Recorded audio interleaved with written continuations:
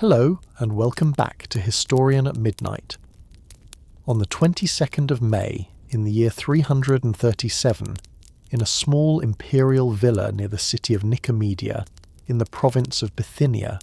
a dying man in his early 60s, who had ruled more of the known world for longer than almost any Roman before him,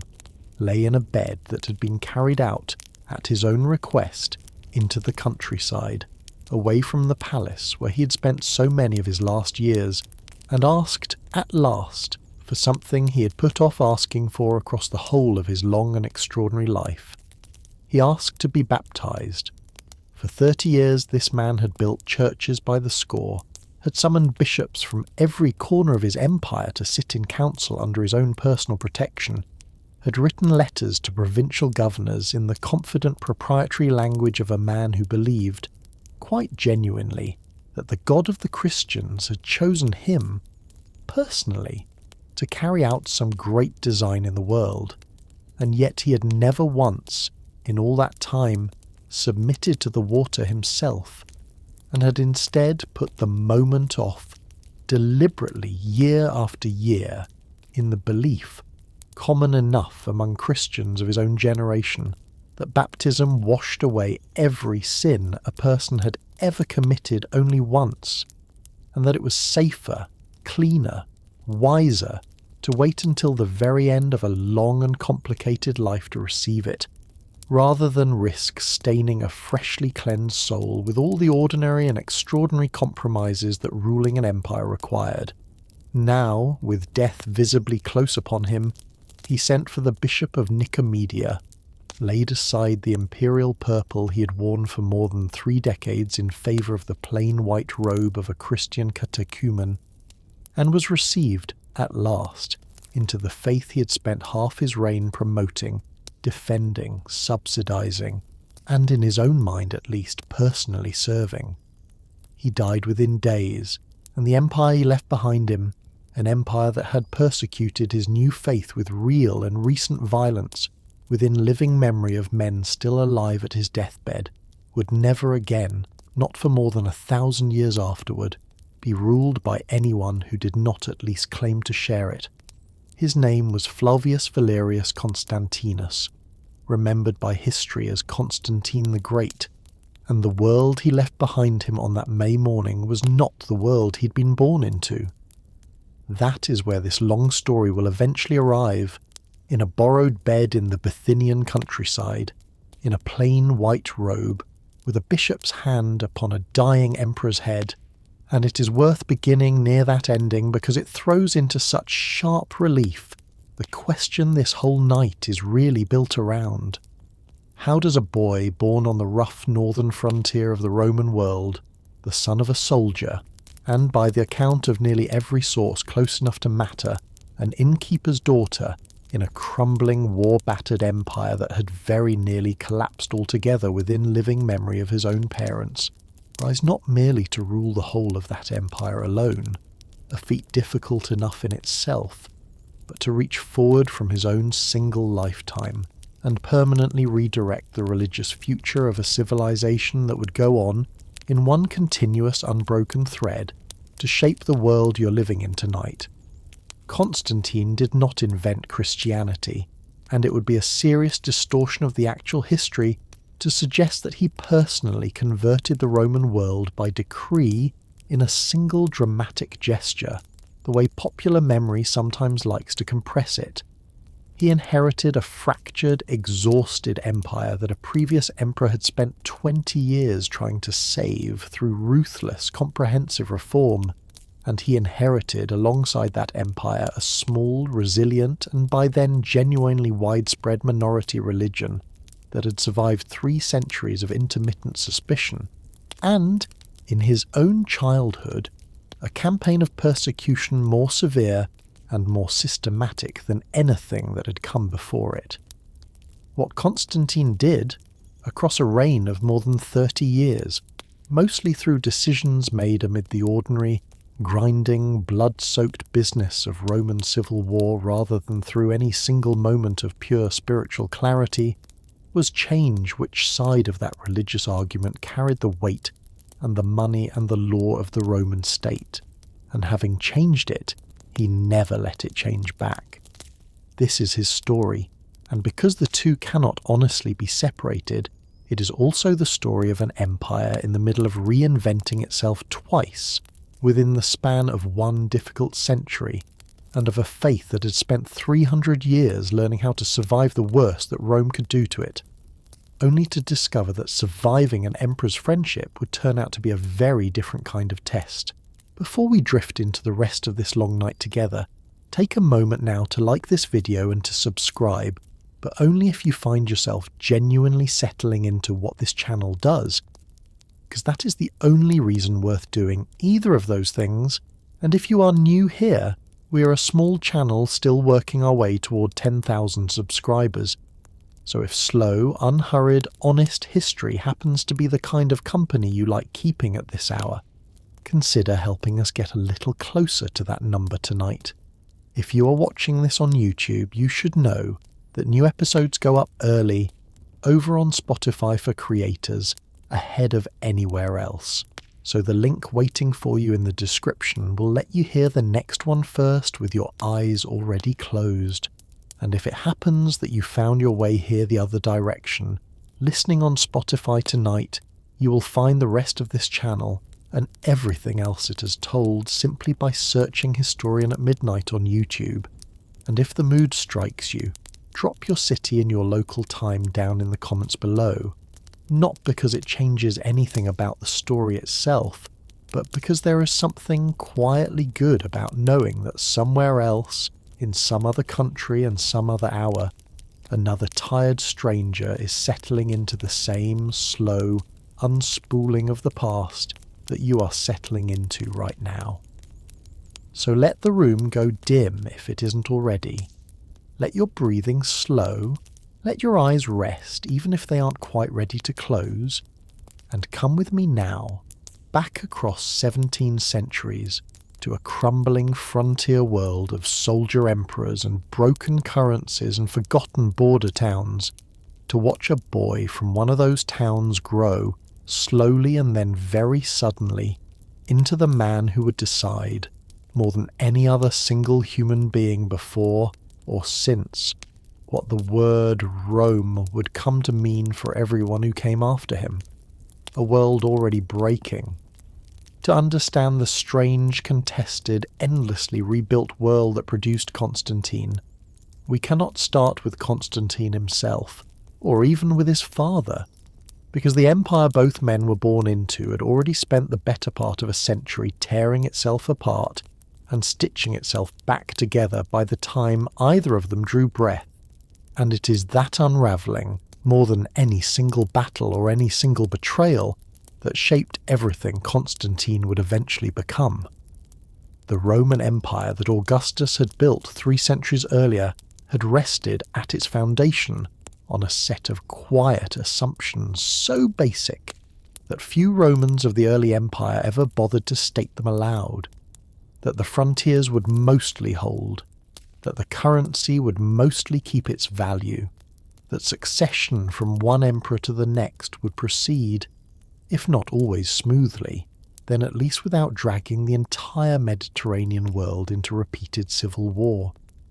and that the vast sprawling territory stretching from the fog and rain of northern Britain to the deserts of Syria could be governed in practice by a single court, a single treasury, and a single set of legions loyal, in the end, to a single throne. By the middle of the 3rd century after Christ, every one of those quiet assumptions had failed at once, and it had failed with a speed and a totality that left even contemporary Romans struggling to describe what was happening to them. The trouble began, as it so often does in the history of empires, at the edges. Along the Rhine and Danube frontiers, the loose confederations of Germanic peoples whom Rome had spent 2 centuries holding at arm's length, the Alemanni, the Franks, the Goths, had grown larger, better organised, and considerably more dangerous than the scattered tribes Roman generals had once dismissed with something close to contempt, and beginning in the 20s and 30s of the 3rd century, They began pouring across the imperial border in raiding parties that grew year by year into full invasions, burning towns that had stood undisturbed for generations and, on more than one occasion, penetrating deep enough into Roman territory to threaten cities that had never in living memory seen an enemy soldier. To the east, an even graver threat had emerged in the same decades, when the old, comparatively manageable Parthian kingdom that Rome had fought to a rough standoff for 2.5 centuries was overthrown from within by a new Persian dynasty, the Sassanids, who rebuilt Persian power around an aggressive, centralized and openly imperial ideology that looked at Rome's eastern provinces not as a neighbour to be tolerated but as territory to be reclaimed, and who would, within a single generation, inflict on Rome one of the single most humiliating defeats in its entire history, a defeat this story will return to before the night is through. It is worth sitting for a moment with just how quickly the machinery at the very centre of the Roman state broke down while these frontier crises were unfolding, because the years historians now call the crisis of the 3rd century, running roughly from the assassination of the Emperor Alexander Severus in 235 to the accession of Diocletian in 284, produce something close to 50 years of continuous rolling catastrophe at the very top of Roman government. In that span of not quite half a century, more than 20 men wore the imperial purple, some for years, several for only weeks or months, and the overwhelming majority of them died not of old age or illness, but by violence, murdered by their own soldiers, by rival claimants, by conspiracies hatched inside their own households, in a grim, self-perpetuating cycle that later historians would come to call, with a certain grim accuracy, the age of the barracks emperors. A legion stationed on some distant frontier, unpaid, unfed, and increasingly convinced that its own general could do a better job of both feeding and defending it than whichever distant figure currently sat in Rome, would simply raise that general on a shield, in the old Germanic and increasingly Roman custom of acclamation, declare him emperor on the spot, and march him toward whatever city currently held the sitting ruler. And if that campaign succeeded, the whole cycle would begin again within a year or two, as some other legion, watching this same trick work for a neighbouring army, decided to try it themselves. It is difficult to overstate how thoroughly this pattern discredited the very idea of stable, legitimate succession that the earlier empire had worked, however imperfectly, to establish. And it is worth noting too, in the spirit of fairness this channel always tries to hold on to, that many of these soldier emperors were not simply grasping incompetent opportunists. Several of them, thrown into power by circumstance rather than ambition, fought with real skill and real desperation to hold a collapsing frontier together, and died in more than one case on the very battlefield they had been trying to defend, only to be replaced within days by whichever officer their own dying army trusted next. The human cost of this half-century of upheaval fell, as it so reliably does in every such crisis this channel has ever told,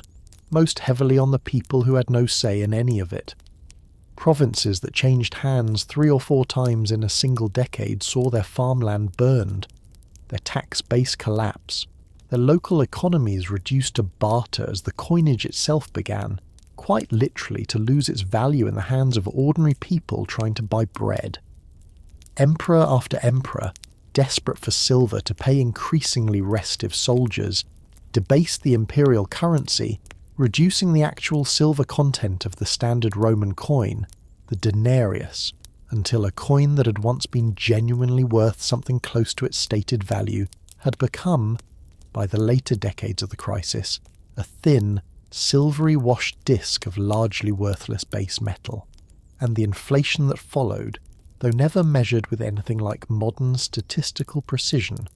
was severe enough that later Roman writers describe merchants refusing coined money altogether and demanding payment in goods instead,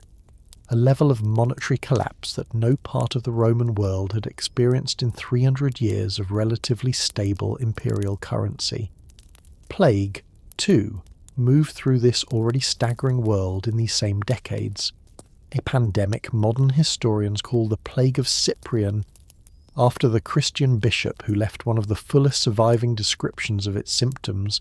and though we cannot know its exact death toll with any real confidence, contemporary accounts describe cities losing so great a share of their population that ordinary civic life, tax collection, military recruitment, even the routine burial of the dead, buckled under the strain in city after city across the empire at nearly the same moment that soldiers, invaders, and debased currency were already tearing at everything else. It is worth naming too because it will matter enormously to the world Constantine was born into. Exactly how this crisis reshaped the empire's relationship with its own Christian minority, a religion that had by this point been quietly, unevenly spreading through Roman cities for the better part of 2 centuries, tolerated in some periods, harassed in others, but never before subjected to anything like a coordinated empire-wide campaign of suppression. Roman religious practice had always rested on the assumption, rarely questioned by most Romans, that the health and safety of the state depended on the correct, ongoing performance of traditional sacrifice to the traditional gods, and in a period when the empire itself seemed to be falling apart around them, plague and invasion and currency collapse all arriving at once, it was a small and, to many Roman minds, an entirely logical step to wonder whether some portion of that catastrophe might be traced to the growing number of citizens who had stopped performing the old sacrifices altogether, a suspicion that fell, with particular and repeated intensity, on the empire's Christians, whose refusal to sacrifice to the traditional gods, or to the increasingly divinized person of the emperor himself, was often read by their neighbours not as a private religious scruple, but as a dangerous, almost treasonous indifference to the shared safety of the whole community. Sporadic localized persecutions had flared up against Christian communities across the first 2 centuries of the faith's existence, driven as often by local mob violence and provincial politics as by any deliberate imperial policy, but it would fall to the emperor who finally, painstakingly, and at extraordinary cost pulled the Roman state back from the edge of total collapse to launch something categorically different. The first empire-wide, state-directed, systematically enforced persecution of Christianity in Roman history, and it is to that emperor, and to the world he rebuilt almost from the ground up, that this story must turn next. The Reformer in the Purple. In the year 284 after Christ, a soldier of comparatively humble origin from the province of Dalmatia, on the eastern shore of the Adriatic Sea, was raised on the shields of his own troops in circumstances not fundamentally different from a dozen other barracks emperors before him, and it would have been entirely reasonable at that exact moment for anyone watching Roman politics to assume that this particular acclamation would end the same way most of the others had, in a year or 2 of chaotic rule followed by another assassination and another cycle of civil war. His name was Diocles, a name he would soon Latinize into the more imperial-sounding Diocletian, and rather than becoming merely the next brief entry on a long grim list of barracks emperors, he would go on to reign for 21 years, an almost unimaginable span of stability by the standards of the previous half-century, and to leave behind him an empire so thoroughly reorganized, from its administrative map down to the very structure of its highest office, that historians still use his reign as the dividing line between what they call the Principate, the earlier form of Roman imperial government stretching back to Augustus, and the Dominate, the more openly autocratic, more heavily bureaucratic form of empire that would carry Rome forward into the world Constantine would eventually inherit and reshape yet again. Diocletian's single most consequential innovation, the one that would define the entire political landscape of Constantine's own childhood and youth, addressed the crisis that had done more than any other single factor to destabilize the previous 50 years. The empire, Diocletian concluded correctly, had simply grown too large and too threatened on too many fronts at once for any single man, however capable, to defend and administer alone from a single capital. In the year 285, he elevated a trusted fellow officer named Maximian to share power with him, first as a junior colleague and then, within a year, as a full co-emperor with the title of Augustus, dividing the empire into a western half, which Maximian would govern and defend from a capital nearer the Rhine frontier, and an eastern half, which Diocletian himself would govern from cities closer to the Danube and the Persian border, a division born not of any grand theory of federalism, but of the blunt, practical recognition that two emperors, each with his own field army stationed near his own frontier, could respond to a crisis in weeks rather than the months it had so often taken a single emperor to march the length of the empire and back. 8 years later, in the year 293, Diocletian extended this same logic one significant step further, appointing two younger, energetic, subordinate emperors, each bearing the junior title of Caesar, one serving under Maximian in the west and one serving under Diocletian himself in the east, so that the empire now possessed, for the first time in its history, 4 simultaneous rulers, 2 senior Augusti and 2 junior Caesars, each responsible for defending and administering a specific quarter of Roman territory, an arrangement modern historians call the Tetrarchy, the rule of 4, and it is that Tetrarchy, this careful, deliberate, four-cornered system of shared power that Constantine's own father would be elevated into, and that Constantine himself would eventually, piece by piece, tear apart and reassemble into something entirely his own. It is worth pausing on how genuinely radical this arrangement was, and how directly it broke with the deepest inherited assumptions of Roman political culture, because Rome had spent 3 centuries, ever since Augustus first dressed his own one-man rule, in the careful, deliberately modest language of shared republican office, maintaining at least the outward fiction that ultimate authority rested with a single princeps, a single first citizen, even when that fiction had worn thinner and thinner across successive reigns. Diocletian abandoned even the pretense. The Tetrarchy was designed, quite openly and quite deliberately, around a formal system of adoption, and succession meant to solve, once and for all, the single problem that had done more than any other to produce the chaos of the previous half-century, an orderly transfer of power. Each junior Caesar was intended, upon the death or the planned retirement of his senior Augustus, to be promoted automatically into the vacated senior role, and would then, in turn, appoint a new junior Caesar of his own beneath him, a system meant to guarantee, in theory, that the Roman world would never again be caught without a ready, experienced, already legitimated successor waiting in the wings, and that the desperate blood-soaked scramble of a legion acclaiming its own general on the spot,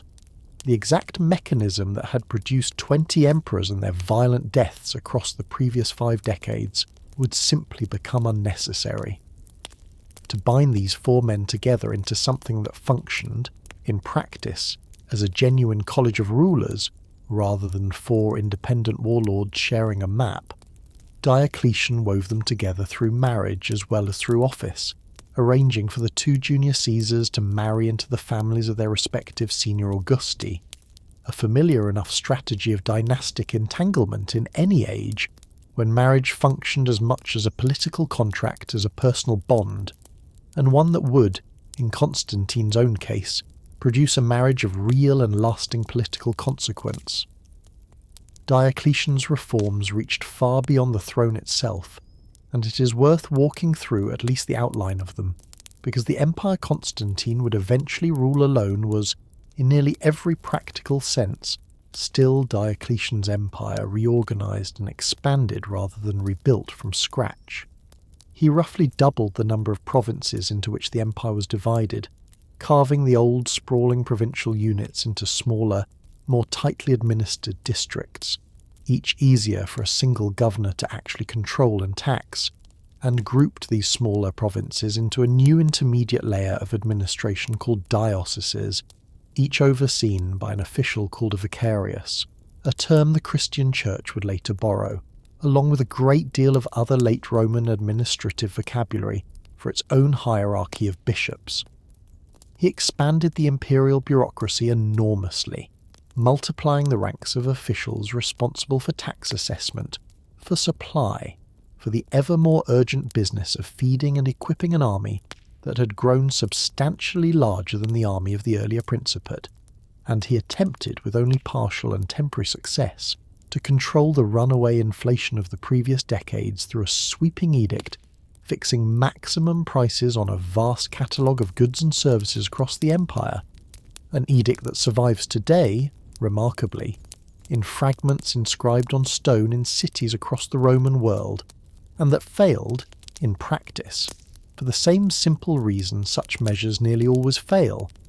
because merchants faced with a price they considered unprofitable simply withdrew their goods from the open market rather than sell at a loss, driving exactly the kind of scarcity the edict had been designed to prevent. It is worth naming, too, the specific and lasting military reform that would matter most directly to Constantine's own career, and to every battle this story will eventually describe, because Diocletian began the process, which Constantine himself would later complete and refine, of reshaping the Roman army's basic structure to match the realities of near-constant frontier warfare on multiple fronts at once. The older Roman military model had concentrated the empire's best legions in fixed positions directly along the frontier itself, a sensible enough arrangement when threats were relatively predictable and relatively contained, but one that had proven disastrously inflexible during the previous half-century, when an army tied down defending one stretch of border could do nothing to stop a breakthrough happening 2 provinces away. Diocletian began drawing a portion of the empire's best troops back from the frontier itself into more centrally located, more mobile field armies, forces that could march quickly to reinforce whichever section of the border came under the heaviest pressure in a given year. A shift in military logic that Constantine would later expand dramatically, creating the large, permanent, highly mobile field armies, the comitatenses, that would define Roman warfare for the rest of the empire's history, while the frontier itself came to be held by a lower grade of more static garrison troops, the limitanae, whose job was less to win decisive battles than to slow an invader down long enough for the mobile field army to arrive. And it is here, in this vast, methodical, only partially successful project of rebuilding a shattered empire, that Diocletian's government arrived, in the early years of the 4th century, at the decision that would cast the longest shadow over the childhood and the eventual worldview of the boy who would grow up to end it forever. The decision to launch, at last, a full, coordinated, empire-wide persecution of the Christian Church, the Great Persecution. For most of the 3rd century, Christianity had continued its slow, uneven, but genuinely remarkable spread through the cities of the Roman world, moving, as it had from its earliest years, most successfully through urban populations, through networks of trade and travel that carried it along the same roads and sea lanes that carried Roman commerce, and by the opening years of the 4th century it had grown from a small marginal sect, associated in the popular Roman imagination with the poor, the enslaved, and the socially suspect into a genuinely substantial minority, present in meaningful numbers in nearly every major city of the Eastern Mediterranean in particular, with its own increasingly organised hierarchy of bishops, its own church buildings, some of them by now large and prominent enough to stand within clear sight of an emperor's own palace,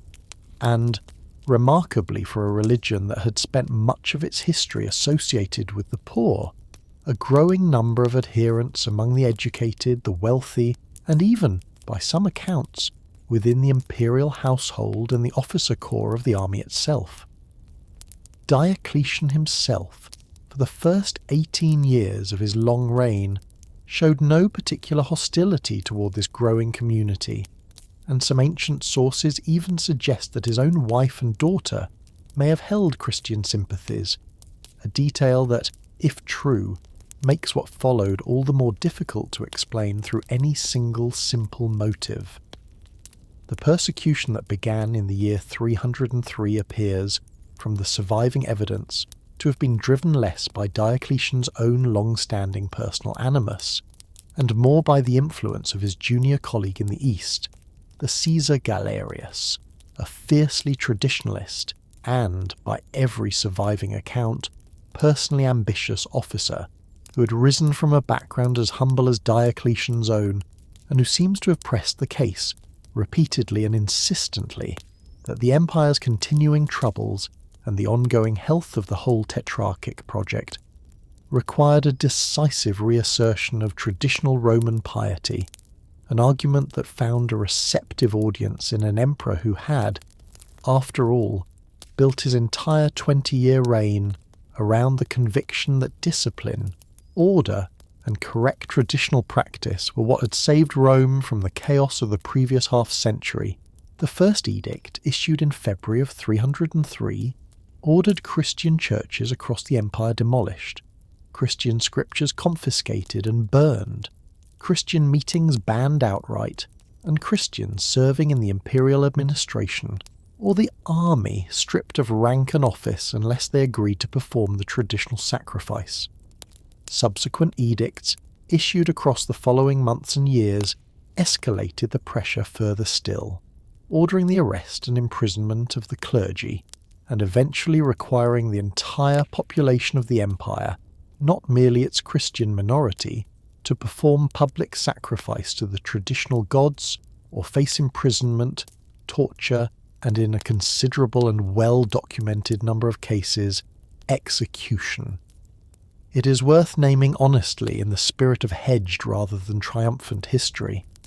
that the severity and the actual reach of the Great Persecution, as later Christian tradition came to call it, varied enormously across the empire's different regions, a fact that matters directly to Constantine's own story.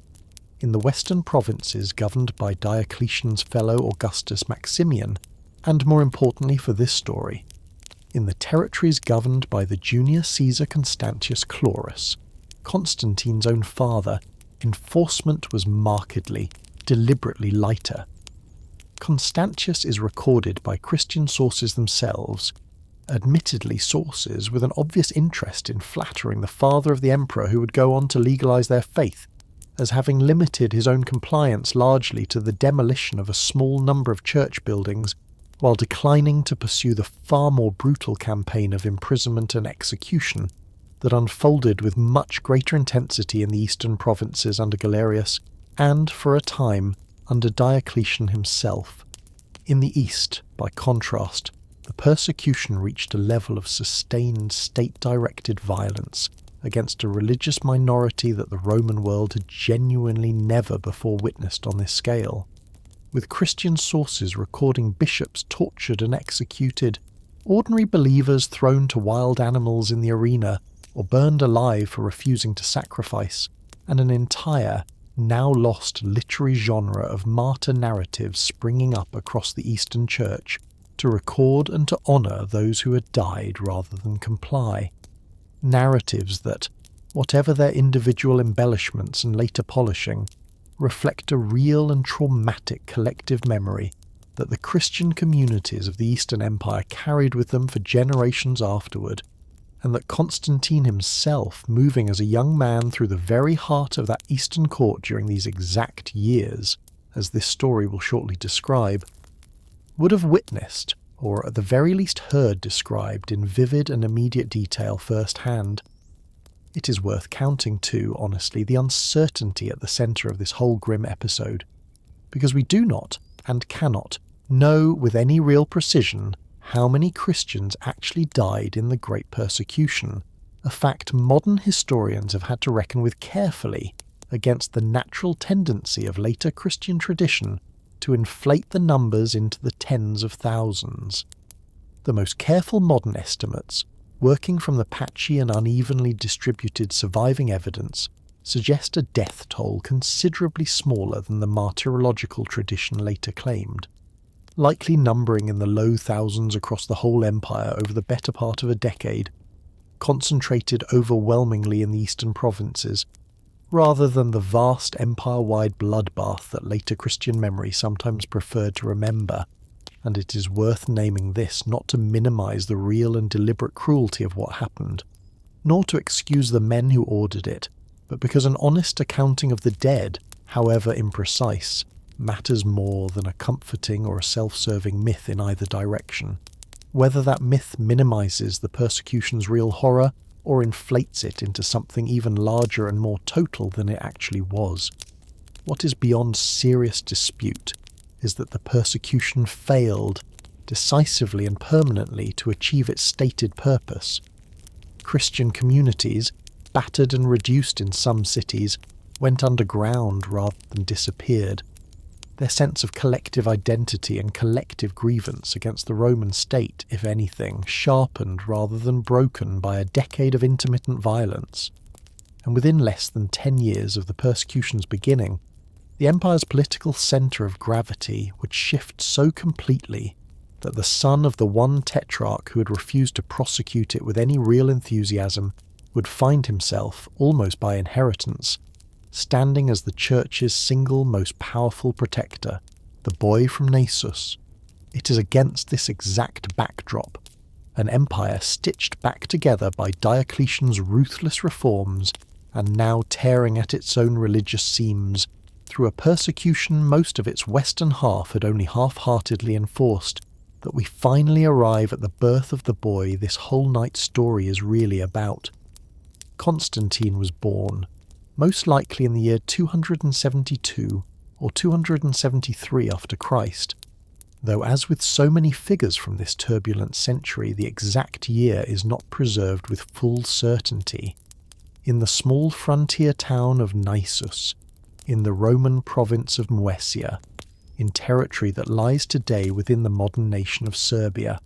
a region that had produced across the previous several decades of crisis a disproportionate share of the Roman world's soldier emperors, so many in fact that later historians have sometimes spoken with a kind of grim admiration of an entire Illyrian military tradition, a class of tough, capable, socially unpretentious frontier officers, risen from the ranks rather than from the old senatorial aristocracy of Rome itself, who increasingly supplied the empire with the one commodity it needed most desperately in this era. Men who actually knew how to hold a border and command the loyalty of frightened underpaid soldiers. Constantine's father, a career officer named Constantius, who would later take the additional name Chlorus, meaning pale, from a physical description recorded by later writers, was exactly such a man, an Illyrian soldier of relatively modest background, who rose steadily through the ranks of the Roman military and administrative hierarchy across the 1170s and 1180s, eventually attaining the governorship of a province and marrying, or, as some later and more socially anxious sources prefer to describe it, taking as a concubine a young woman named Helena. It is worth naming honestly, rather than smoothing over, the genuine uncertainty and the real social tension embedded in this relationship, because Helena's own background was, by nearly every surviving account, considerably humbler than her husband's rising military career, with the 4th century historian Ambrose describing her, in a detail later Christian tradition would embrace rather than hide, as having worked at an inn, a stabularia, in her youth, before her relationship with young officer Constantius began, and it is a detail worth sitting with for a moment, because it means that the man who would eventually rule the entire Roman world and permanently redirect its religious future was born to a mother whose own social origins, by the rigid, status-conscious standards of Roman aristocratic culture, sat closer to the bottom of respectable society than to its top, and whose formal legal marriage to Constantine's father remains, to this day, a matter that ancient sources describe in language careful enough to suggest that contemporaries themselves were not entirely certain how to categorize it, whether as a full legal marriage or as the kind of long-term, socially tolerated but legally lesser partnership that Roman law recognized under the term concubinage. That uncertainty over Constantine's own legitimacy, whatever its precise legal reality at the moment of his birth, would matter enormously to the rest of his life, because in the year 289, when Constantine was still a boy of perhaps 16 or 17 years old, his father, Constantius, was ordered, as part of Diocletian's broader project of binding the four tetrarchs together through marriage, to set Helena aside and marry instead Theodora, the stepdaughter of the senior Western Augustus Maximian, a political marriage that would eventually produce 6 half-siblings for Constantine, and that placed the question of his own succession, from that moment forward, under a permanent and unresolved shadow. Was the son of a discarded, lower-born first partnership truly equal, in the eyes of Roman law and Roman aristocratic opinion, to the sons his father would soon have with a stepdaughter of an actual reigning emperor? It is a question this story will watch Constantine spend the rest of his career answering, first through patient endurance, and later through raw, decisive military force. And it is worth remembering too that Helena herself, set aside but never abandoned by her son, would go on to become one of the most powerful and most publicly honoured women in the entire history of the Roman Empire, a reversal of fortune this story will have good reason to return to before the night is over. 3 years after that political marriage, in 293, Constantius was elevated to the rank of Caesar under Maximian, becoming one of the 2 junior emperors of Diocletian's new tetrarchic system, responsible for the defence of Gaul and Britain, and it was at this exact moment, as his father's star rose into the highest ranks of the Roman state, that the teenage Constantine was sent, not to join his father's household in the west, but eastward to the court of Diocletian himself, ostensibly to complete his education and his military training under the personal supervision of the senior Augustus,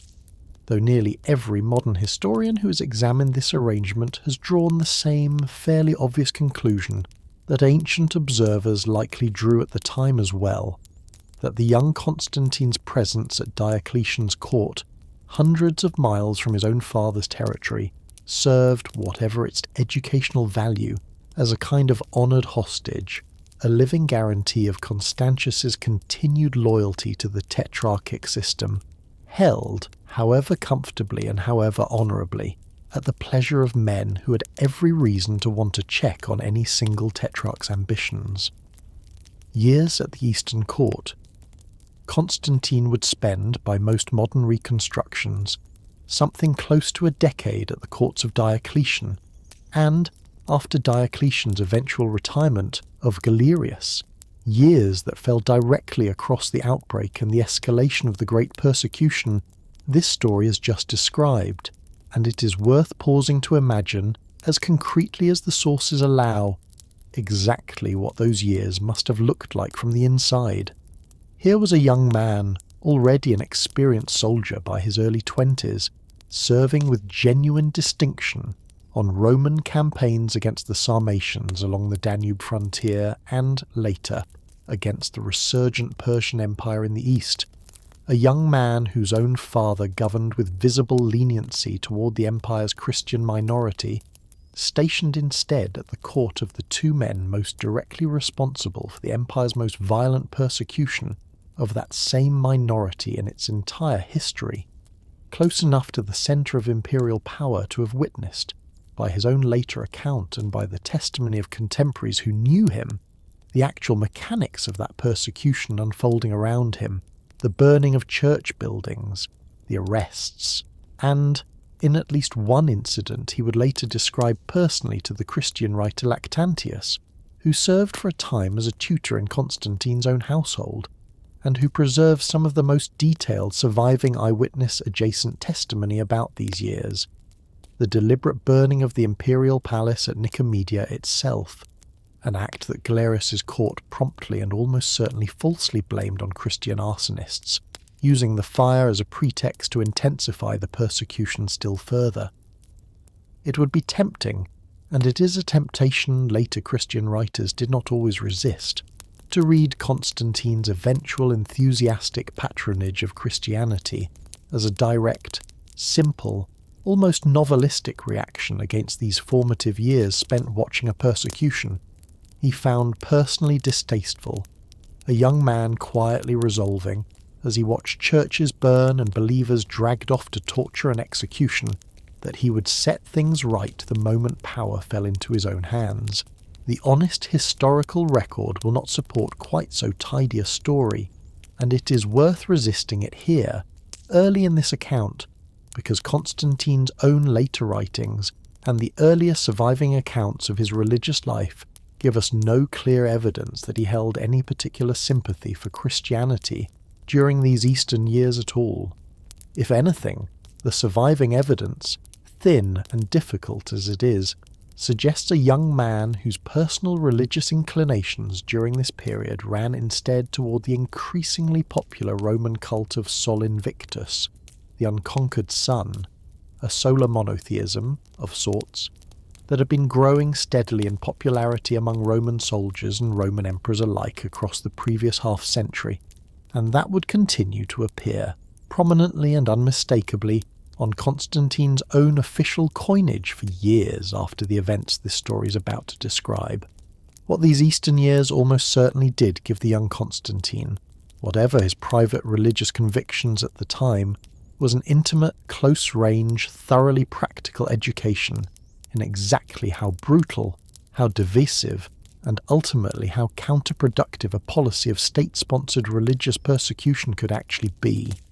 A lesson in raw political calculation that would matter to him.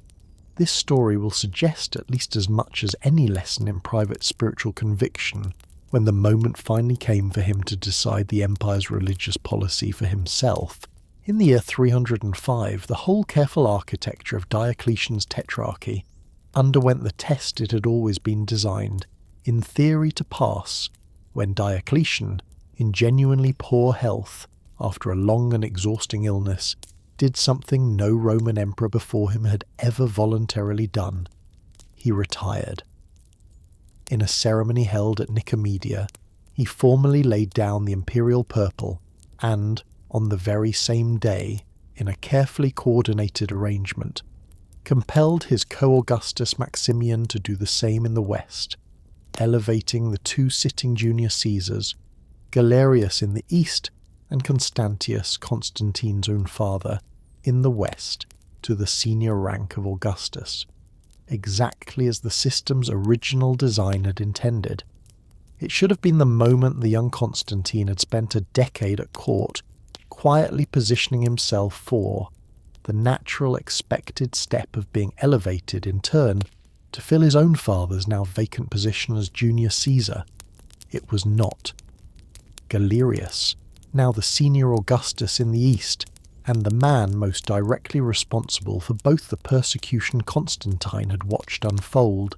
and for the Eastern court where Constantine had spent the better part of a decade as a carefully watched guest, passed him over entirely, appointing instead two of his own trusted associates, men with no blood claim whatsoever to either Tetrarch's throne, as the new junior Caesars, a decision that made unmistakably clear to Constantine and to everyone else watching that the whole carefully constructed logic of the Tetrarchy, adoption and merit, rather than hereditary bloodline, was being deployed quite deliberately to shut the sons of the previous generation's rulers out of power altogether. Constantine, by every account that survives, understood exactly what this meant, and understood too that remaining at Galerius's court any longer than absolutely necessary now carried a real and immediate personal danger: the ride to Britain. What followed is one of the most vividly remembered episodes of Constantine's entire early life, preserved, as so much of this story's early material is, through sources written after the fact by men who had every reason to want it told as dramatically and as favourably to Constantine as possible, and that therefore deserves to be read with real awareness of how much polish a good escape narrative picks up in the retelling, even as its basic outline almost certainly reflects something genuinely true. In the year 306, Constantine's father, Constantius, now the senior Augustus of the West but in failing health himself, requested that his son be permitted to join him on a planned military campaign against the Picts in northern Britain, a request Galerius, according to the sources, found difficult to refuse outright without appearing to openly break faith with a fellow Augustus, but that he seems to have granted only reluctantly, and if the later accounts are to be believed, with a considerable and calculated delay, perhaps hoping that delay alone would be enough to keep Constantine at court until his father's campaign, and perhaps his father's life, had already concluded without him. The story that has come down to us says that Constantine did not wait to discover whether that reluctance might harden into an outright refusal. Slipping away from Galerius's court, by some accounts under cover of night, and by other, more theatrically detailed accounts after first arranging for the horses at each official relay station along his intended route to be crippled or killed behind him, specifically to prevent any pursuit from overtaking him before he reached his father's territory, Constantine rode west across the length of the empire at a pace later writers clearly intended their readers to find remarkable, crossing from the Bosphorus through the Balkans, through Italy, and across Gaul, before finally taking ship across the narrow sea to Britain, arriving at his father's camp by most reconstructions at the port city of Boulogne, or shortly after, in time to join Constantius on the very campaign against the Picts that had furnished the pretext for his journey in the first place. Whatever the precise, unverifiable details of the ride itself, the underlying fact is not in serious historical dispute. Constantine reached his father's side in Britain, fought alongside him in his final campaign, and was present at York in July of 306 when Constantius, his health finally giving out after years of campaigning on some of the empire's harshest and most demanding frontiers, died. And it was at York, in the immediate chaotic hours following that death, that the entire carefully engineered logic of Diocletian's Tetrarchy, the ordered system of adoption and appointed succession meant to end, once and for all, the era of soldiers acclaiming their own emperors on the battlefield, collapsed in an instant, in a manner that must have felt to anyone who had lived through the previous half-century of barracks emperors uncomfortably, dangerously familiar. The soldiers of Constantius's own army, present at York and personally attached by years of shared campaigning, to Constantine himself rather than to any distant and untested successor Galerius might eventually choose to appoint, did exactly what Roman legions had done to a dozen emperors before,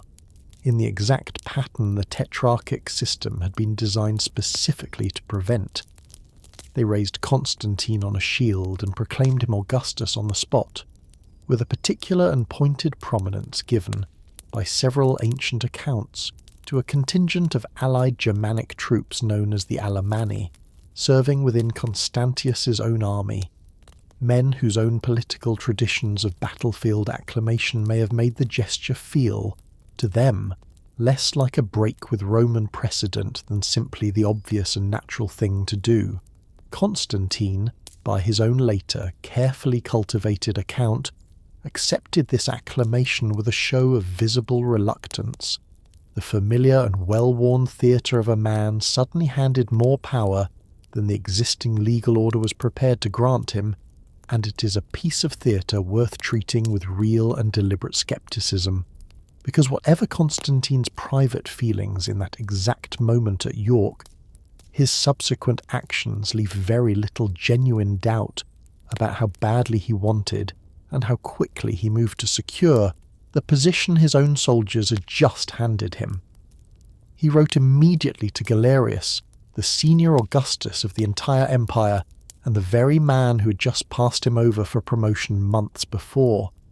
informing him in terms carefully calculated to sound like dutiful notification rather than open defiance that his troops had proclaimed him, and requesting that Galerius formally recognize the fact,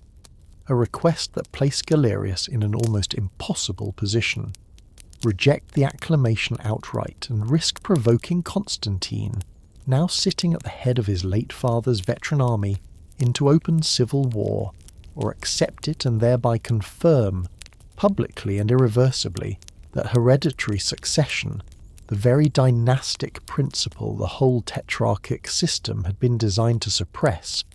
could simply override the system's careful rules of merit-based appointment whenever a sufficiently popular general soldiers decided it should. Galerius, after what the sources describe as considerable hesitation, chose a middle path that satisfied no one fully, and that would prove, within a very short span of years, to satisfy no one at all. He recognized Constantine, but only with the lesser title of Caesar rather than the full rank of Augustus his father had held, elevating instead a different, more senior and more thoroughly loyal colleague, a man named Severus, to the vacant Western Augustus's throne, an arrangement that left Constantine, now the master of Gaul and Britain, and commanding one of the most experienced and most personally loyal armies in the entire Roman world, formally subordinate to a man he'd never served under and had no particular reason to obey. It was, in the most literal sense imaginable, an arrangement built to fail, and it took less than a year to do exactly that. 6 emperors. In October of 306, in Rome itself, the city that had, under Diocletian's reforms, been quietly and deliberately demoted from the empire's actual centre of government to little more than a ceremonial capital, a garrison of the elite Praetorian Guard, resentful at losing the privileges and the proximity to power that residents in the old capital had once guaranteed them, and encouraged by a wealthy, ambitious young man who felt his own claim to the throne had been unjustly ignored, staged an acclamation of their own. That young man was Maxentius, the son of the retired senior Augustus Maximian, a man who, exactly like Constantine, had watched Galerius's reorganization of the Tetrarchy pass him over in favour of outside appointees with no dynastic claim at all, and who now, with the guard's swords behind him and the city of Rome itself in his hands, declared himself, at first cautiously, a mere princeps, and soon afterward, openly, an Augustus in his own right. It is worth naming plainly what had now happened to Diocletian's careful, 21-year project of orderly succession, because within a single year of his voluntary retirement, an event meant to demonstrate once and for all that Roman emperors could hand power to a chosen successor without violence. The system had produced not one but 2 young men, Constantine in the northwest and Maxentius in Italy, each raised to power by soldiers or by a mob rather than by the formal tetrarchic process, each with a genuine dynastic grievance against a system that had deliberately excluded the sons of the previous generation, and each now sitting, with an army or a garrison behind him, on territory the legitimate tetrarchic government had never intended to grant him. Galerius's response only deepened the crisis. He dispatched the newly appointed Western Augustus Severus at the head of an army to retake Rome from Maxentius, and Severus's campaign collapsed almost immediately, betrayed by his own troops, many of whom had served for years under Maxentius's father Maximian, and felt a far stronger personal loyalty to that old commander's family than to a stranger Galerius had simply appointed from outside. Severus was captured, imprisoned, and within a matter of months put to death, becoming the first, though very far from the last emperor to die in the tangled sequence of civil wars this story is only beginning to describe. Maximian himself, the retired senior Augustus, who had been compelled to abdicate alongside Diocletian the year before, now came out of his forced retirement to support his son's rebellion. And it is here, in the search for allies against a Galerius who was proving far more dangerous and far more determined than Maxentius's initial rebellion had anticipated, that Maximian and his son turned their attention northward, toward the one other young ruler in the Roman world who shared their exact grievance against the reorganized Tetrarchy, Constantine, still holding only the junior rank of Caesar in Gaul and Britain, and, by every reasonable calculation, a natural and valuable ally against the senior Augustus, who had deliberately denied them all their father's full inheritance. The alliance was sealed, as Roman political alliances so often were, through marriage. In the year 307, Maximian travelled north to Constantine's own territory, and formally granted him the full rank of Augustus, an elevation Galerius had refused to give him, and gave him, in the same set of ceremonies, his own daughter Fausta in marriage,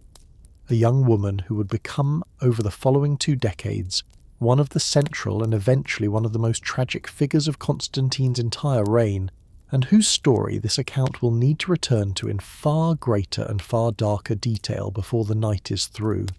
For the moment, in 307, the marriage served its immediate political purpose perfectly. It bound Constantine formally into the anti-Galerian coalition forming in the west,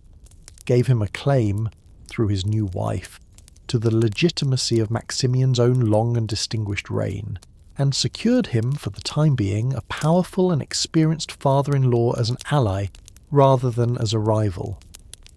That alliance, like nearly every other alliance in this entire turbulent story, did not last. Maximian, a man who had already once been compelled to give up supreme power and had found, evidently, that he could not comfortably live without it, attempted within a few short years to seize back control from his own son Maxentius in Italy, failed, fled north to take refuge at Constantine's own court, and then, astonishingly, attempted a second usurpation, this time against the son-in-law who had sheltered him, spreading a false rumour of Constantine's death while Constantine was away on campaign against Germanic raiders along the Rhine, and attempting to rally Constantine's own soldiers and treasury to himself. Constantine, informed of the plot, marched back with characteristic speed, cornered his father-in-law at the city of Marseille, and in the year 310 compelled him to take his own life, ending, in blood, an alliance that had begun, only 3 years earlier, in a wedding meant to bind 2 families together permanently. It is worth naming honestly that Constantine's own later propaganda would go to considerable lengths to soften this episode, presenting Maximian's death as an honourable suicide granted in recognition of his past services rather than as the forced execution. It almost certainly, in practical terms, actually was,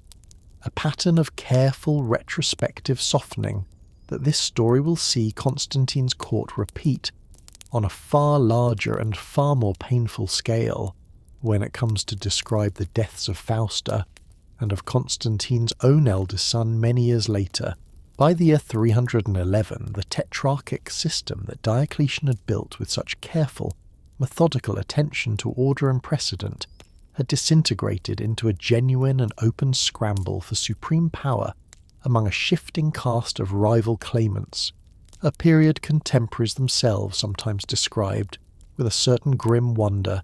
as the age when the Roman world found itself divided among as many as 6 men simultaneously claiming the rank of Augustus, Galerius himself in the east,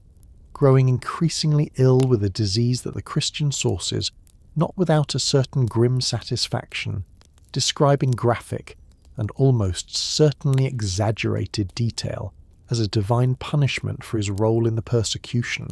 a younger colleague named Maximin Daza, ruling in the eastern provinces of Egypt and Syria, a general named Licinius whom Galerius had raised to fill Severus's vacant throne, Maxentius still holding Italy and Africa from Rome, and Constantine himself, now firmly established as master of Gaul, Britain and Spain. It was in this same year, 311, shortly before his death, that Galerius, the man who had done more than any other single ruler to drive the Great Persecution forward, issued from his deathbed one of the most genuinely startling documents to survive from this entire period, an imperial edict formally ending the persecution of Christians across the Eastern Empire, restoring their right to assemble and to rebuild the churches that had been demolished, and asking, in language that reads, even now as a remarkable admission of failure from a dying and threatened man, that Christians pray to their own God for his health and for the health of the state, an acknowledgement, coming from precisely the source it came from, that 8 years of coordinated state violence against the Christian Church had accomplished nothing that its architects had originally intended, and had succeeded only in producing a decade of bitterness, martyrs, and division that the empire could no longer afford to sustain. The road to the Milvian Bridge. Galerius's death shortly after that final edict removed the one figure whose seniority had, however imperfectly, still constrained the ambitions of the other tetrarchs, and the surviving rulers moved quickly to realign themselves into two opposing camps. Constantine in the west formed an alliance with Licinius,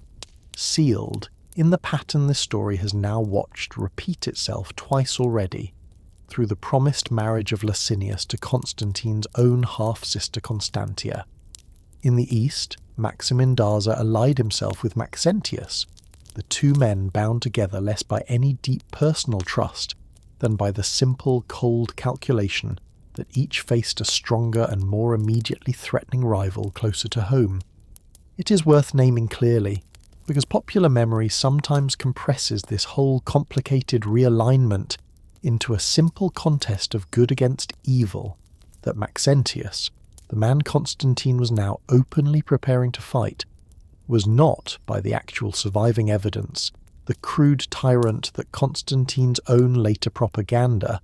and the Christian historians who wrote in the decades after Constantine's victory were only too happy to portray him as. Maxentius had, if anything, shown considerable favour toward Rome's own Christian community during his rule of the city, tolerating their worship and permitting the election of new bishops after a period of vacancy, a policy that sits awkwardly against the version of events that would soon be written to justify the war Constantine was about to launch against him. And it is worth remembering that inconvenient fact here, before this story arrives at the battle that later tradition would insist was a holy war fought against an enemy of the Christian faith, because the actual, more tangled truth is that Constantine's war against Maxentius was, at its root, exactly what nearly every other conflict in this entire chaotic period had been, a straightforward contest for supreme power between two ambitious rivals, dressed only after the fact in the language of religious destiny. In the spring of 312, Constantine gathered a portion of his own army, a force considerably smaller, by most ancient estimates, than the far larger garrison Maxentius commanded in the defence of Italy, and crossed the Alps to invade a territory that Maxentius, having spent the previous 6 years fortifying Rome itself and cultivating support among the city's population through lavish public games and ambitious public building projects, was confident he could defend simply by waiting behind Rome's walls and letting a smaller invading force exhaust itself. Constantine, characteristically, refused to play the waiting game his enemy expected. He drove south through northern Italy with real speed, winning a series of sharp engagements against Maxentius's forces at Turin and at Verona, cities whose garrisons had been counted on to blunt exactly this kind of rapid advance, and by the autumn of 312 he stood before the walls of Rome itself, a city that, under nearly any rational military calculation, he should not have been able to take by direct assault against an enemy who held every advantage of fortification, supply, and numbers.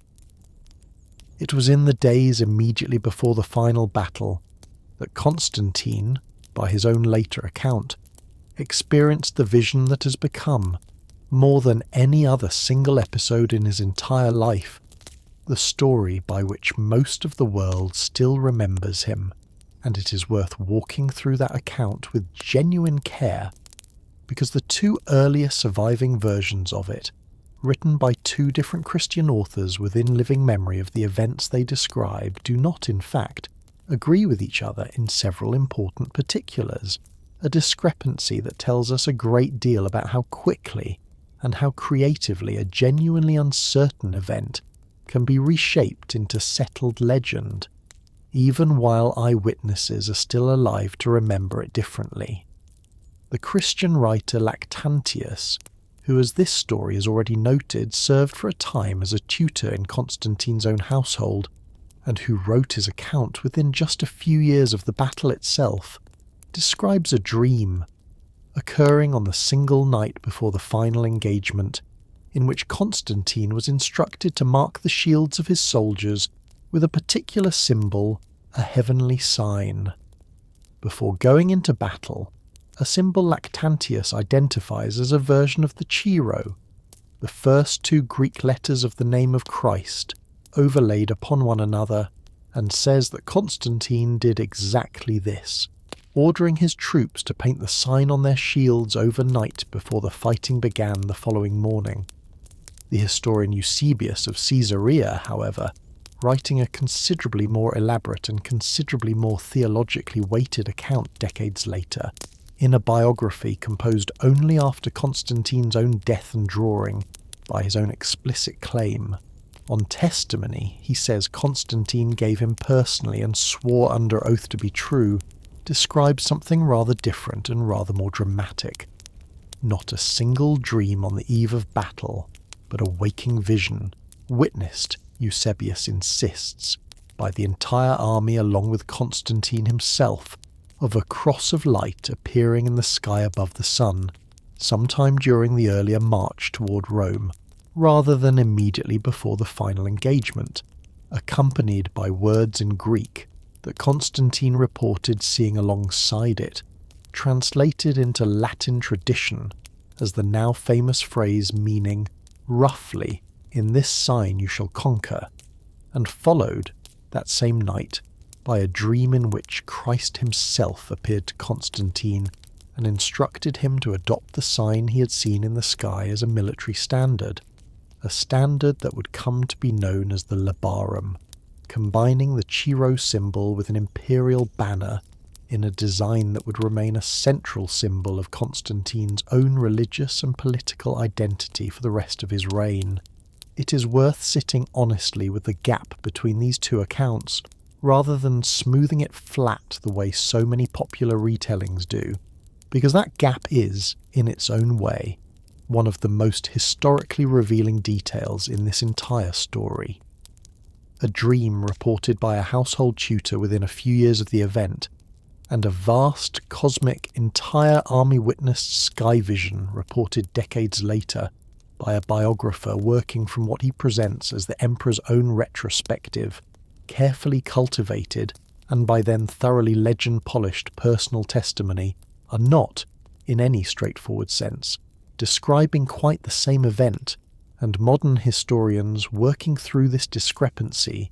with the same careful skepticism this channel tries to apply to every dramatic and convenient anecdote in every story it tells, have offered a range of explanations that owe nothing to outright dismissal, and nothing to uncritical acceptance either. Some point to a known atmospheric phenomenon called a solar halo, a genuine and well-documented optical effect in which sunlight refracting through high-altitude ice crystals can produce a cross-like pattern of light around the sun, an effect that a nervous army marching toward a decisive and uncertain battle might very plausibly have seen, and very plausibly have interpreted, in the anxious, portent-hungry atmosphere of ancient warfare, as a sign from whatever god or gods each individual soldier happened to favour. Others suggest, more simply, that Constantine experienced some genuine and privately significant dream or waking impression before the battle, real enough to him in the moment to prompt the shield marking Lactantius describes, and that the far grander sky vision Eusebius records decades later represents the natural retrospective embellishment of a dramatic private experience into an unmistakably public and cosmic sign, a process of memory sharpening and simplifying itself with the telling that this channel has watched happen, in one form or another, in nearly every dramatic anecdote this whole long story has had occasion to examine so far. What can be said with genuine confidence, regardless of which version, if either captures the literal truth of what happened in the sky, or in Constantine's own tent, is that Constantine's soldiers did go into the decisive battle for Rome marked, in some form with a Christian symbol, and that Constantine himself from this moment forward began to describe his own extraordinary rise to power in explicitly Christian religious terms, a shift in personal and political language that would prove, whatever its precise psychological origin, to be one of the single most consequential turns in the entire history of the Roman world. The battle itself, fought on the 28th of October, 312, at a crossing of the Tiber River just north of Rome called the Milvian Bridge, turned out to hinge less on any grand tactical brilliance than on a single, almost absurdly consequential decision by Maxentius himself. Rather than remaining behind Rome's formidable and well-provisioned walls,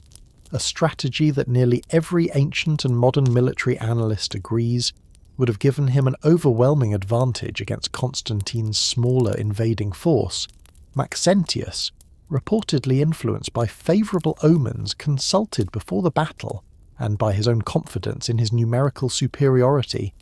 chose to march his army out of the city and give battle in the open, with his back to the Tiber, and with only the narrow Milvian Bridge itself, supplemented by a hastily constructed pontoon bridge of boats lashed together, as an escape route should the engagement go badly. It went badly almost immediately. Constantine's forces, pressing hard against Maxentius's line, broke it before the day was fully decided, and Maxentius's army, retreating in genuine and increasingly uncontrolled panic toward the single crossing point behind them, overwhelmed the makeshift pontoon bridge with the sheer weight of fleeing men, causing it to collapse under them into the river. Maxentius himself, attempting to cross with the rest of his broken army, was thrown or fell into the Tiber along with thousands of his own soldiers, and drowned, weighed down by most accounts by the very armour that had been meant to protect him. His body recovered from the river and beheaded the following day, his head carried through the streets of Rome on a spear and later sent on to Africa as unambiguous proof for provinces that might otherwise have continued to resist that his 6-year rule of Italy had ended for good. Constantine entered Rome the following day, in the year 312, not as a conqueror sacking a captured enemy city, but with real and deliberate political care, declining the customary sacrifice to Jupiter that Roman tradition expected of a victorious general processing up to the Capitoline Hill, a small but carefully noted omission that Christian writers would later celebrate as an early and unmistakable sign of his new religious sympathies, and instead commissioning, within a remarkably short span of time, a great triumphal arch near the Colosseum to commemorate his victory, an arch that survives, remarkably to this day, and that presents, in its own carved stone, one of the most genuinely fascinating puzzles of Constantine's entire religious transformation, because its inscription credits Constantine's victory not to the Christian gods specifically, but to the deliberately vague and carefully ambiguous phrase Instinctu Divinitatis, by the prompting of the divinity, a formula general enough to be read comfortably by Rome's still overwhelmingly pagan senatorial aristocracy as a reference to the traditional gods, while remaining at the very same time entirely compatible with the private Christian conviction Constantine himself had evidently already begun to hold. It is worth pausing on that careful, deliberate ambiguity, because it captures something essential about the man this story is only now beginning to properly understand. A ruler who could hold what appears, by nearly every measure historians can bring to bear on it, to have been a genuine and increasingly deep personal religious conviction, while simultaneously managing, with real and sustained political discipline, the delicate empire-wide task of introducing the conviction to a population the overwhelming majority of whom did not share it, and had no intention of being forced to. The meeting at Milan. In the early months of 313, Constantine travelled north to the city of Milan to meet with his eastern ally Licinius, and to finally complete the marriage that had been promised years before, giving his half-sister Constantia to Licinius in a ceremony meant to bind the two surviving western and eastern power centres of the Roman world together as firmly as blood and formal alliance could manage. It was at this meeting, according to the surviving sources, that the two emperors agreed on a joint religious policy that would come to be known, somewhat inaccurately but permanently, in nearly every history book written since, as the Edict of Milan, and it is worth naming the small but genuine historical correction embedded in that famous name, because no single document called the Edict of Milan actually survives, and no formal edict appears to have been issued from Milan itself at all. What survives instead is a letter, preserved by both Lactantius and Eusebius, in slightly different Latin and Greek versions, that Licinius issued some months later from the city of Nicaea, restating and formalising the policy the two emperors had jointly agreed upon at their meeting in Milan, a policy that granted, for the first time in Roman imperial history, full and explicit legal toleration to Christianity, alongside every other religious practice in the empire, restoring confiscated church property and establishing, in language that reads, even now, as a genuinely remarkable departure from 3 centuries of intermittent Roman suspicion toward the faith, the principle that every person should be free to follow whatever religious observance they personally judge best, without fear of penalty from the state. It is worth being precise too about exactly what this policy did and did not accomplish, because popular memory has sometimes compressed the Edict of Milan into a moment when Christianity became the official religion of the Roman Empire, and that compression is simply not accurate to what actually happened in 313. Constantine and Licinius did not establish Christianity as a state religion, did not outlaw or suppress traditional Roman paganism, which remained for decades yet to come the religion of the overwhelming majority of the empire's population, including a substantial share of its senatorial aristocracy, and did not compel a single soul to convert. What they did was end, permanently and unambiguously, the legal vulnerability that had made Diocletian and Galerius's great persecution possible in the first place, restoring to Christianity the same basic legal standing that Rome's other tolerated religions had long enjoyed. And it is worth remembering, in the spirit of both hands fairness this channel always tries to bring to its subjects, that this genuinely was toleration in its fullest sense, extended, in the actual language of the surviving letter, to pagans and Christians alike, rather than the one-sided establishment of a new state orthodoxy that later, considerably harsher centuries of Christian imperial policy would eventually impose. That harsher future lay decades ahead, well beyond the reach of this particular night's story, and it would be a genuine distortion of the historical record to read it backward onto Constantine's own actual policy in 313, whatever the eventual longer-term consequences of the door he had just opened, the uneasy peace between East and West. The alliance sealed at Milan, like every other alliance in this long, restless story, proved considerably more fragile in practice than it had appeared on the ceremonial occasion of Constantia's wedding. Within a year, Constantine and Licinius were at war with one another, a conflict whose precise origins the surviving sources describe in frustratingly vague and clearly partisan terms, with Constantine's own later propaganda insisting that Licinius had broken faith first, while the actual underlying cause, as with so much of this entire chaotic century, was almost certainly the same blunt, simple ambition that had driven every other conflict this story has already described. Two powerful men, each commanding a substantial army, sharing an empire that had room, in the end, for only one supreme ruler, and each calculating that the moment had come to test whether he might be that ruler. This first war between Constantine and Licinius, fought in 316, ended inconclusively, with Constantine winning the larger share of the fighting, but Licinius retaining enough strength to force a negotiated peace rather than a decisive final surrender.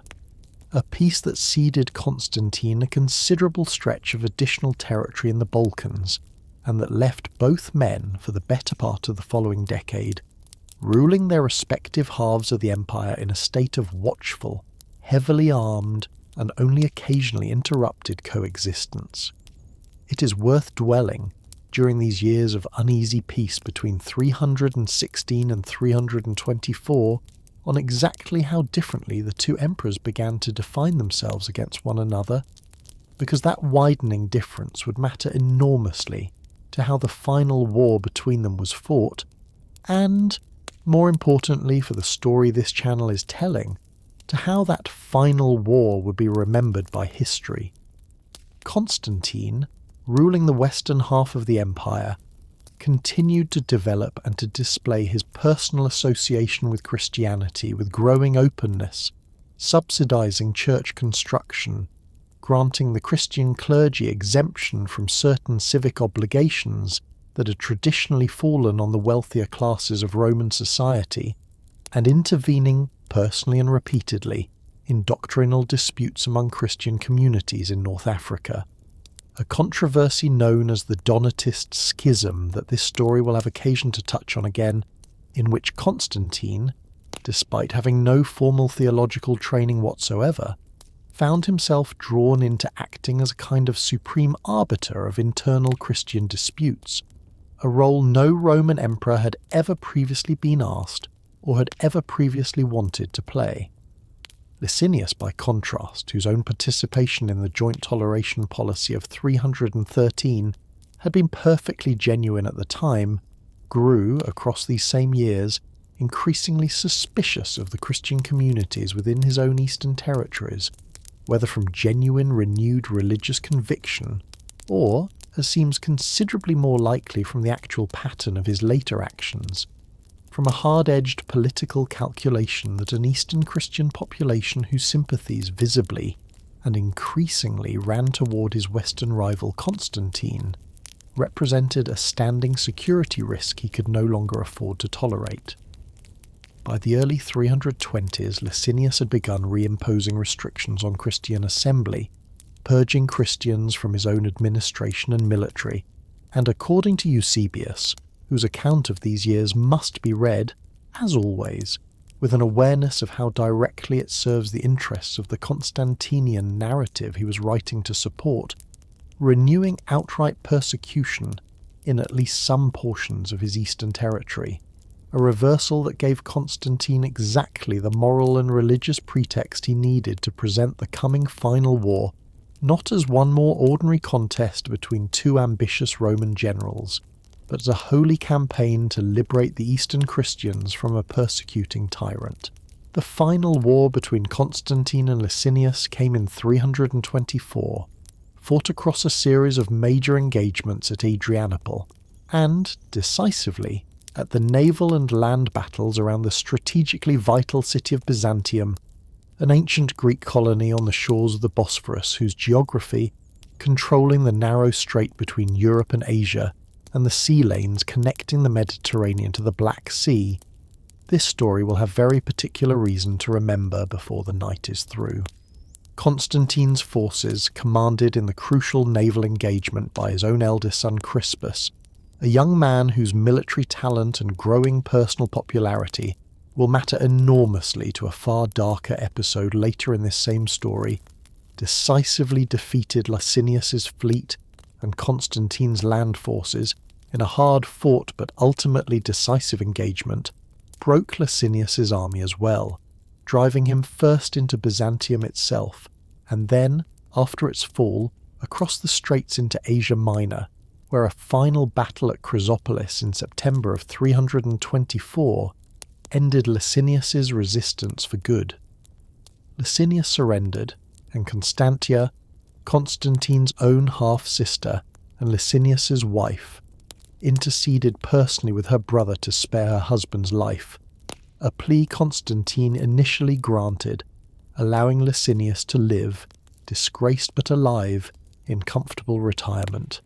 an outcome that, for one brief moment, suggested a genuine and unusual mercy at the end of what had, by this point, been more than a decade of intermittent civil war among former allies and in-laws. That mercy did not last. Within less than a year, Constantine had Licinius executed on charges never independently substantiated by any surviving evidence beyond Constantine's own official account of plotting a fresh rebellion, and shortly afterward, in a decision considerably more difficult to read as anything other than the cold, dynastic elimination of a potential future rival, had Licinius's young son, Constantine's own nephew by marriage, put to death as well. It is worth naming this pattern honestly and without softening it, because it is a pattern this story is going to see repeat itself,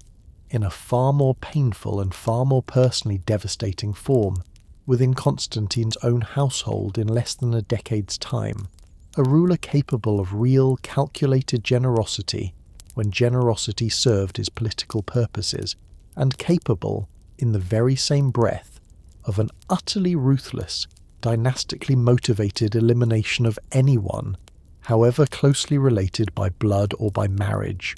who might someday be used, by someone else, as a rallying point against him.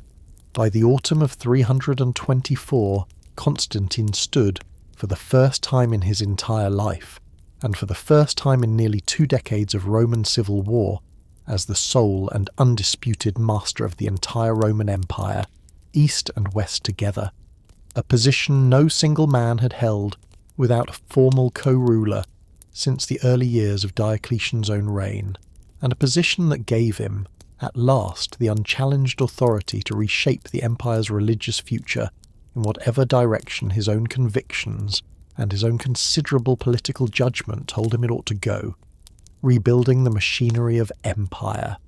Sole rule gave Constantine both the opportunity and, in his own evident view, the obligation to complete and to extend the administrative and military reforms Diocletian had begun a generation earlier, and it is worth walking through at least the major outlines of that work, because the Roman world Constantine left behind him at his death would remain recognisably his own creation in its basic institutional shape for centuries after his personal reign had ended.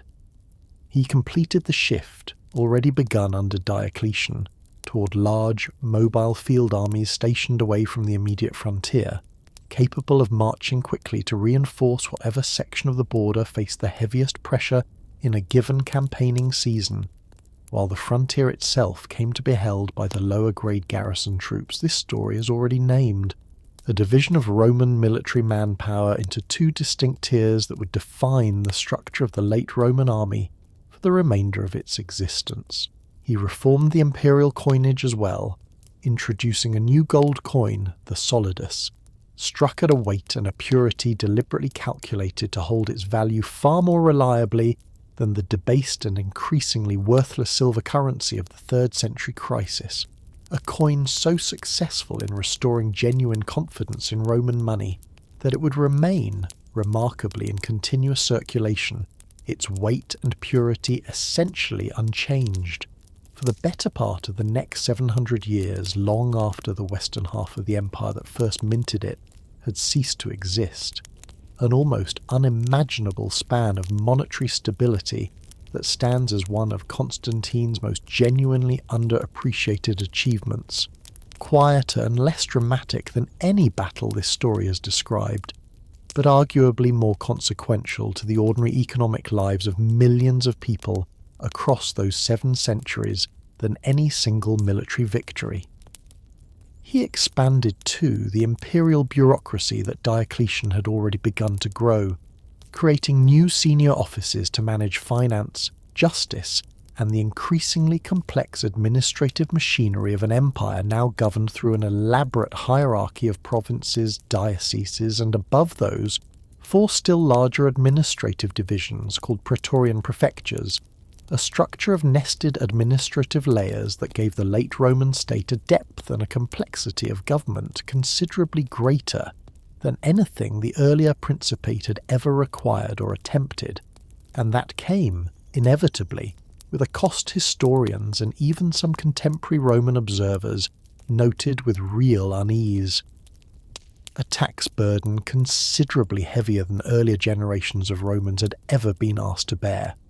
required to fund an army and a bureaucracy that had both grown substantially larger in direct response to the near-catastrophic crises of the previous century, a burden that fell, as such burdens nearly always do in every empire this channel has ever told a story about, most heavily on the ordinary farmers and provincials who could least afford it and least easily escape it. And it is worth naming that cost plainly here, in the spirit of the whose ledger fairness this channel tries to bring to every empire it examines,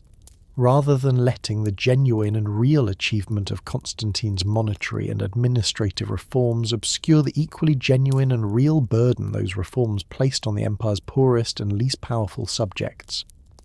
It is worth naming, too, one further reform whose consequences would ripple forward for centuries, entirely disconnected in its origins from any religious motive. Constantine, continuing a trend already visible under earlier emperors, increasingly tied agricultural labourers, the colony, to the specific plots of land on which they had been born or on which they currently worked, restricting through a series of laws issued across his reign their legal ability to leave that land and move elsewhere in search of better terms, a restriction driven primarily by the state's own urgent interest in maintaining a stable, trackable tax base in an empire whose administrators had grown increasingly anxious about labour shortages and land abandonment in the wake of the previous century's plagues and invasions, but one that historians have long recognised as an important and direct institutional ancestor of the medieval system of serfdom that would eventually spread across large portions of post-Roman Europe, a genuinely striking example of how a narrow, practical, bureaucratic solution to an immediate fiscal problem can, given enough centuries to compound and to calcify, reshape the basic terms of ordinary human life for people who would never know Constantine's name at all. Christianity's new champion. It was in the years of his sole rule, between 324 and his death in 337, that Constantine's patronage of Christianity moved from the cautious, ambiguous language of the Milvian Bridge arch to something considerably more open, more sustained, and more consequential, and it is worth walking through the actual concrete substance of that patronage with real care, because it is here, more than in any single dramatic battlefield vision, that Constantine's genuine and lasting historical impact on the Christian faith actually took shape. He financed, at enormous expense drawn directly from the imperial treasury, the construction of major Christian basilicas across the empire, including the first church built over the traditional site of St. Peter's burial in Rome itself, the foundation, in other words, of what would eventually become St. Peter's Basilica, and major churches in Jerusalem built at sites his own mother Helena would soon travel east to identify and to honour. Structures raised on a scale and with an architectural ambition that no Christian community anywhere in the empire could conceivably have funded on its own, transforming Christian worship, almost overnight in historical terms, from a faith practiced in comparatively modest house churches and converted private buildings into one increasingly housed in monumental public architecture that rivaled, and in some cases exceeded, the grandest temples of the old traditional gods. He extended, too, direct and substantial financial support to the Christian clergy and to Christian charitable institutions, granted bishops novel and historically significant legal authority to serve as judges in civil disputes when both parties agreed to bring their case before an episcopal rather than a secular court, a privilege that dramatically expanded the practical social authority of the church hierarchy within Roman civic life, and exempted the clergy from a range of civic burdens and taxes that had traditionally fallen on Rome's propertied classes, exemptions generous enough that, as more than one ancient source records with a certain wry honesty, they appear to have attracted no small number of new converts to the clergy, whose motives, whatever they may have privately claimed, look considerably more practical than spiritual when examined closely. A detail worth naming here in the spirit of honest complication, because it is a useful reminder that Constantine's religious revolution, like every other great institutional transformation this channel has ever described, was experienced by the actual people living through it not as a single grand act of pure conviction, but as a complicated, uneven, often self-interested scramble to adapt to a rapidly and unpredictably changing world. And it is worth being equally honest, in the same spirit, about the limits of that transformation, because it would be a serious distortion of the historical record to suggest that the Roman Empire became,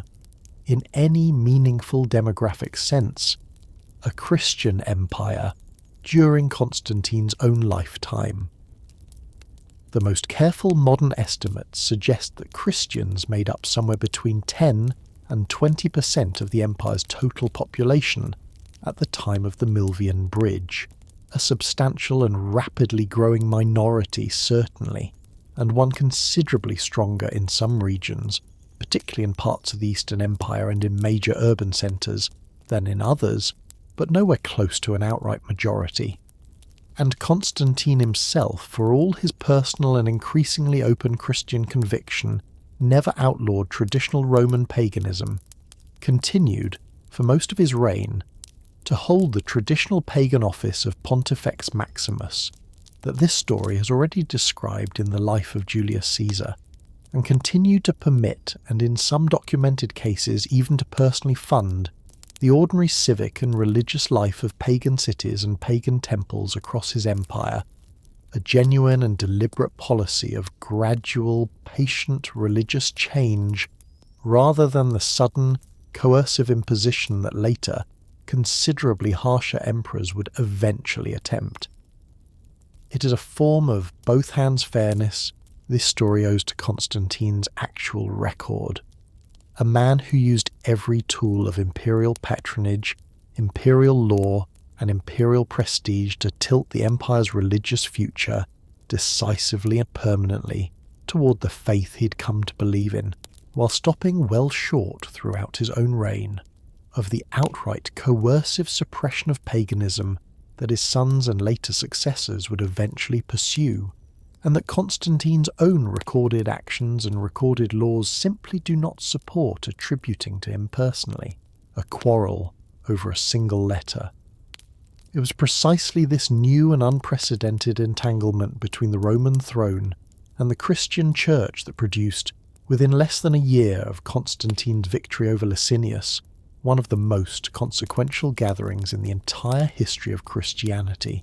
And it is worth walking through exactly how an obscure theological dispute among Egyptian clergy came to command the personal attention of the most powerful man in the world,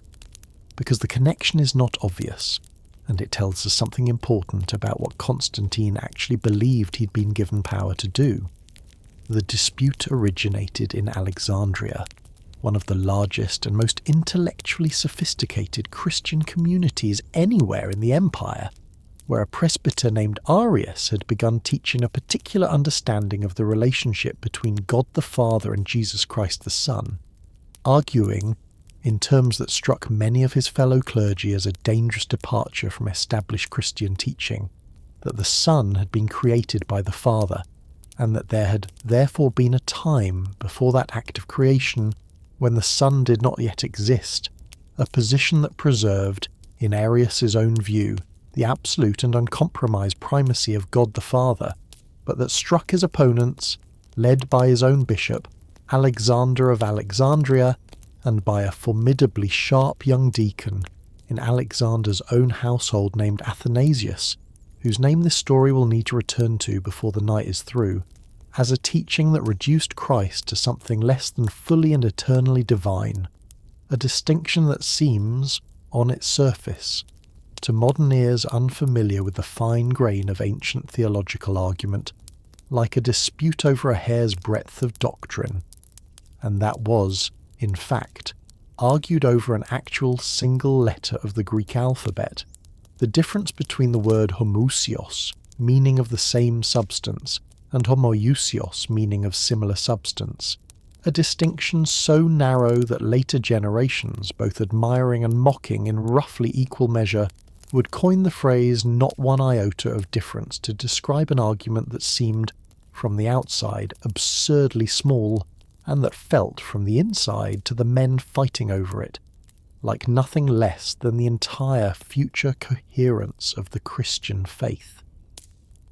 The dispute spread rapidly beyond Alexandria, dividing bishops, congregations, and entire cities across the eastern Mediterranean into bitterly opposed camps within the span of only a few years, and it reached Constantine's own attention at almost the exact moment he had finally achieved,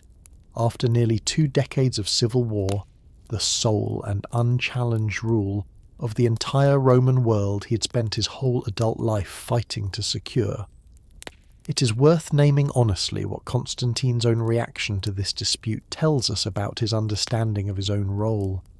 because it was not, by any surviving evidence, the reaction of a trained theologian weighing in on a doctrine he'd spent years studying,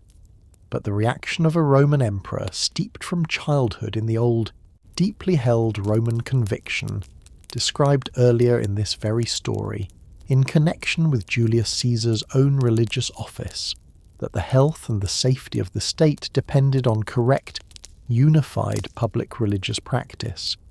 a conviction Constantine had simply carried over,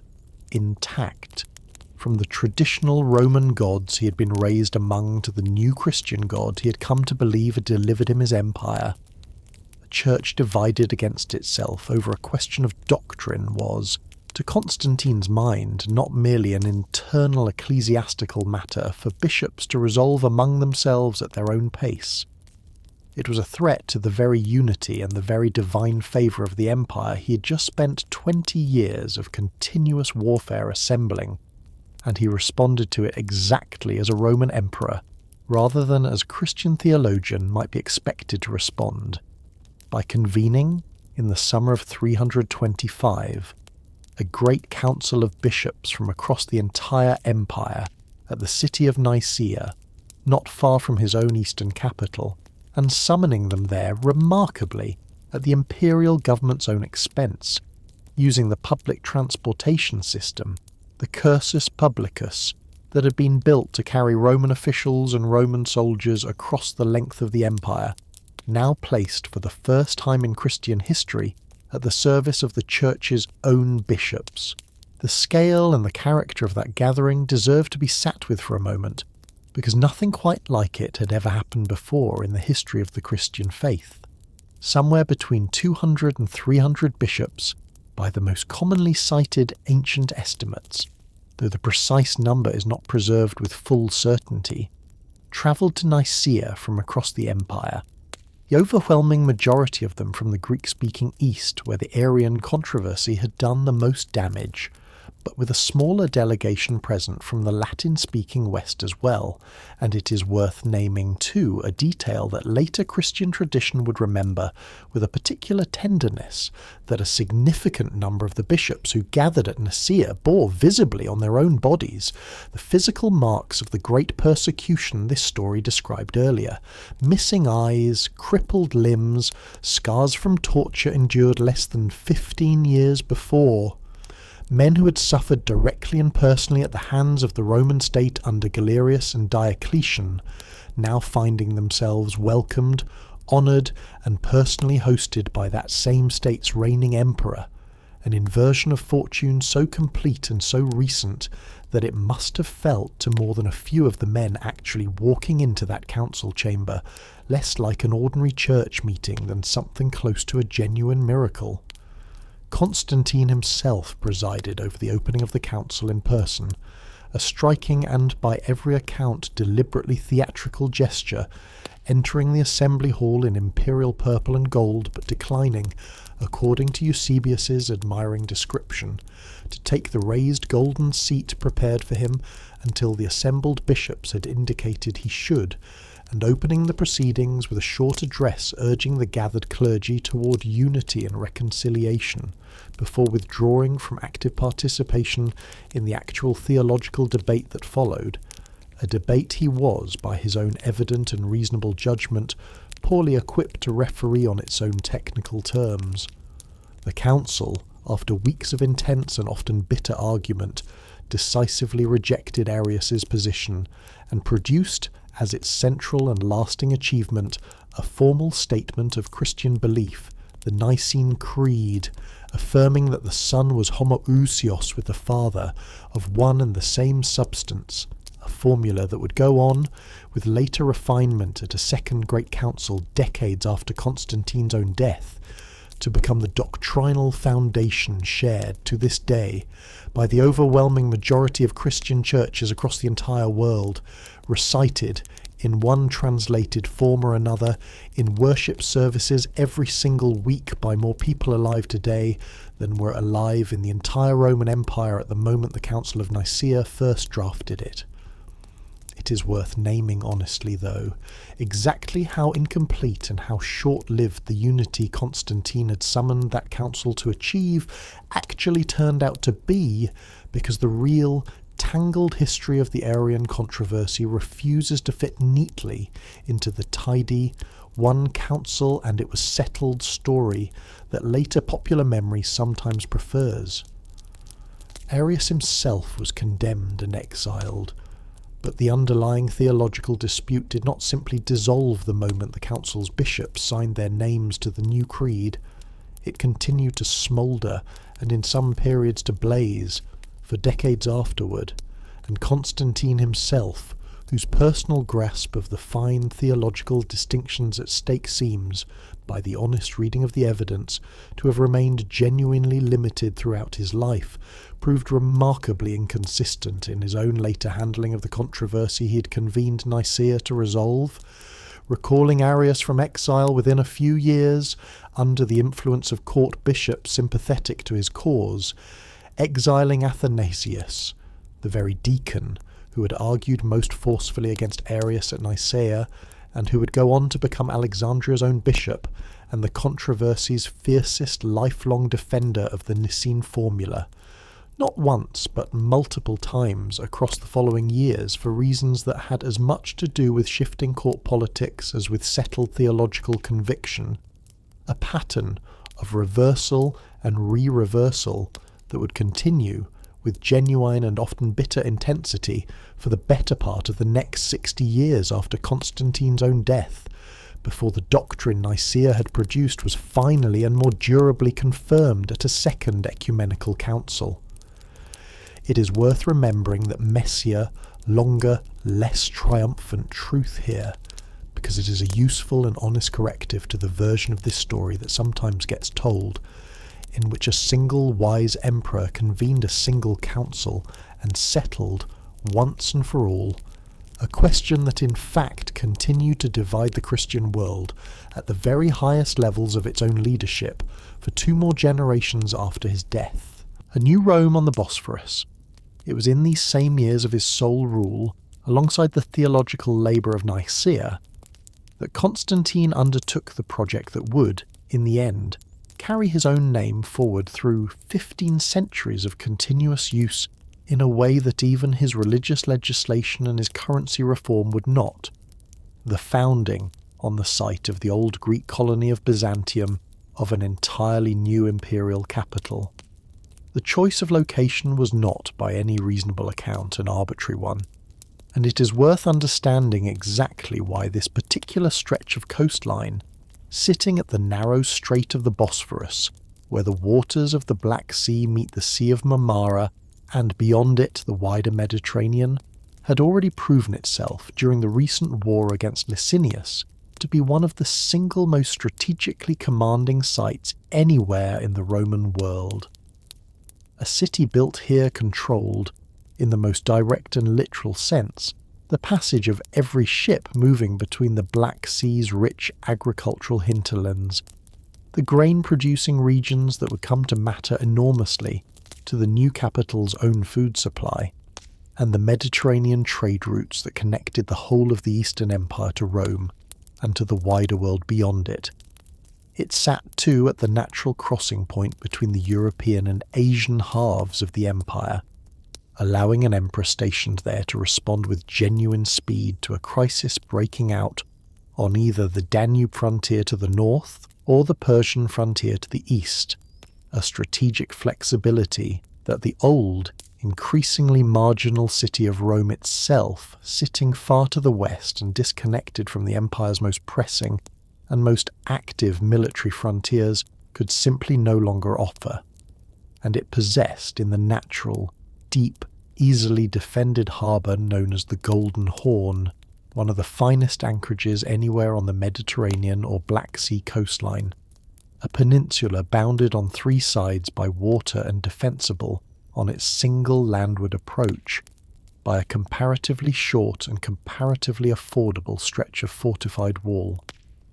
Constantine formally dedicated his new capital in May of 330, giving it the name Constantinopolis, the city of Constantine, though he himself, according to several ancient sources, preferred to call it New Rome, a name that never fully displaced the more personal one attached to it in popular usage, but that reveals, with real clarity, exactly what Constantine believed he was building. Not merely another provincial city, however grand, but a deliberate, comprehensive rival, an eventual successor to Rome itself, equipped, as the founding legend and the surviving physical evidence both attest, with its own forum, its own hippodrome for chariot races modelled directly on Rome's own Circus Maximus, its own Senate house populated with new senators drawn from across the Eastern aristocracy, its own free grain distribution to its citizens funded, in a detail that tells you something about the genuine scale of imperial ambition behind the whole project, by grain shipped specifically from Egypt, one of the empire's single richest agricultural provinces, redirected away from its traditional destination in Rome and toward this brand new city that had not existed, in any organised civic form, a decade before. It is worth dwelling too on the sheer physical scale and the sheer speed of the building project itself, because contemporaries found it genuinely astonishing, and modern archaeology has largely confirmed that their astonishment was well founded. Constantine expanded the old, comparatively modest Greek city of Byzantium several times over, enclosing a vastly larger area within a new circuit of walls, and filled that expanded space in the space of barely 6 years between the war against Licinius and the city's formal dedication with a scale of public construction, palaces, churches, public baths, colonnaded avenues that would ordinarily, in the normal, unhurried rhythm of Roman civic building, have taken the better part of a century to complete.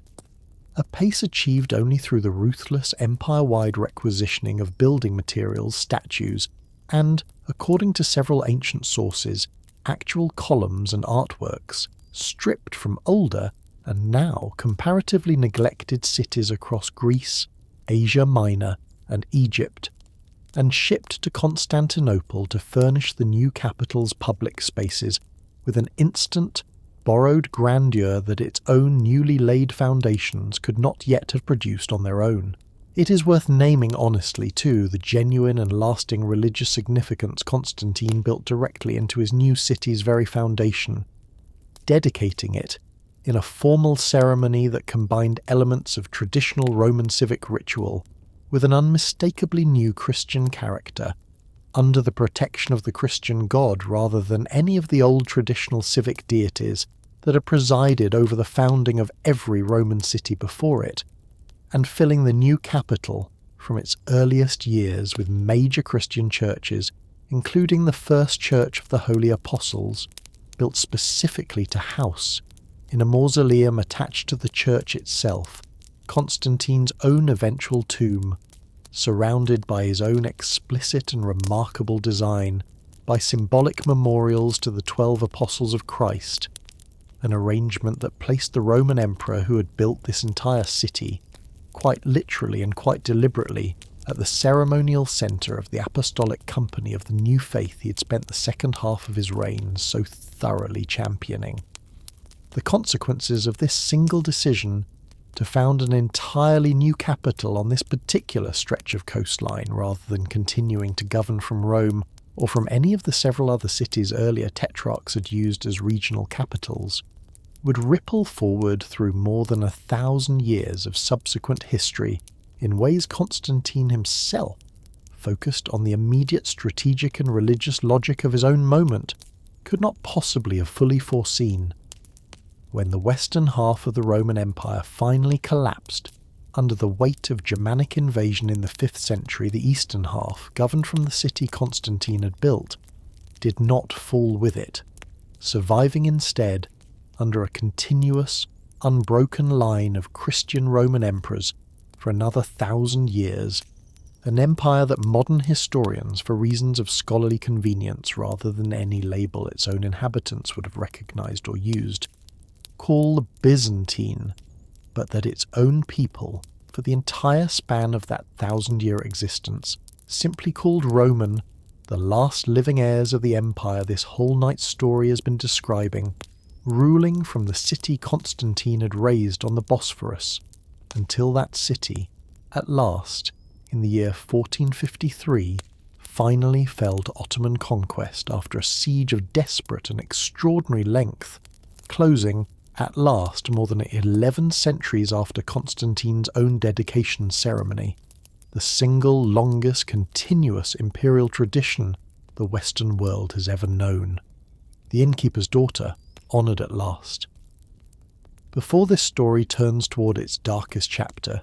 it is worth following the remarkable second act of the woman who had, 4 decades earlier, been quietly set aside so that Constantine's father could marry into the family of a reigning Augustus.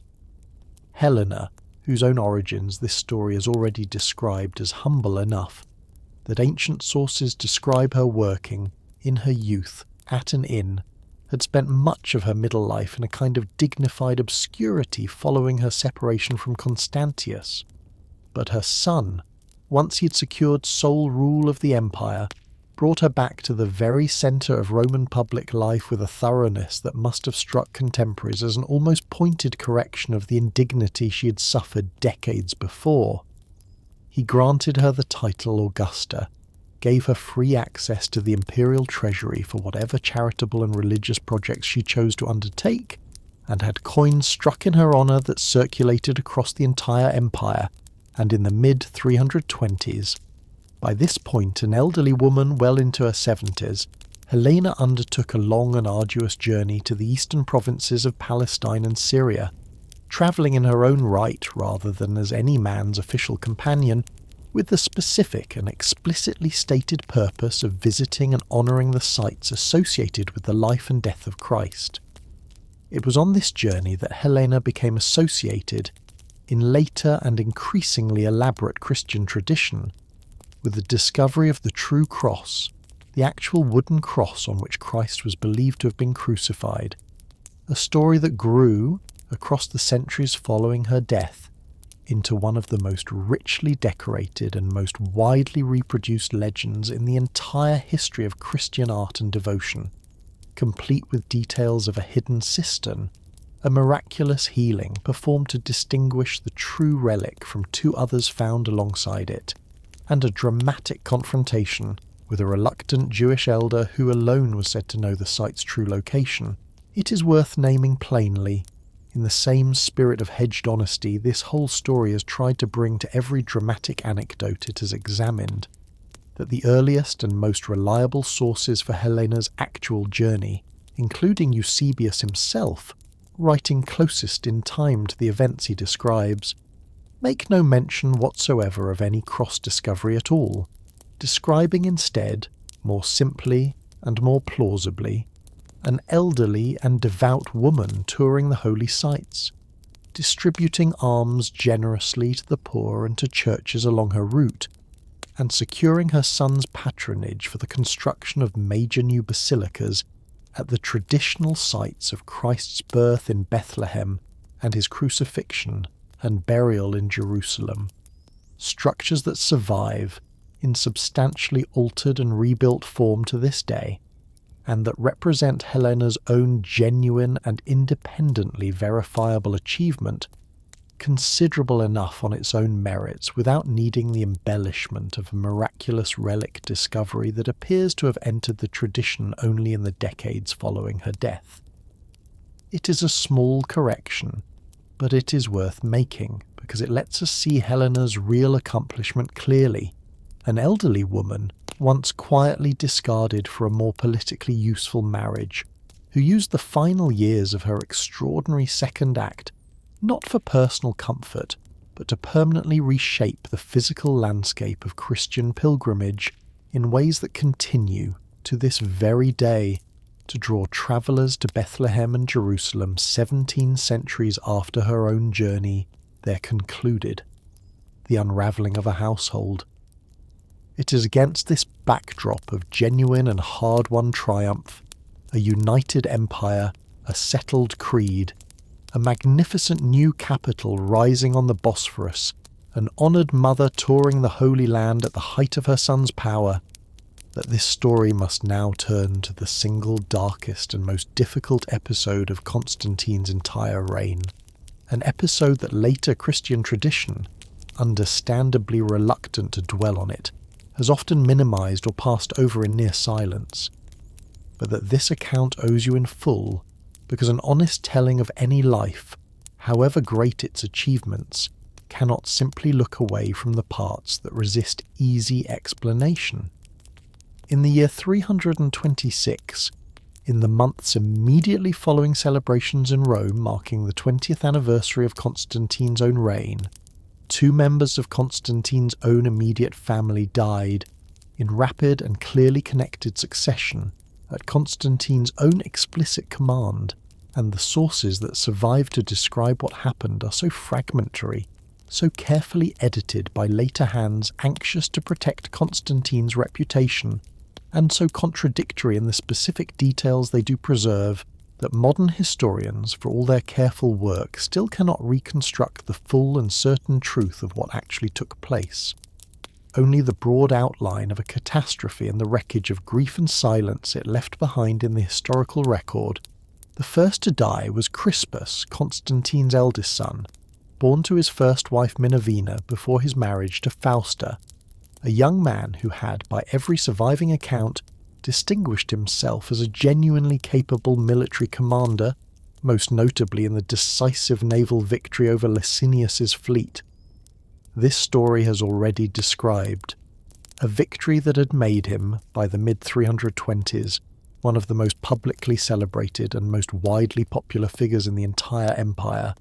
already elevated by his own father to the rank of Caesar, and, by most reasonable political calculations, the clear and expected heir to Constantine's own throne. In the spring of 326, Constantine had Crispus arrested, tried and executed, apparently by poison,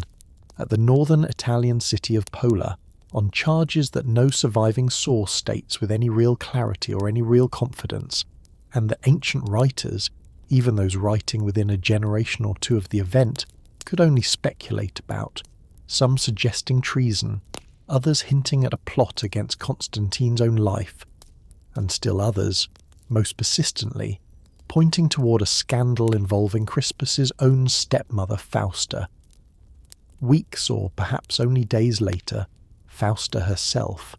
Constantine's wife of nearly 2 decades, and the mother of 3 of his surviving sons, died as well, by an account preserved in later admittedly hostile pagan sources, suffocated in an overheated bath on Constantine's own order, though even this detail, vivid and specific as it sounds, cannot be confirmed with full confidence against the deliberate silence of the more sympathetic Christian sources, who pass over her death in a manner so complete and so pointed that the silence itself has become, for modern historians, a kind of evidence in its own right, a gap in the record too large and too suspicious to have been accidental. It is worth walking through, honestly and without false confidence, the competing explanations that ancient and modern historians alike have proposed for this double catastrophe, because no single one of them commands anything close to unanimous scholarly agreement, and the genuine uncertainty here matters more than any single tidy resolution would.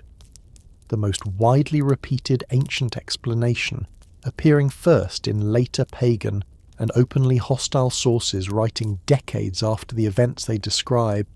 presents a scenario with an old and recognisable shape, the kind that has recurred across the history of royal households in more than one century and more than one country. That Fausta, whether from genuine infatuation with her handsome and popular stepson, or from a calculated desire to clear the path to the throne for her own 3 sons rather than her husband's son by an earlier marriage, either attempted to seduce Crispus and rebuffed, falsely accused him of assaulting her, or fabricated some other charge of treason against him, and that Constantine, believing his wife's accusation, ordered his own son's execution in a fit of betrayed rage, only to discover the truth afterward, whether through his own mother Helena's grief-stricken intervention, or through some other source, and, in a horror equal to or exceeding his earlier rage, ordered Fausta's own death in turn as punishment for the lie that had cost him his eldest son. It is a story with real dramatic power, and it is also, on close examination, a story that arrived in the written record only long after the fact, shaped by writers with an obvious interest in portraying the Christian emperor's household as a den of exactly the kind of moral corruption their own religious sympathies inclined them to expect from him. And modern historians have proposed alternative explanations that fit the fragmentary evidence just as plausibly, if considerably less dramatically. That Crispus's own popularity and his own status as the clear heir apparent had, by 326, begun to look to Constantine like a genuine and independent political threat,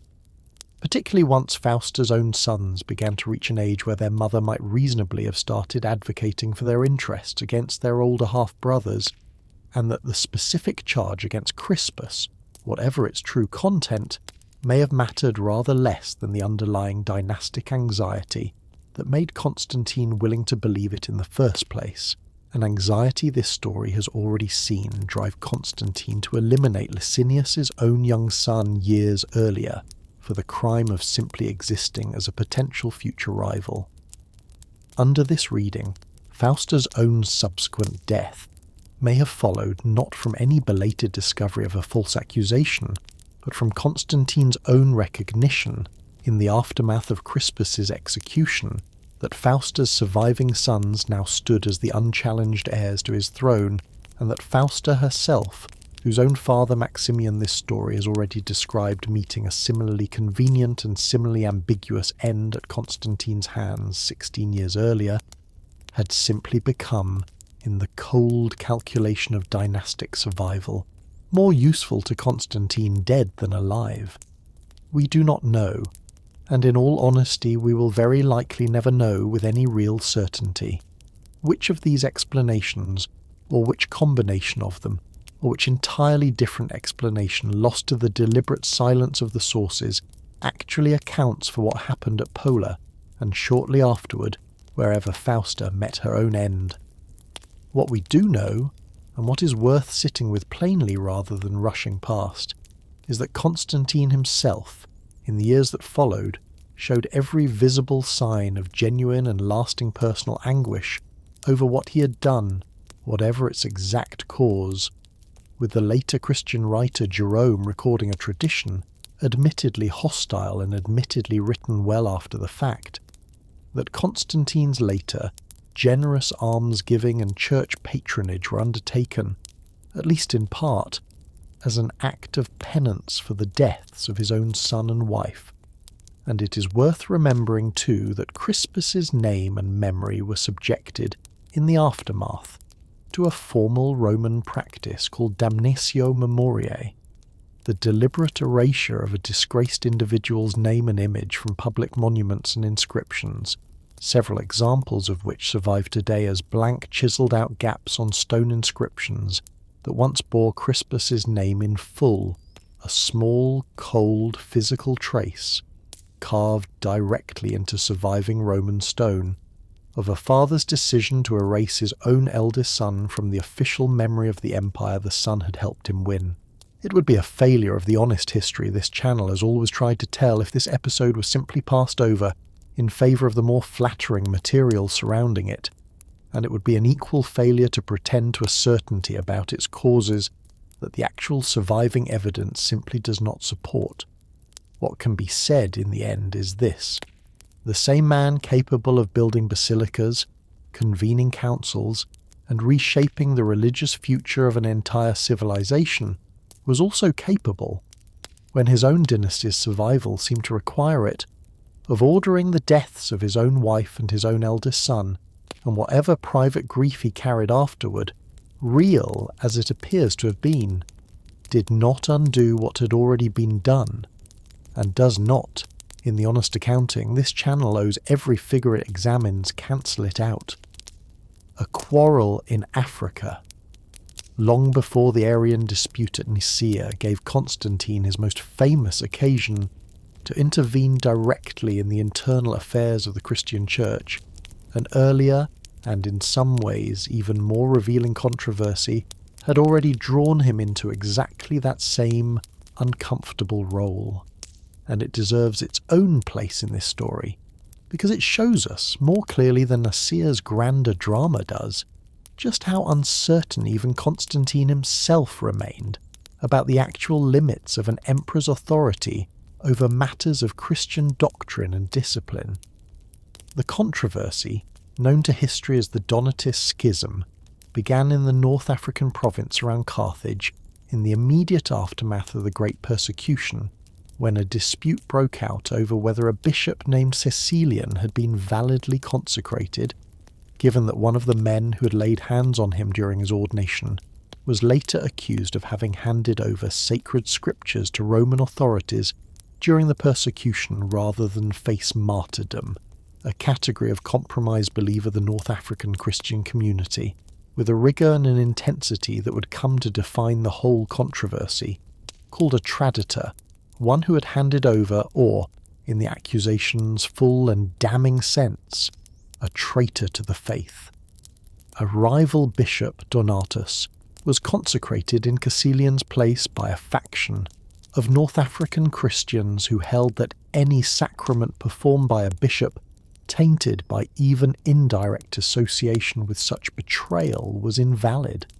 a position that struck at something genuinely fundamental about how the Church understood the source of its own sacred authority. And the African Church split within a very short span of years into two rival hierarchies, each with its own bishops, its own church buildings, and its own increasingly bitter and occasionally violent rivalry. A split that would persist, remarkably, for the better part of a century after Constantine's own death, long enough to draw in, decades later, the towering theological energies of Augustine of Hippo, whose own extensive writings against the Donatists remain one of our best surviving sources for understanding just how deep and how durable this African schism actually was. Constantine, informed of the dispute not long after issuing the toleration policy this story has already described, responded with the same instinct that would later drive him to convene Nicaea. He ordered a series of church councils to examine the matter, first at Rome and then at the Gallic city of Arles. And when the Donatist faction rejected the verdicts those councils returned against them, Constantine, in a decision that tells us a great deal about the genuinely unprecedented nature of the authority he now believed himself to hold, briefly attempted to enforce the council's ruling through direct imperial coercion, confiscating Donatist church property and, for a short period, exiling Donatist leaders, before abandoning that coercive approach within a few years as manifestly counterproductive, the North African schism having only hardened and deepened under pressure rather than dissolving,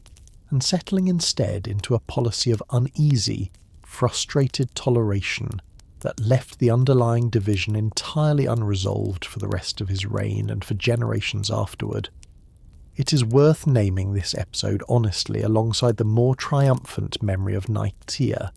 because it shows us a Constantine considerably less certain of his own religious authority than his later, more polished reputation sometimes suggests. A ruler improvising, council by council and edict by edict,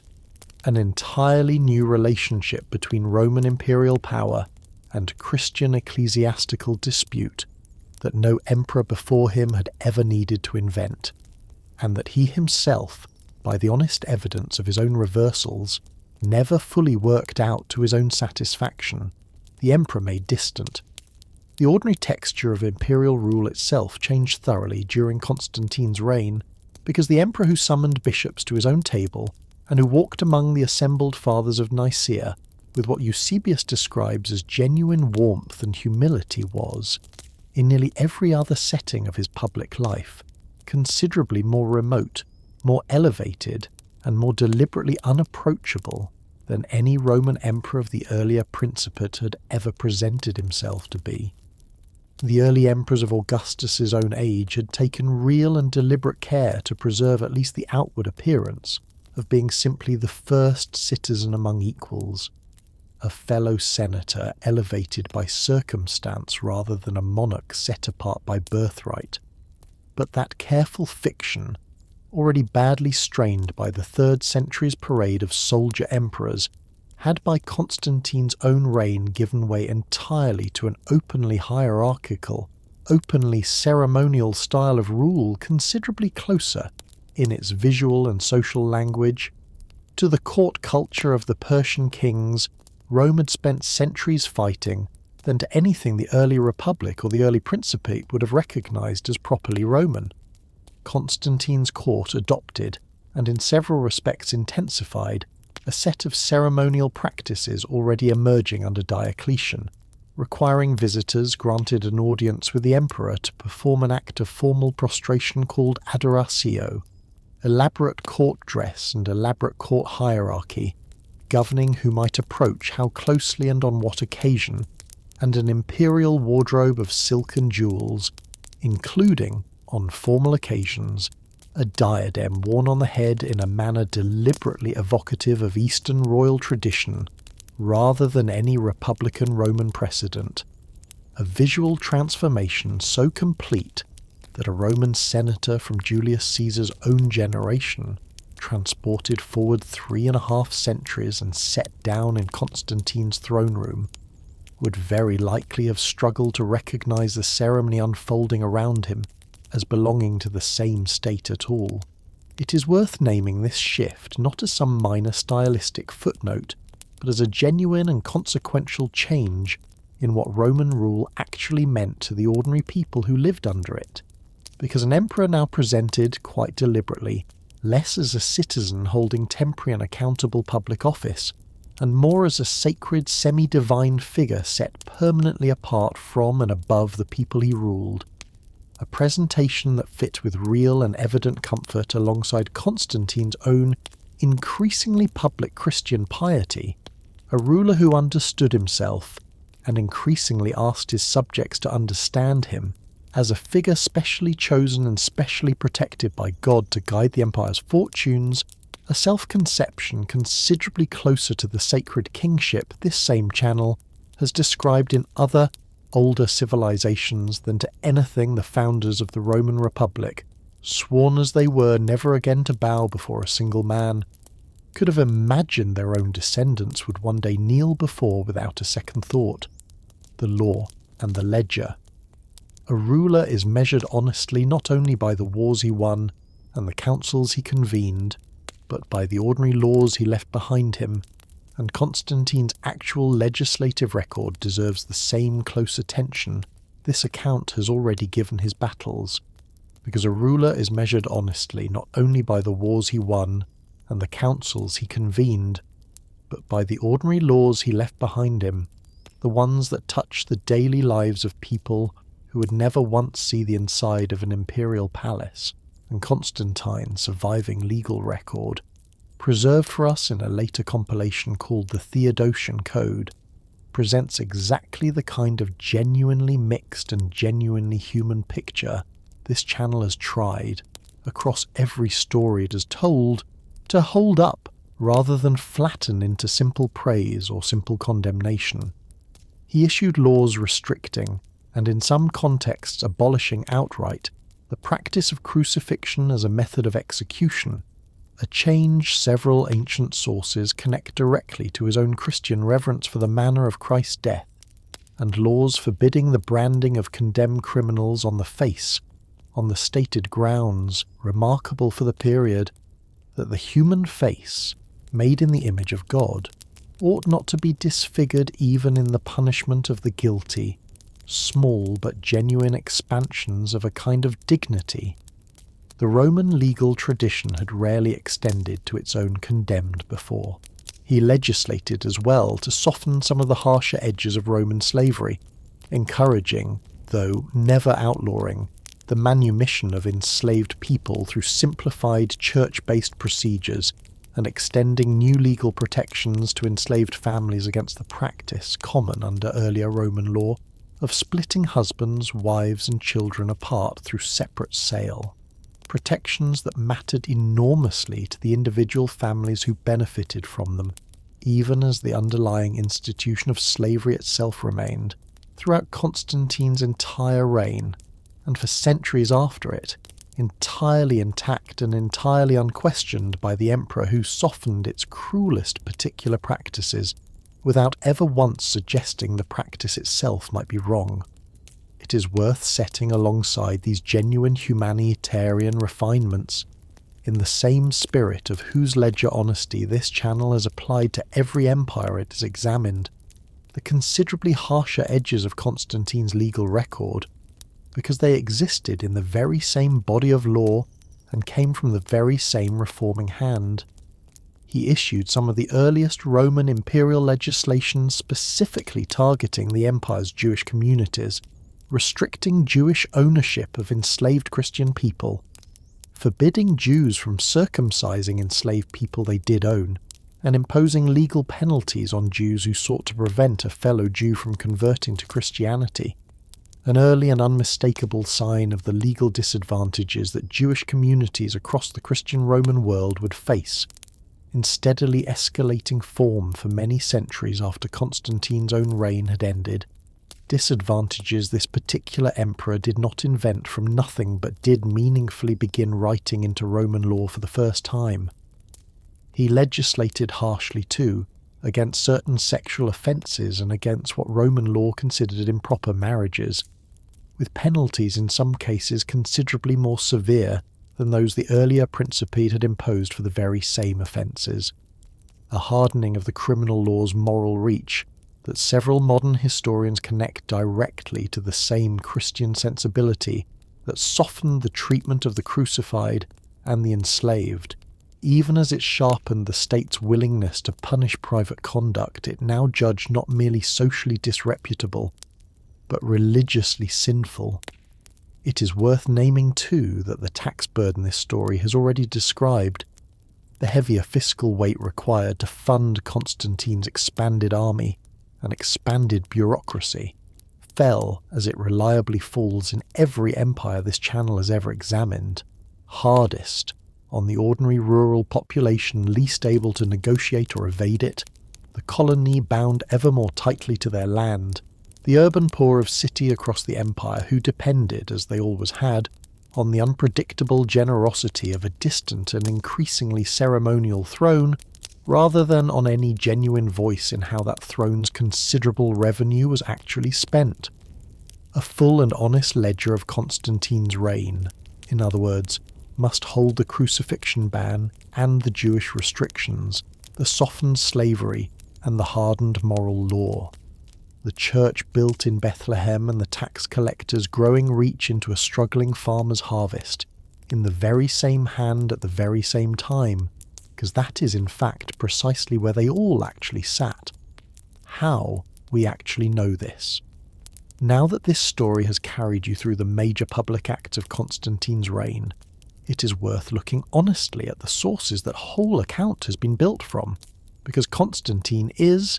in a very real sense, the first Roman emperor in this channel's experience whose surviving historical record was shaped, from the very beginning, by writers with an open, declared, and thoroughly understandable religious stake in how he would be remembered, and an honest telling owes you a clear sense of exactly whose hand is holding the pen at every stage of the story. Eusebius of Caesarea, a bishop and scholar who lived through the Great Persecution himself, and who came to know Constantine personally in the emperor's later years, stands as easily the single most important surviving source for this entire reign. The author both of an ecclesiastical history, tracing the whole rise of the Christian Church, and of a dedicated biography of Constantine himself, the life of Constantine, written in the years immediately following the emperor's death. And it would be difficult to overstate how thoroughly that second work, our single, richest surviving narrative source for Constantine's religious life, functions less as neutral history in any modern sense, and more as an extended, deeply admiring, almost hagiographic eulogy, composed by a churchman who owed his own church's newfound security, wealth and prestige directly to the man he was writing about, and who had every professional and personal incentive to present Constantine's every action in the most flattering possible Christian light, smoothing away contradictions, omitting embarrassing episodes almost entirely, most conspicuously the deaths of Crispus and Fausta, which Eusebius's biography tellingly does not mention at all. Lactantius, whose account of the shield-marking vision before the Milvian Bridge this story has already examined, offers a genuinely valuable and considerably earlier counterweight, writing within just a few years of the events he describes, and drawing, by his own claim, on his personal position within Constantine's own household as tutor to Crispus, the very son whose later execution Lactantius did not live to see, but his work, too, the treatise known as On the Deaths of the Persecutors, was written with an explicit and unconcealed polemical purpose, cataloguing the gruesome ends of the various emperors who had persecuted the Church specifically to demonstrate to a still anxious Christian readership, only recently delivered from real danger, that God punishes the persecutors of the faithful, a framing that shapes, quite visibly, which details Lactantius chooses to include and which he leaves out. Set against these two sympathetic Christian voices stands a very different tradition, represented most fully by the pagan historian Zosimus, writing considerably later, probably in the early 6th century, working from now lost earlier pagan sources hostile to Constantine, and offering, particularly around the deaths of Crispus and Fausta, and around Constantine's own religious sincerity, an account so consistently unflattering that modern historians read it with exactly the same caution they apply to Eusebius's opposite excess, a hostile source correcting for a friendly one, and a friendly source correcting for a hostile one, with the actual, complicated truth very likely sitting, as it so often does in this kind of contested history, somewhere in the considerable space between the two. It is worth naming, finally, the physical evidence that sits alongside and sometimes usefully corrects all of this competing literary testimony, the coins struck across Constantine's reign, whose changing imagery, from the god Sol Invictus prominent on his early coinage to increasingly Christian symbols in his later years, lets historians trace the actual gradual evolution of his public religious identity, independent of any later writer's retrospective narrative. The surviving laws themselves, preserved in the Theodosian Code, which tell us what Constantine actually ordered, rather than what a sympathetic or hostile biographer later claimed he believed, And the buildings, the arch in Rome with its carefully ambiguous inscription, the foundations of the great basilicas in Rome, Jerusalem and Bethlehem, and the walls and forum of Constantinople itself, physical facts on the ground that no amount of later literary spin can fully rewrite. It is this patchwork, an admiring bishop, an early and partisan household tutor, a late and hostile pagan historian, and the mute, stubborn testimony of coins, laws and stone, from which this entire story has had to be assembled, and it is worth remembering every time this account offers you a scene or a motive with real confidence, that the confidence rests on exactly this kind of imperfect, competing, and often openly self-interested foundation, and that a different selection of surviving sources, had history preserved a different set of them, might well have handed us down a genuinely different Constantine. Both hands, held open at once, gather together now in one place the full and genuinely divided verdict that the honest evidence leaves us with, because Constantine resists, more stubbornly than almost any other figure history has handed down to us, the comfortable simplicity of either wholehearted admiration or wholehearted condemnation, and it does him, and you, a disservice to pretend otherwise. In one hand, a ruler who inherited an empire freshly stabilised but still fragile after a half-century of near-total collapse, and who not only held that stabilisation but extended it, reforming the currency in a way that would hold its value for 700 years, reorganising the military in a way that would defend the Eastern Roman world for 1,000 more, and ending, by considered policy rather than mere accident, 3 centuries of intermittent Roman suspicion and, for one particularly brutal decade, outright violent persecution against a religious minority whose only real offence had been declining to burn incense to gods they did not believe in. A ruler who used his own position, patiently and with real personal investment, to convene the gathering at Nicaea that produced a creed still recited today by more human beings than have ever lived in any single century of the ancient world, who built, at his own expense, churches that drew pilgrims for 17 centuries afterward and counting, and who elevated a discarded innkeeper's daughter to the honoured position her own son's power could finally give her, restoring, in Helena's case at least, something that had been unjustly taken. In the other hand,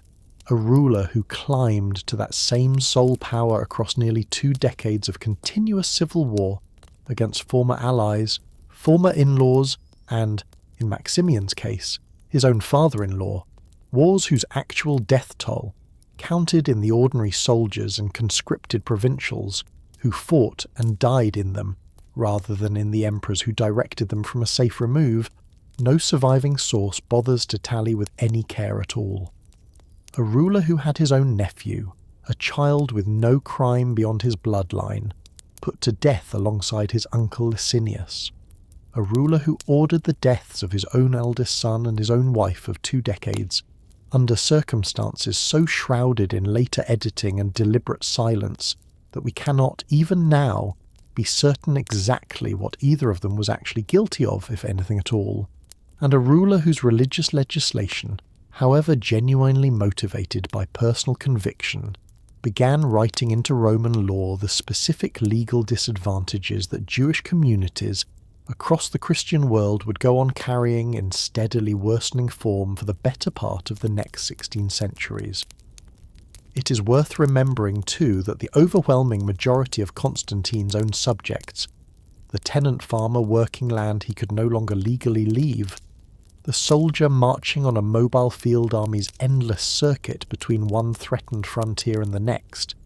the urban poor of 100 cities waiting on a grain dole whose reliability depended entirely on an emperor's distant and unaccountable goodwill, experienced this entire dazzling religious and administrative transformation mostly as background noise to the older, unchanged, and considerably less glamorous realities of Roman taxation, Roman conscription, and Roman inequality that had shaped ordinary provincial life for centuries before Constantine's birth, and would go on shaping it for centuries after his death,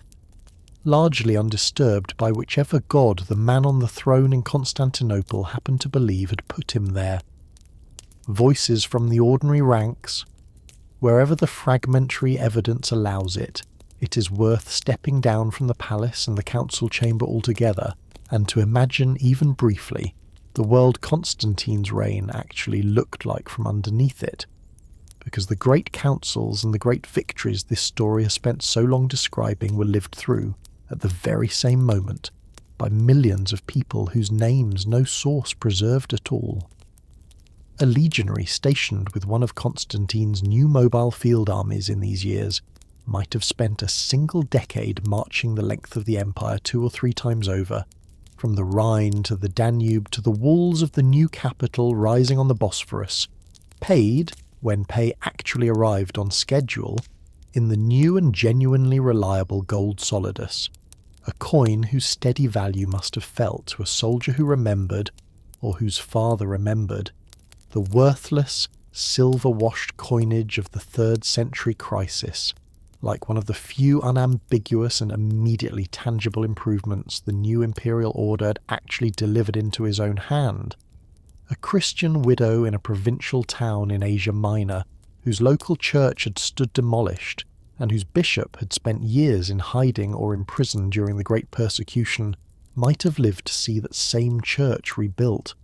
larger and grander than before, funded in part by an emperor's own treasury, and to hear her own bishop, once a hunted man, now travelling the empire's own public post roads at state expense to attend a great council, summoned by the emperor himself, a reversal so complete that it is worth remembering it would have felt to her considerably less like abstract imperial policy, and more like a genuine and personal deliverance. A pagan senator in Rome itself, by contrast, watching the city's own political and ceremonial centre of gravity drain steadily eastward toward a brand new capital, built quite deliberately, without the traditional temples that had anchored Roman civic and religious life for 1,000 years, might have experienced this same reign not as deliverance, but as a slow, disorienting displacement.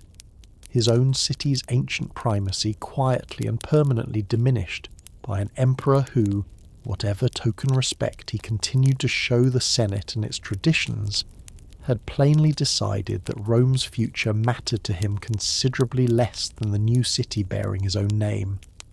And a rural tenant farmer, colony bound now by law to the specific plot of land his family happened to be working, when Constantine's officials came through to register it, would very likely have noticed almost none of this at all. Neither the councils, nor the currency reform, nor the rising walls of Constantinople. His own daily experience of the emperor's rule consisting mostly of the tax assessor's periodic visit, and the ever-present ordinary fear of a bad harvest, in a world that had granted him, for all Constantine's genuine reforms, no meaningful new freedom to leave a failing plot of land in search of a better one. It is worth holding all 3 of these imagined composite lives in mind together. The soldier, paid at last in reliable gold, the widow watching her bishop restored to honour, the senator watching his city's glory drain away eastward, the farmer noticing nothing change at all beyond the same tax collector's same familiar knock, because no single one of them captures what Constantine's reign actually meant to the tens of millions of people who lived through it, and only holding all of them together, unresolved and sometimes directly contradicting one another, comes anywhere close to the truth. The last campaigns, the final decade of Constantine's reign, the years following the executions of Crispus and Fausta and the dedication of Constantinople, settled into a rhythm considerably less dramatic than the civil wars and religious upheavals that had filled the 2 decades before it, though it was very far from a quiet retirement. Constantine continued to campaign personally along the empire's northern frontiers well into his 60s, an age at which most Roman emperors of earlier generations had either died in office or retreated entirely from active military command, leading forces against the Goths along the lower Danube in the late 320s and again in the early 330s, campaigns that ended in a negotiated settlement binding Gothic warriors into Roman military service as allied troops, a policy this story's earlier account of the empire's 3rd century crisis would recognise immediately as an extension of the same basic strategy, absorbing a frontier people's military manpower directly into Rome's own defence that had served the empire well for centuries and that would, within a lifetime of Constantine's own death,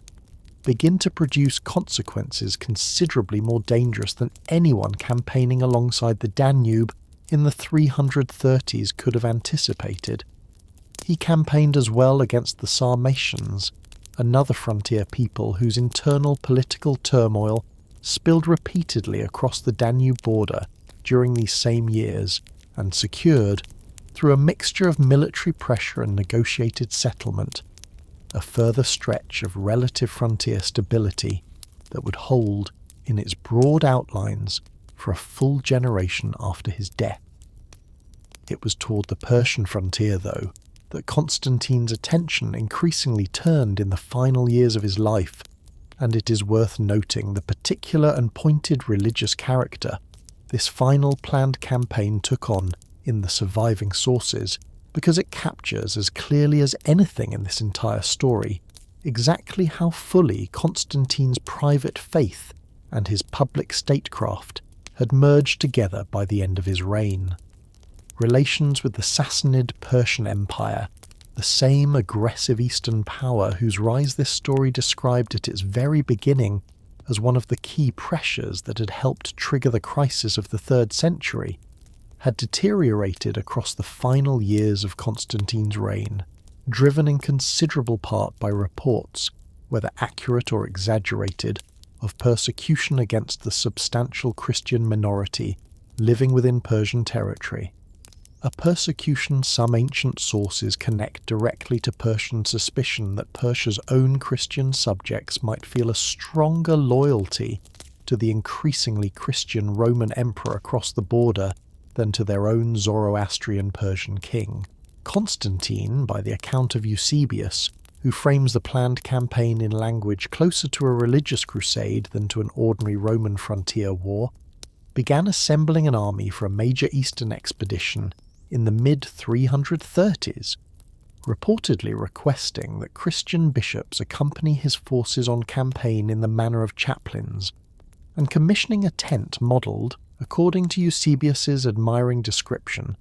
after the shape of a Christian church to serve as a mobile place of worship for the army on the march, preparations that present us with the striking, almost startling image of the Roman emperor who had once marked his soldiers' shields with an ambiguous heavenly sign before the Milvian Bridge, now preparing at the very end of his life to march an entire army east under an explicitly and unmistakably Christian banner, framed by his own court's own chief chronicler as something close to a holy war fought on behalf of Persia's persecuted Christian minority. That campaign never took place. Constantine's health failed before the expedition could depart, and the Persian war he had spent his final years preparing would be fought without him by the sons he left behind. A death long postponed. In the early months of 337, Constantine, now in his mid-60s and in visibly failing health, travelled from his capital toward the hot springs near Constantinople in search of relief, and finding no improvement, moved on toward Nicomedia, the very city where, as a young man decades earlier, he had watched Galerius and Diocletian's court launch the great persecution this story describes so early in his life. And it is difficult, looking at that final journey with the whole arc of this story now laid out behind it,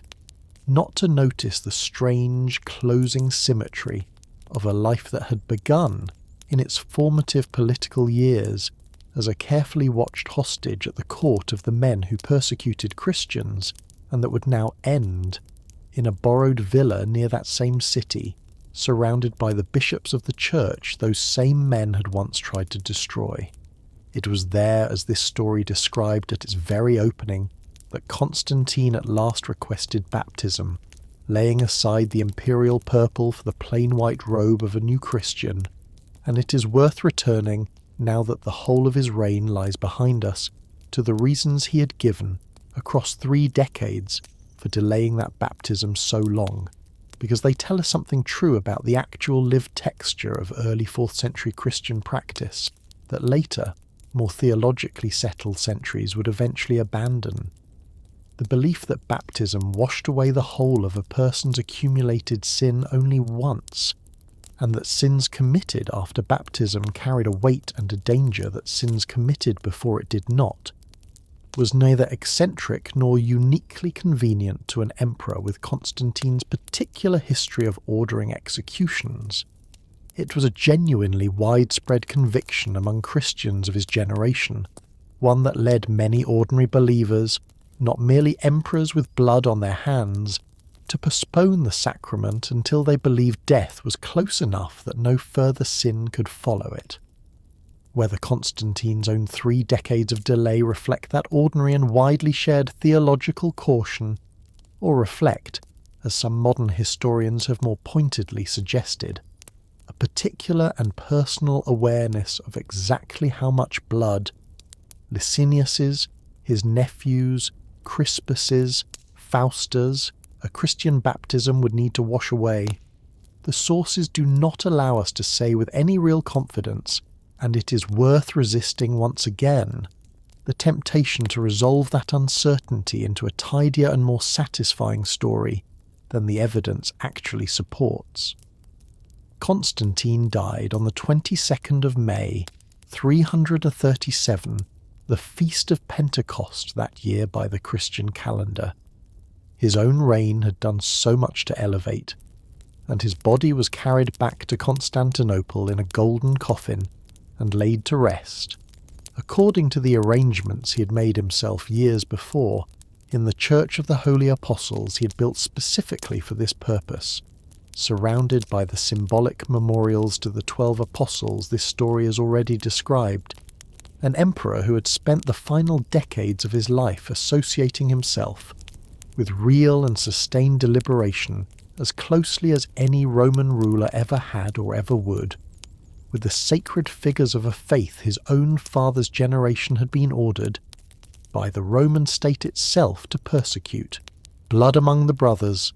The peace that Constantine had spent 30 years imposing on the Roman world, first by war and then by law, did not survive his death by so much as 4 months, and the manner of its collapse deserves to be told plainly, because it stands as one of the darkest and least remembered postscripts to this entire story. Constantine had, in his final years, arranged a succession plan dividing the empire among his 3 surviving sons by Fausta, Constantine II, Constantius II, and Constans alongside 2 nephews, sons of his own half-brothers by his father's second marriage to Theodora, an arrangement meant in the same spirit that had originally shaped Diocletian's Tetrarchy, to distribute imperial authority broadly enough to prevent any single successor from feeling shut out and driven, as Constantine's own father's generation had been driven, toward rebellion. It failed within weeks. In the summer of 337, in a massacre modern historians generally attribute to the army itself, quite possibly acting with the direct knowledge and the tacit or explicit approval of Constantine's own surviving son Constantius, though the precise chain of responsibility remains, like so much else in this family's history, genuinely disputed among the ancient sources. Soldiers loyal to Constantine's direct bloodline murdered nearly every other adult male relative with any plausible claim to a share of imperial power, including both of Constantine's surviving half-brothers and most of their sons, sparing by most accounts only 2 young boys, cousins of the new emperors, considered too young at the time to pose any immediate threat,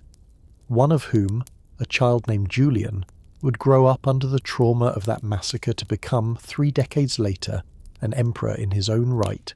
a man whose own later, deliberate and ultimately unsuccessful attempt to turn the empire back toward its old traditional gods stands as one of the strangest and most poignant footnotes to the entire Constantinian religious revolution this story has just spent so many hours describing.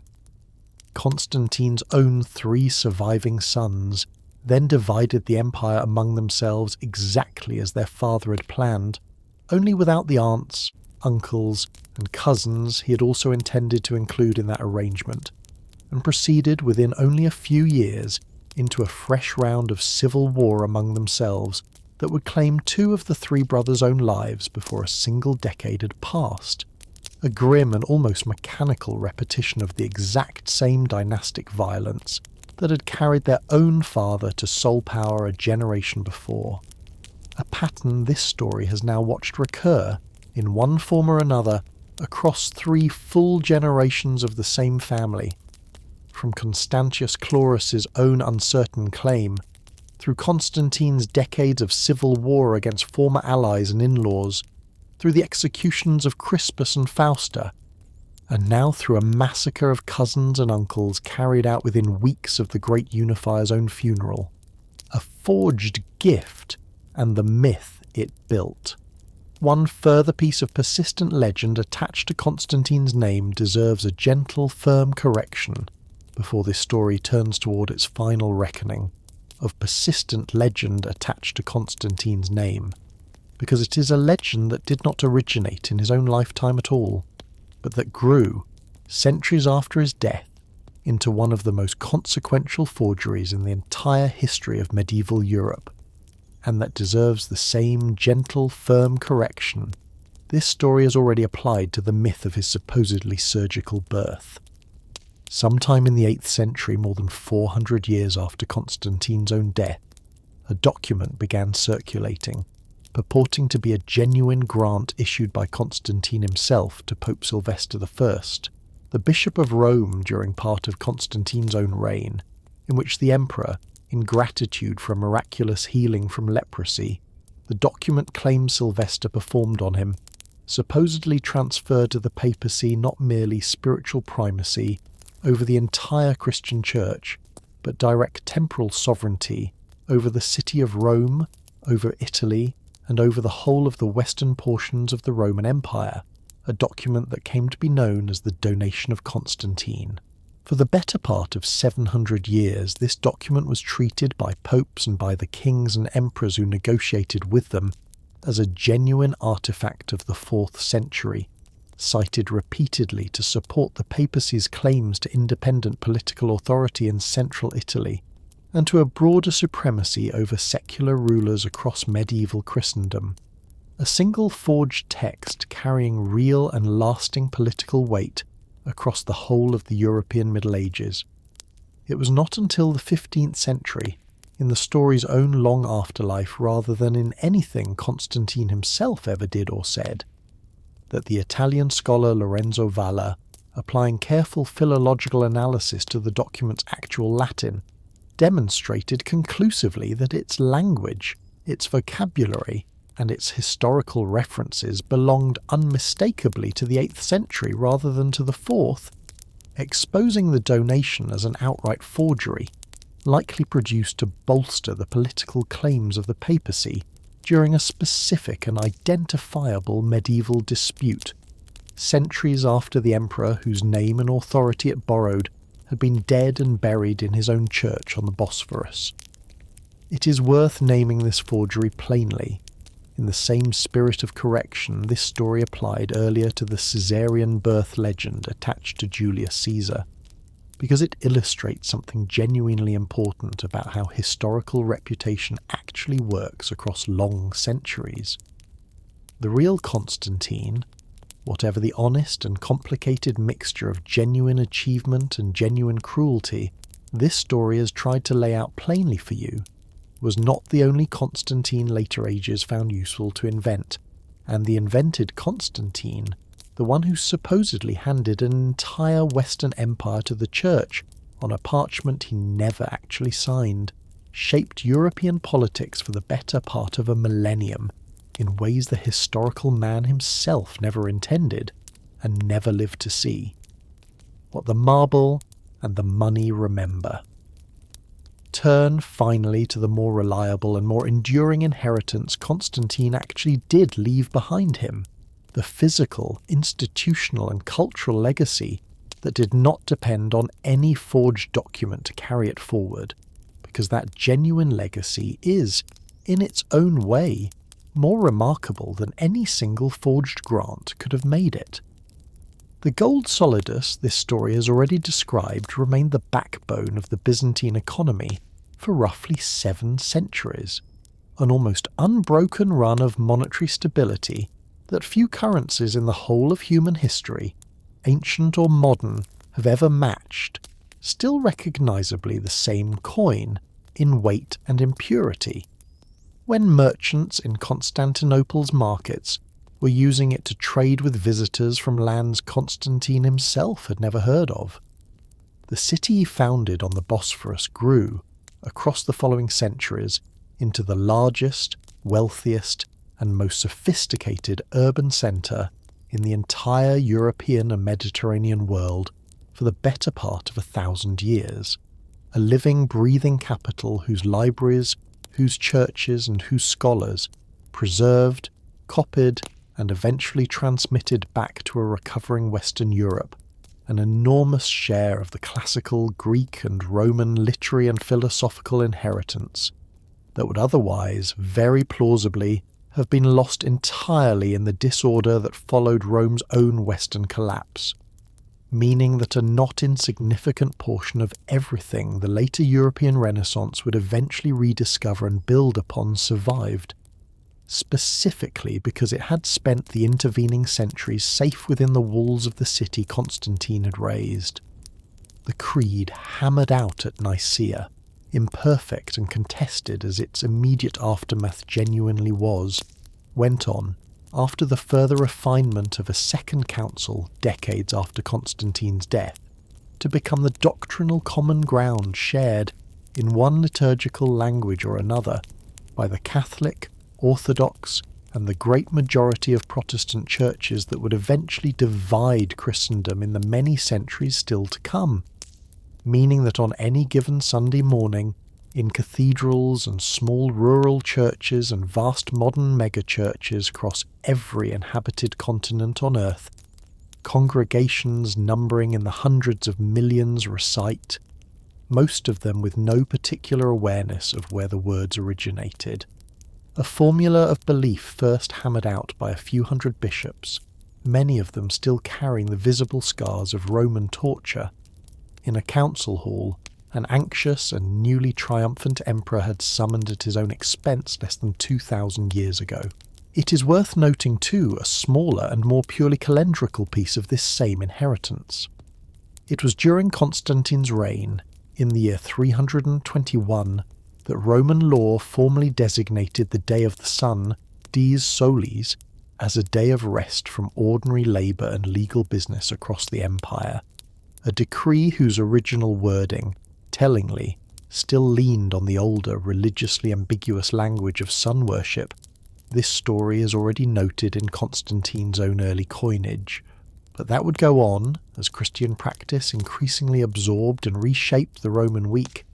to become the institutional ancestor of the Sunday rest that structures the working calendar of a very large share of the world's population to this very day. A legal habit so deeply embedded in ordinary modern life that almost no one pausing gratefully at the end of a working week stops to wonder where the pause itself originally came from. It is worth remembering too the particular and specific way Constantine's own image was put to use by rulers who came many centuries after him, because it says something real about how thoroughly his particular fusion of Roman imperial authority and Christian religious sanction reshaped the whole later grammar of European kingship. Medieval and early modern monarchs across Christian Europe, from Byzantine emperors who ruled directly in the line of succession his own city had established, to Western kings and emperors who had no genuine institutional connection to Rome at all beyond the borrowed prestige of the idea, repeatedly invoked Constantine's example, his vision before battle, his convening of church councils, his patronage of Christian building, as the founding precedent and the standing justification for their own claim that a Christian monarch's earthly power and God's own favour were meant to reinforce one another, a model of sacred kingship that would shape European political theology for well over 1,000 years after the man himself had been laid to rest in his own church on the Bosphorus. And that only began, slowly and unevenly, to loosen its grip on Western political thought in the centuries considerably closer to our own than to his. Nobody counted the ordinary dead. Before this story turns toward its final reckoning, it is worth doing what this channel always tries to do before any long account of this kind draws to its close, and pausing, deliberately, on the people this whole sweeping narrative of councils and coinage and conquered cities has necessarily left out. Because the 2 decades of civil war that carried Constantine from a shield-raised acclamation at York to sole mastery of the entire Roman world were not fought by emperors alone, and the men who actually died in them, at Turin and Verona and the Milvian Bridge, at Adrianople and Byzantium and Chrysopolis, left behind no biographer, no eulogy, and, in the overwhelming majority of cases, no name that survived even a single generation past their own deaths. Roman battle narratives from this period, written, as this story has already noted, almost entirely by authors interested in the emperors directing these campaigns, rather than the men actually fighting them, report troop numbers, when they report them at all in the kind of round, suspiciously tidy figures ancient historians so often reached for, tens of thousands here, a similarly rounded tens of thousands there, without any of the careful documentation that might let a modern historian reconstruct an honest casualty count. And it is worth naming plainly that we simply do not know, and have no real way of ever knowing, how many ordinary Roman soldiers drawn from farms and provincial towns across Gaul and Italy and the Balkans drowned in the Tiber alongside Maxentius, or bled out on the plains outside Adrianople, or froze or starved on the long marches between one campaigning season and the next in wars whose actual stated purpose, dynastic succession among a handful of rival claimants, meant nothing at all to the individual conscript being asked to die for it. It is worth remembering, too, the civilians who paid for these same wars in a currency the historical record counts even less carefully than it counts soldiers' deaths. The farmers of northern Italy whose fields were requisitioned and whose stores were seized to feed 2 competing armies, marching back and forth across the very same contested territory in the space of a single campaigning season. The residents of Byzantium itself who endured a lengthy and difficult siege during the final war against Licinius, their own city's walls holding against Constantine's own forces for weeks before falling, an ordeal that later Constantinian propaganda,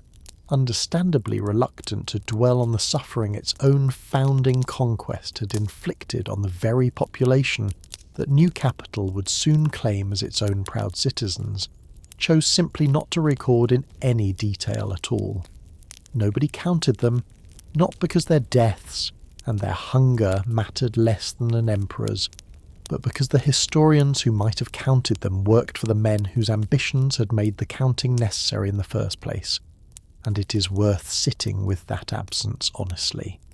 Here, near the end of this long story, rather than letting the genuine and considerable triumphs of Constantine's later reign, the councils, the currency, the churches, quietly erase the cost of the war that put him in a position to achieve any of them. The city as it must have looked and sounded. Before this story closes, try, as concretely as the fragmentary evidence allows, what it must actually have felt like to stand inside some of the specific moments this long account has only been able to describe from a careful historical distance. Picture the assembly hall at Nicaea in the summer heat of 325, packed with several hundred men in the plain, undyed woolen robes of the Eastern clergy, the air thick with the smell of packed bodies and hot stone. Voices rising in Greek across the hall, in arguments most of the emperor's own guards standing at the doors could not have followed in any theological detail, the murmur occasionally quieting altogether as an elderly bishop missing an eye or dragging a leg crippled years before under Galerius's torturers rose to speak, and the strange, charged silence that must have fallen when Constantine himself, a tall, imposing man in his early 50s dressed in gold and purple, entered a room built for churchmen rather than emperors, and waited, by Eusebius's own account, for the bishops themselves to invite him to sit. Picture too the sound and the dust of Constantinople rising, in those same years, from what had been until recently a modest and comparatively sleepy Greek port town. Thousands of labourers, many of them conscripted through the same tax and labour obligations that fell so heavily on the ordinary provincial population this story has already described. Hauling columns and statues stripped from older and now visibly diminished cities across Greece and Asia Minor through streets still half mud and half paving stone. The ring of masons' chisels against imported marble, mixing with the calls of merchants setting up stalls along a harbour that had, within less than a decade, gone from a regional backwater to one of the busiest ports in the entire eastern Mediterranean. Grain ships from Egypt riding at anchor, in numbers the old Greek colony of Byzantium had never once seen in its entire previous history. And picture, finally, the considerably quieter and considerably more private scene of an old woman, Helena, in her mid-70s, making her way on foot and by litter along the dusty roads of Judea toward Bethlehem, distributing coin from an imperial purse to beggars and to small rural churches along her route, an elderly pilgrim whose son's entire empire now stood, in ways she could not possibly have imagined during her own quiet years running an inn decades before, arranged to receive her with the honour due to the mother of the most powerful man alive, a ruler measured against other rulers. Step back for a moment from the specific and crowded detail of Constantine's own reign, to set what he actually did beside a handful of other rulers in other places and other centuries who attempted something similar, because the particular thing Constantine accomplished, binding the machinery of an entire state to a single religious conviction, and making that conviction, over the following decades and centuries, effectively permanent, is rarer in the wider sweep of history than it might first appear. And the comparison sharpens what was genuinely distinctive about his own version of it. Some 16 centuries before Constantine's own birth, the Egyptian pharaoh Akhenaten had attempted something that looks, on its surface, strikingly similar, elevating a single god, the sun disk Aten, above Egypt's entire crowded traditional pantheon, building a brand new capital city dedicated to that single god, exactly as Constantine would later build Constantinople, and attempting to redirect the religious loyalty of an entire kingdom toward his own preferred devotion. Akhenaten's revolution, unlike Constantine's, did not survive him. Within a few years of his death, Egypt's traditional priesthoods and traditional gods were fully restored, his new capital abandoned to the desert, and his own name, in a fate this story's earlier account of Crispus's Damnatio Memoria would recognize immediately, chiselled off monuments across Egypt by successors determined to erase him from memory entirely. Some 6 centuries before Constantine, the Indian Emperor Ashoka, ruler of the Mauryan Empire, had undergone his own well-documented religious transformation, turning toward Buddhism after a campaign of conquest so bloody that he came, by his own later inscribed account, to regret it, and using the full machinery of his own considerable imperial authority, edicts carved on pillars and rock faces across the Indian subcontinent, royal patronage of Buddhist monasteries and missions, to promote a religion of non-violence and ethical restraint that had, before his reign, been one devotional option among many in a crowded subcontinental religious landscape. Ashoka's patronage, unlike Akhenaten's solar revolution, but rather more like Constantine's own eventual legacy, did leave a lasting mark, helping establish Buddhism as a genuinely major world religion whose missionary networks, considerably assisted by exactly the kind of royal support this comparison is examining, would carry the faith across large stretches of Asia in the centuries that followed. What distinguishes Constantine's own version of this pattern from both of these genuine precedents is not the basic mechanism. A powerful ruler using the state's own resources to elevate one faith above its rivals,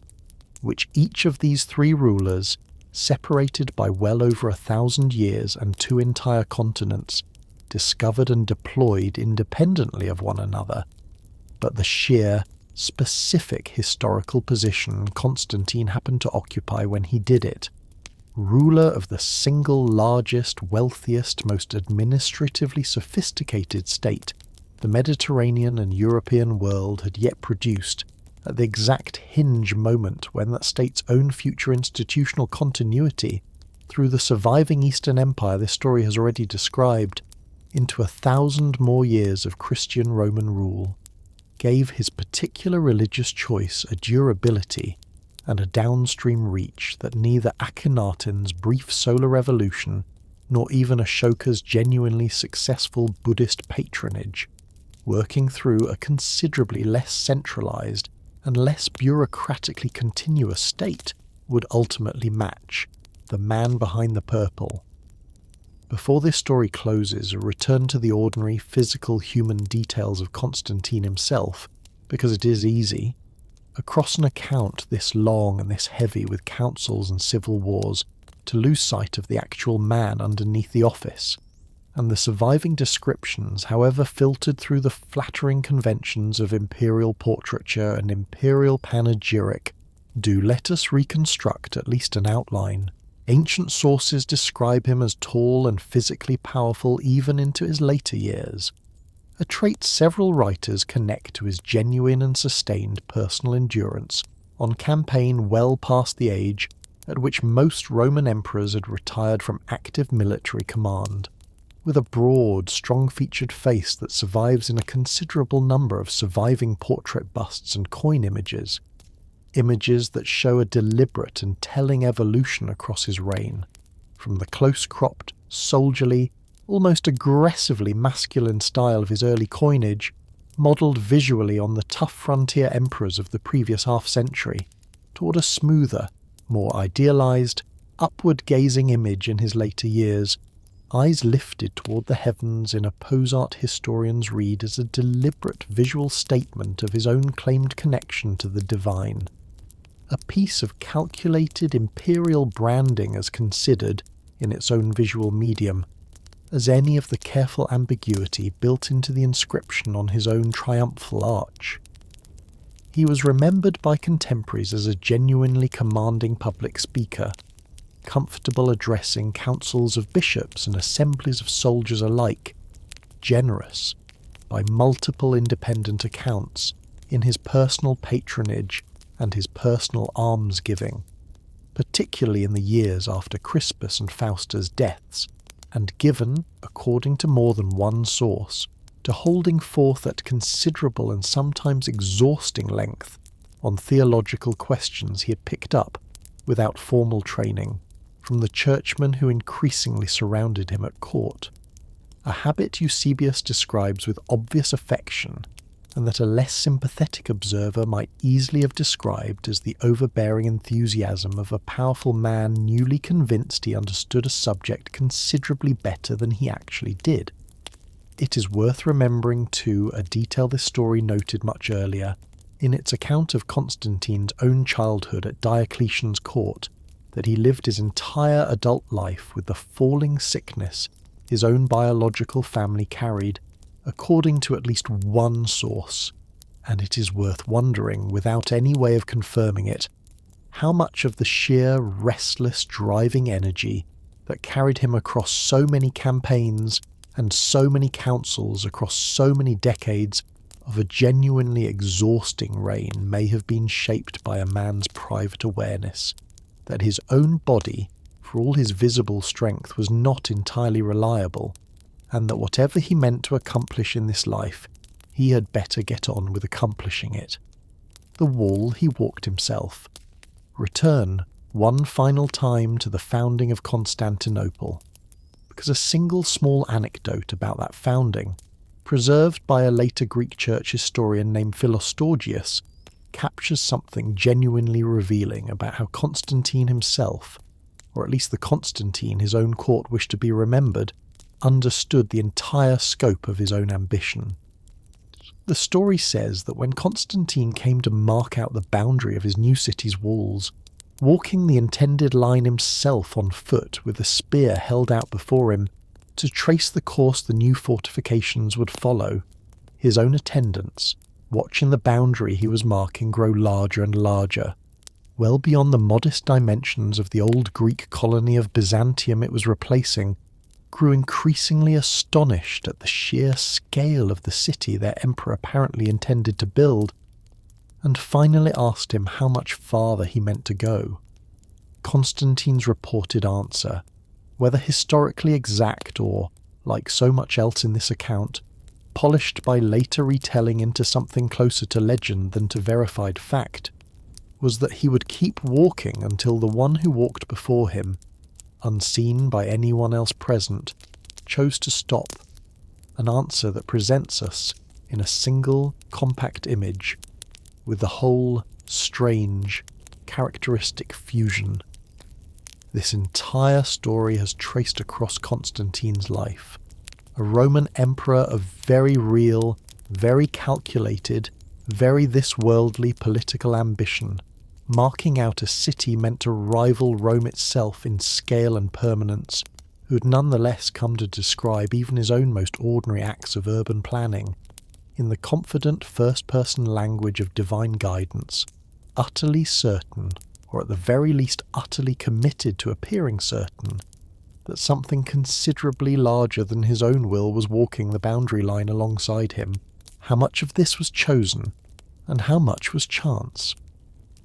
Before this story turns toward its close, one question deserves real attention. This channel has found itself asking in nearly every long history it has ever told, because Constantine's own extraordinary rise raises it with unusual force. How much of what happened here was the product of deliberate human choice, and how much was simply the accumulated weight of circumstance, arriving at a particular moment that no single actor, however capable, could have fully controlled? It is tempting, looking back across this whole story, with the comfortable clarity hindsight always provides, to treat Constantine's rise to sole power and his transformation of the empire's religious future as though they were the inevitable, foreordained outcome of one uniquely gifted man's ambition. But a closer look at the actual sequence of events suggests something considerably more contingent and considerably more fragile than that tidy narrative allows. Consider how much of this story turned on outcomes that could very easily have gone the other way. Had the soldiers at York in 306 chosen, as Galerius's own careful tetrarchic arrangements had intended, to wait for a properly appointed successor rather than raising Constantius's own son on a shield in the old dangerous pre-Diocletian pattern, there is no obvious reason to think the young Constantine, stripped of his father's army and his father's territory, would ever have risen to supreme power at all, and the entire subsequent religious history of the Roman world might have unfolded along some other unrecoverable path entirely. Had Maxentius, on the morning of the battle at the Milvian Bridge, simply remained behind Rome's walls, as every reasonable military calculation available to him at the time suggested he should, rather than marching out to give battle in the open with a single, narrow crossing at his own back, The numerically superior force he commanded might very plausibly have worn Constantine's smaller invading army down over a long siege, and the pivotal battle this entire story has built so much of its narrative weight around might simply never have happened in the form it did, robbing Constantine of the victory and the vision that later tradition would treat as the hinge on which the whole Christian future of the empire turned. Had Licinius's own later suspicion of his Eastern Christian subjects never hardened into the renewed restrictions that gave Constantine his final pretext for war, the two men might conceivably have continued their uneasy, divided coexistence for another decade, or longer, and a genuinely different balance between a still pagan-leaning Eastern court and an increasingly Christian Western one might have persisted for a generation more than it actually did. None of this is to say that Constantine's own choices, his speed of decision, his willingness to gamble on a direct assault against Rome rather than a cautious siege, his patient, decades-long cultivation of alliance and marriage and military loyalty did not matter. They mattered enormously, and this whole account has tried to show you, in careful and unhurried detail, exactly how much skill, nerve, and calculation each of those choices actually required. But it is worth holding both truths together at once, as this channel always tries to do, rather than collapsing this story into either pure hero narrative or pure historical accident. A genuinely capable and genuinely ruthless man, making a long sequence of difficult decisions under real uncertainty, whose success at nearly every one of those decisions depended at the very same time on a considerable amount of circumstance. A rival's overconfidence, a colleague's miscalculated suspicion, a legion's willingness to break with established precedent that lay entirely outside his own control, and that could, on any number of those separate occasions, have broken the other way and left us, tonight, telling an entirely different story about an entirely different Roman emperor whose name history might not have bothered to remember at all. What is left in your own hands tonight? Bring this reflection gently all the way down to the present moment, because the strange and genuinely improbable chain of contingent choices this story has just walked back through did not simply end with Constantine's own death in 337. It continued link by link, generation by generation, through 15 more centuries of decisions made by people who never knew his name, each one adding its own small, unrecoverable measure of chance to the outcome, until it arrived this evening at the specific and entirely ordinary fact of you, lying in a bed somewhere in the world, listening to a description of a council held in a city that no longer exists under the name it was given, reciting, perhaps without ever having thought about it in quite this way before, a creed whose specific wording was argued over, sentence by sentence, by frightened and exhausted men who had themselves already survived torture at the hands of an empire that no longer exists either. Whatever is keeping you awake tonight, whatever worry followed you into this bed and is only now, slowly, beginning to loosen its grip as this story winds down, it is worth remembering, if only for the length of these last few minutes, that it is considerably smaller and considerably more survivable than an empire tearing itself apart across a 50-year crisis, and considerably smaller, too, than the particular grief of a father who buried a son and a wife within weeks of each other and had to go on ruling an empire regardless. History does not offer easy comfort, and this account has tried all the way through not to pretend that it does. But it does offer, if you let it, a kind of perspective, the quiet, steadying reminder that entire civilizations have been rebuilt out of far worse wreckage than whatever is sitting on your own chest tonight, and that the people who did that rebuilding were, in the end, exactly as uncertain, exactly as flawed, and exactly as human as you are. The kings fed to the beasts. Step back now to an earlier and considerably harsher chapter of Constantine's own career that this story has so far only mentioned in passing, because it complicates, in a way worth sitting with honestly, the image of the thoughtful church patron this account has spent so much of its later sections describing. In the years immediately following his acclamation at York, while he was still consolidating his hold over Gaul and Britain, and still, by most reasonable reconstructions of his own private beliefs, several years away from any serious personal turn toward Christianity, Constantine fought a series of hard campaigns along the Rhine frontier against the Franks and the Alemanni, the same restless Germanic confederations whose raids this story's opening account of the crisis of the 3rd century described as one of the empire's gravest ongoing dangers, and he fought them with a severity that later, more sanitized retellings of his life have often preferred to pass over quickly.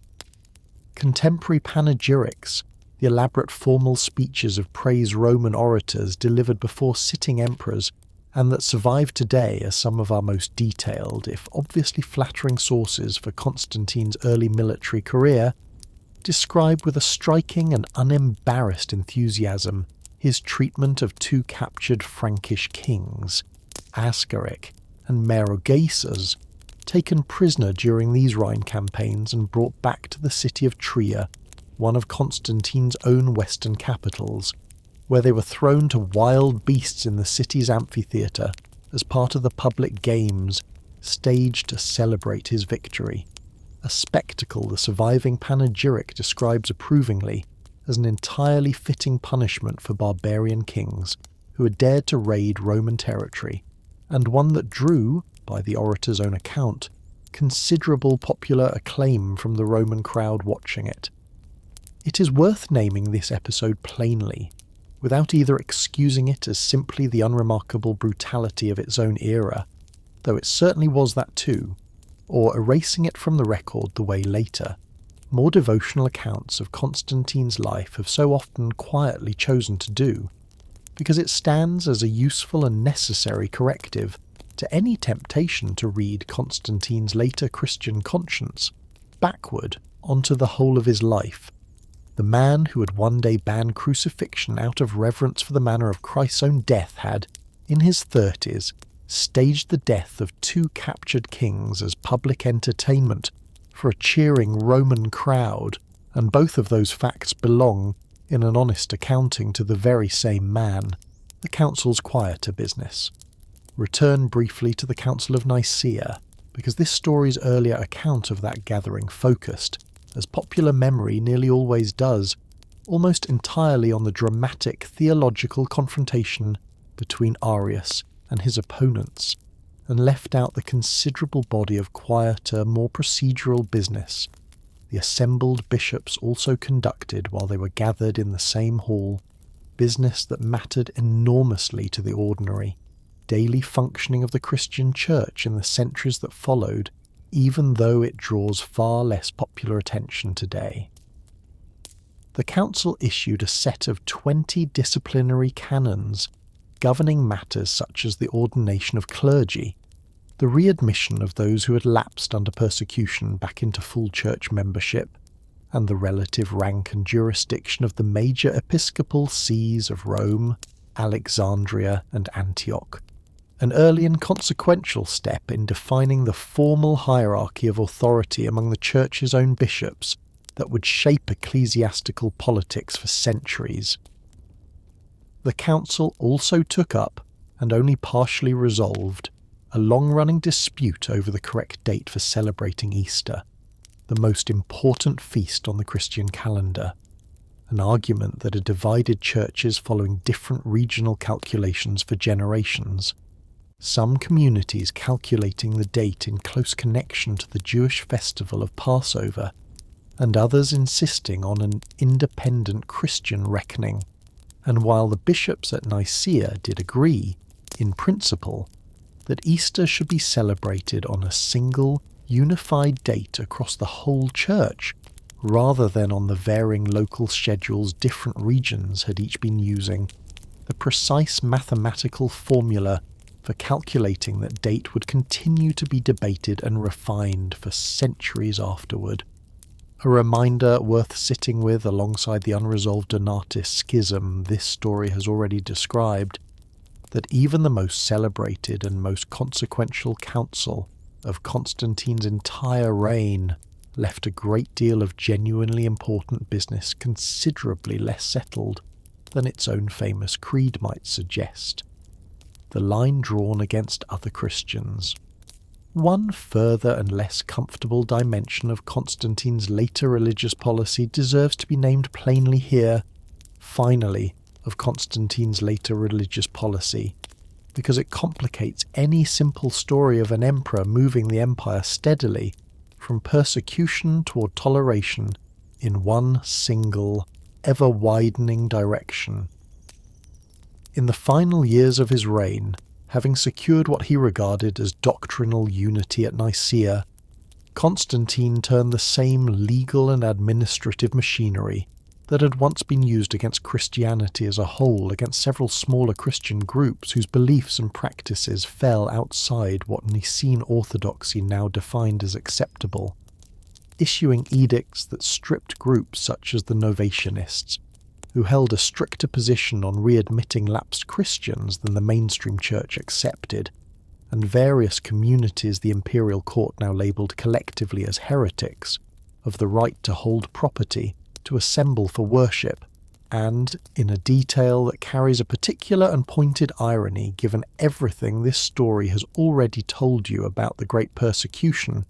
ordered the confiscation and burning of their own religious texts, the very same tactic Diocletian's officials had once used against the whole of Christianity a generation before, now turned by a Christian emperor against fellow Christians whose only offence was disagreeing with the doctrinal settlement his own council had imposed. It is worth sitting with that irony directly rather than passing over it, because it shows us, as clearly as any single fact in this entire account, exactly how quickly the machinery of state-enforced religious conformity, once built and once normalised, can be turned toward a new target,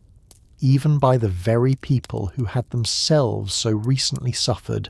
under its earlier use against them, a city he rarely visited.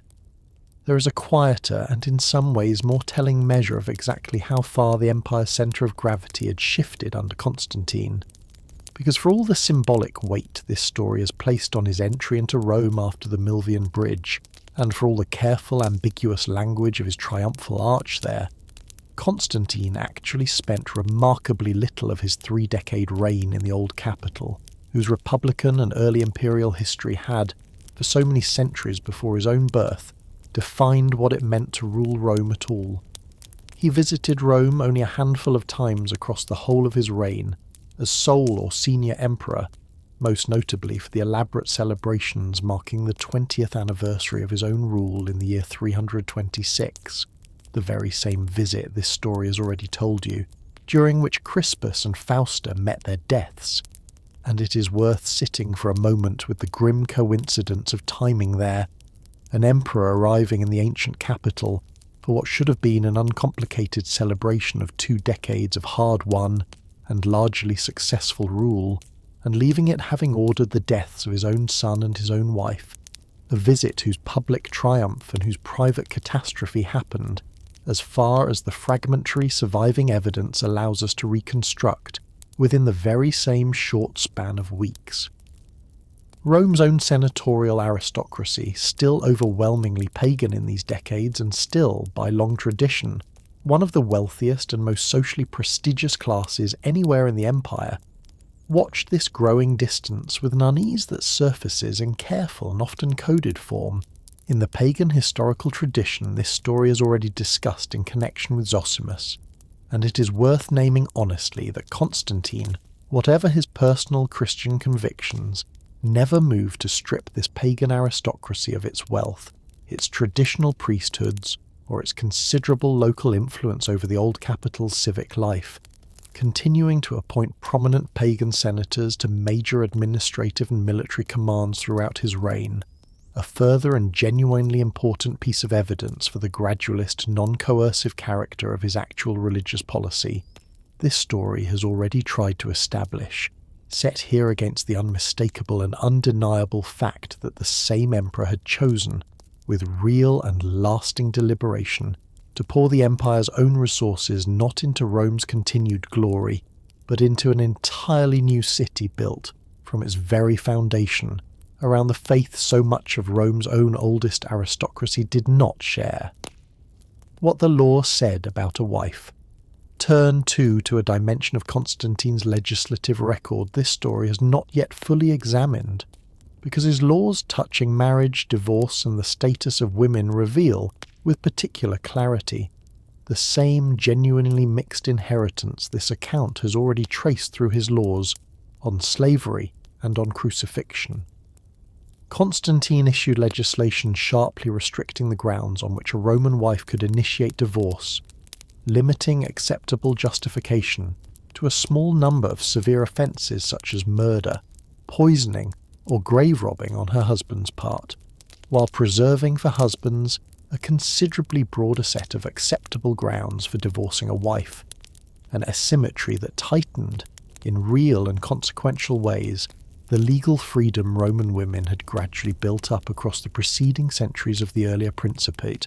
when divorce initiated by either party, for almost any reason at all, had become a comparatively routine feature of upper-class Roman life.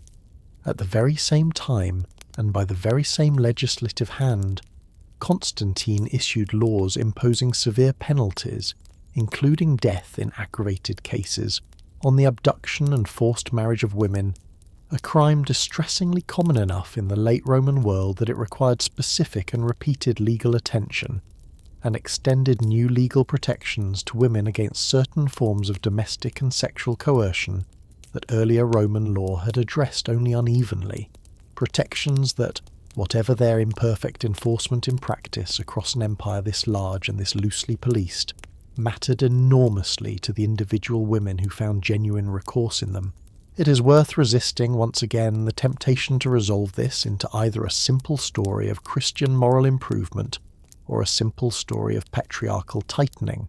because the actual record contains real elements of both, issued by the same emperor in the same years, for reasons that appear to have combined genuine, if unevenly applied, Christian concern for sexual coercion and abuse with an equally genuine and considerably older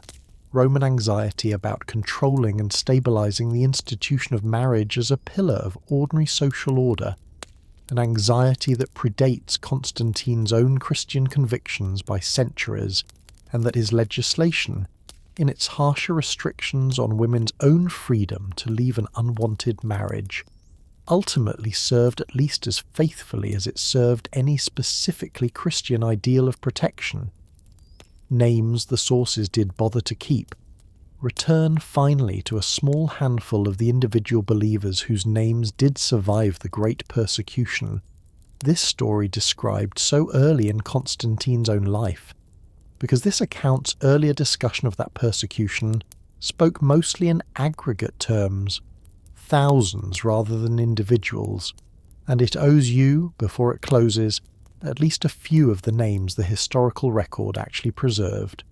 Among the Eastern martyrs whose stories circulated widely enough in the decades after their deaths to survive into later Christian tradition was a young woman named Agnes, executed in Rome itself, according to later and admittedly embellished accounts, while still barely more than a child, for refusing a forced marriage to a pagan suitor, and for refusing, alongside that, to renounce her Christian faith, a story whose precise details later centuries of devotional retelling almost certainly polished well beyond whatever plain and considerably less dramatic reality actually occurred, in exactly the pattern this whole account has now traced through Julius Caesar's pirates and Constantine's own battlefield vision alike. Better and more soberly documented is the case of Peter, Bishop of Alexandria, executed on Diocletian's orders in the final year of the persecution, 311, a man whose own surviving pastoral letters, written to guide his own scattered and frightened congregation through the practical day-to-day dilemmas the persecution had forced upon them, questions of whether and how far a believer might go in outwardly complying with an order to sacrifice without genuinely renouncing the faith in their own heart, survive as one of the very few sources from this period that lets us hear, in something closer to an ordinary believer's own voice rather than a later biographer's polished retrospective, what the great persecution actually felt like to live through in real time, week by uncertain week, rather than as a settled and simplified story told decades afterward by men who already knew how it would eventually end. The machinery beneath the throne. Return, one final time, to the actual daily mechanics of governing an empire this large, because the councils and the battles that fill so much of this story could not have functioned at all without the considerably less glamorous administrative apparatus Constantine spent just as much of his reign refining. Building on the deeper division Diocletian had already begun, Constantine completed a separation between civil and military authority at every level of provincial government, ensuring that the man responsible for collecting a province's taxes and administering its courts was no longer, as had so often been the case during the chaos of the 3rd century, the very same man commanding the soldiers stationed there, a deliberate structural safeguard against exactly the kind of ambitious, general-turned-usurper this entire story has watched rise again and again, from Sulla's own march on Rome in Julius Caesar's era, through Constantine's own father's elevation and his own acclamation at York. He formalised, too, a new tier of senior officials surrounding the throne itself, a magister officiorum overseeing the palace bureaucracy and the empire's growing network of official correspondence and intelligence gathering, praetorian prefects who now functioned as senior civil administrators over vast regional groupings of provinces rather than as the military commanders of an imperial bodyguard the office had originally described, and an inner advisory council, the consistorium, whose members stood, quite literally, rather than sat, in the emperor's presence. A small ceremonial detail that captures in miniature the same elevated and increasingly distant style of rule this story has already described in Constantine's adoption of court prostration and elaborate imperial dress. It is worth naming, too, how thoroughly this expanded, increasingly professionalised bureaucracy opened new and previously unavailable paths of social advancement for men of relatively modest background, a genuine and significant social consequence of Constantine's administrative reforms that deserves to sit alongside the heavier tax burden this story has already attributed to the very same expansion. A capable clerk or a skilled provincial lawyer could now rise through this new hierarchy of civil offices to genuine wealth and genuine influence at the highest levels of the Roman state in a manner considerably more open than the older, more rigidly aristocratic paths to power that had dominated the earlier principate, and it is worth remembering that Constantine's own family, an Illyrian military line only a generation or two removed from genuinely humble origins on his mother's side, had itself climbed to supreme power along a version of exactly this newly widened path,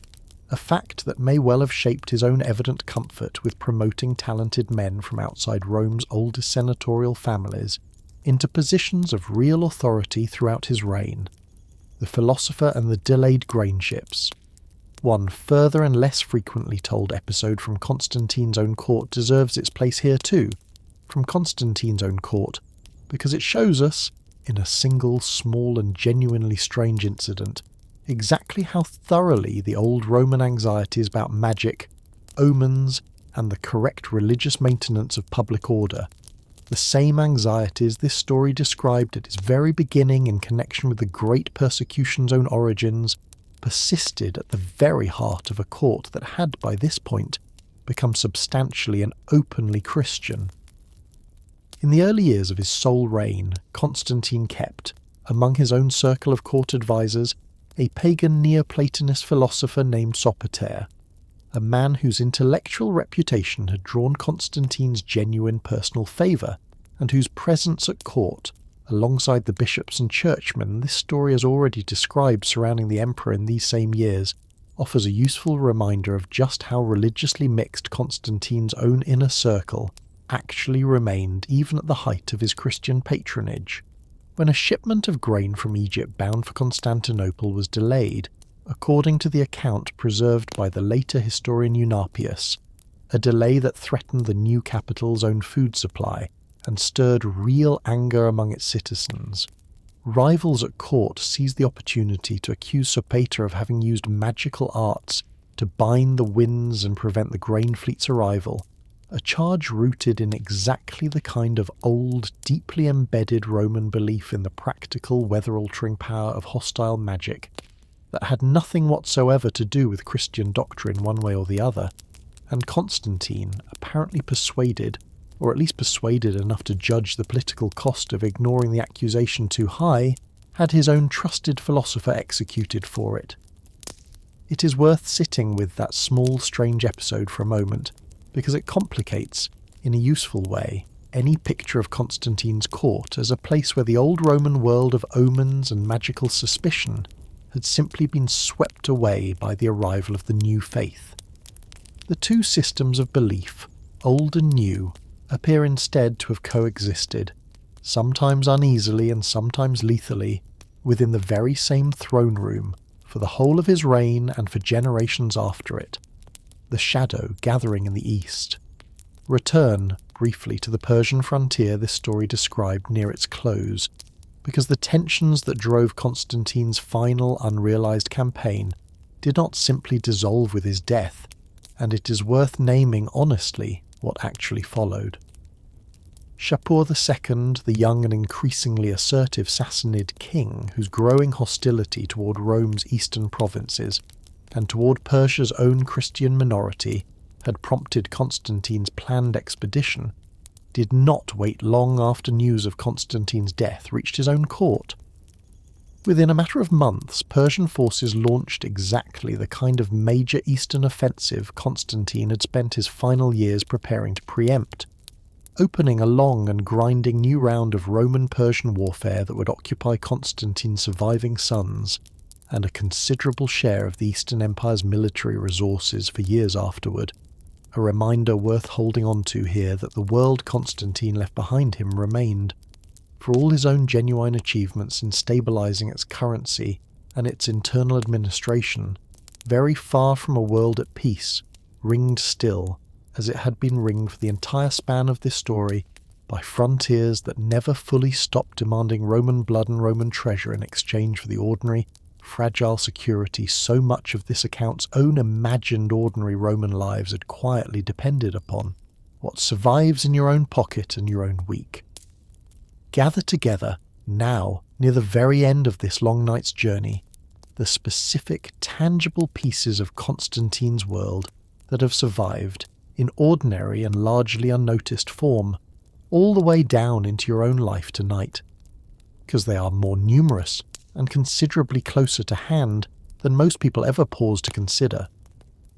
If you attend a Christian church of almost any denomination, anywhere in the world, and recite a creed together with the rest of the congregation, there is a very real chance that the words leaving your mouth, or the words you half remember from childhood, even if you no longer attend,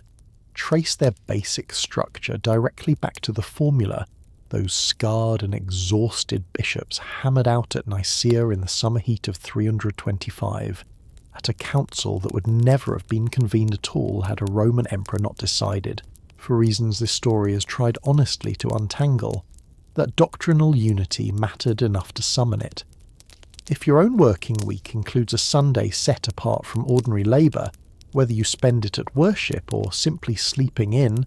you're living inside a legal habit whose earliest surviving imperial form dates to an edict Constantine issued in 321. Its original wording still leaning, as this story has already noted, on the older and more religiously ambiguous language of the unconquered sun, rather than on any explicitly Christian rationale. If you've ever looked at a map, or stood in person, in the city now called Istanbul, straddling the same narrow strait of the Bosphorus where Constantine once walked out the boundary of his new capital, with a spear held before him, you're looking at a metropolis whose basic location, whose basic strategic logic, connecting Europe to Asia, the Black Sea to the Mediterranean, was chosen by a single Roman emperor 17 centuries ago and has never since been abandoned.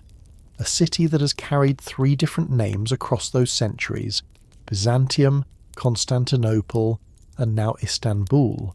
and that remains to this day one of the largest and most consequential cities on the entire planet. If you have ever visited a large church built with a long central hall, a rounded apse at one end, and a row of columns dividing it into aisles, you have stood inside the basilica floor plan, a form of architecture Constantine borrowed directly from the ordinary Roman civic buildings, once used for law courts and public business and repurposed at his own expense, for Christian worship on a scale no earlier generation of Christians had ever been able to build. A floor plan whose basic shape still echoes through cathedrals and through a great many considerably more modest parish churches being built new in the present day on every inhabited continent on Earth. And if you have ever paused, even for a moment, over the strange and genuinely improbable fact that a single, relatively small religious minority, tolerated only grudgingly and periodically persecuted with real violence across its first 3 centuries of existence, went on to become the largest religious tradition in the entire history of the world, counted today in the billions rather than the millions. It is worth remembering that the specific hinge on which a very large share of that later story turned was not any single miracle or any single sermon, but the calculated, contingent, thoroughly human decision of one Roman emperor standing on a riverbank north of Rome in the autumn of 312 to mark his soldiers' shields with a sign he was not yet fully certain he believed in himself. The argument historians are still having. Before this story finally turns toward its close, one plain fact deserves naming. The question sitting at the very centre of everything this account has tried to describe, whether Constantine's Christianity was genuine personal conviction or calculated political strategy, is not a question this channel has resolved on its own authority tonight, but one that professional historians have argued over, with real seriousness and real disagreement, for the better part of 2 centuries. And it is worth understanding at least the outline of that ongoing argument, because it shapes how every other detail in this story gets read. The most influential skeptical voice belongs to the 19th century Swiss historian Jacob Burckhardt, who argued, in a study that shaped generations of subsequent scholarship, that Constantine was, at bottom, an essentially irreligious, coldly calculating political genius, a man who recognized with real clarity that the Christian Church had grown into an organized, disciplined, empire-wide institution too valuable a political asset to leave in opposition to the throne, and who adopted its symbols and its patronage primarily as an instrument of state power, rather than out of any deep personal spiritual conviction. A reading that found the ambiguous inscription on Constantine's own triumphal arch and the lingering solar imagery on his early coinage considerably easier to explain than any theory of sudden genuine conversion. Later generations of historians working with a fuller body of evidence and considerably more sympathy toward the specific, lived texture of ancient religious experience have pushed back hard against Burckhardt's thoroughgoing skepticism, arguing that the sheer scale, consistency, and personal cost of Constantine's later Christian patronage, decades of sustained financial commitment, the deeply personal anguish this story has already described in the aftermath of Crispus and Fausta's deaths, the final years spent preparing what Eusebius frames as an explicitly religious campaign against Persia, sit uneasily with a purely cynical, purely instrumental reading of the man, and argue instead for a Constantine who held what was, by the honest and cautious standard modern historians apply to any historical figures in a life,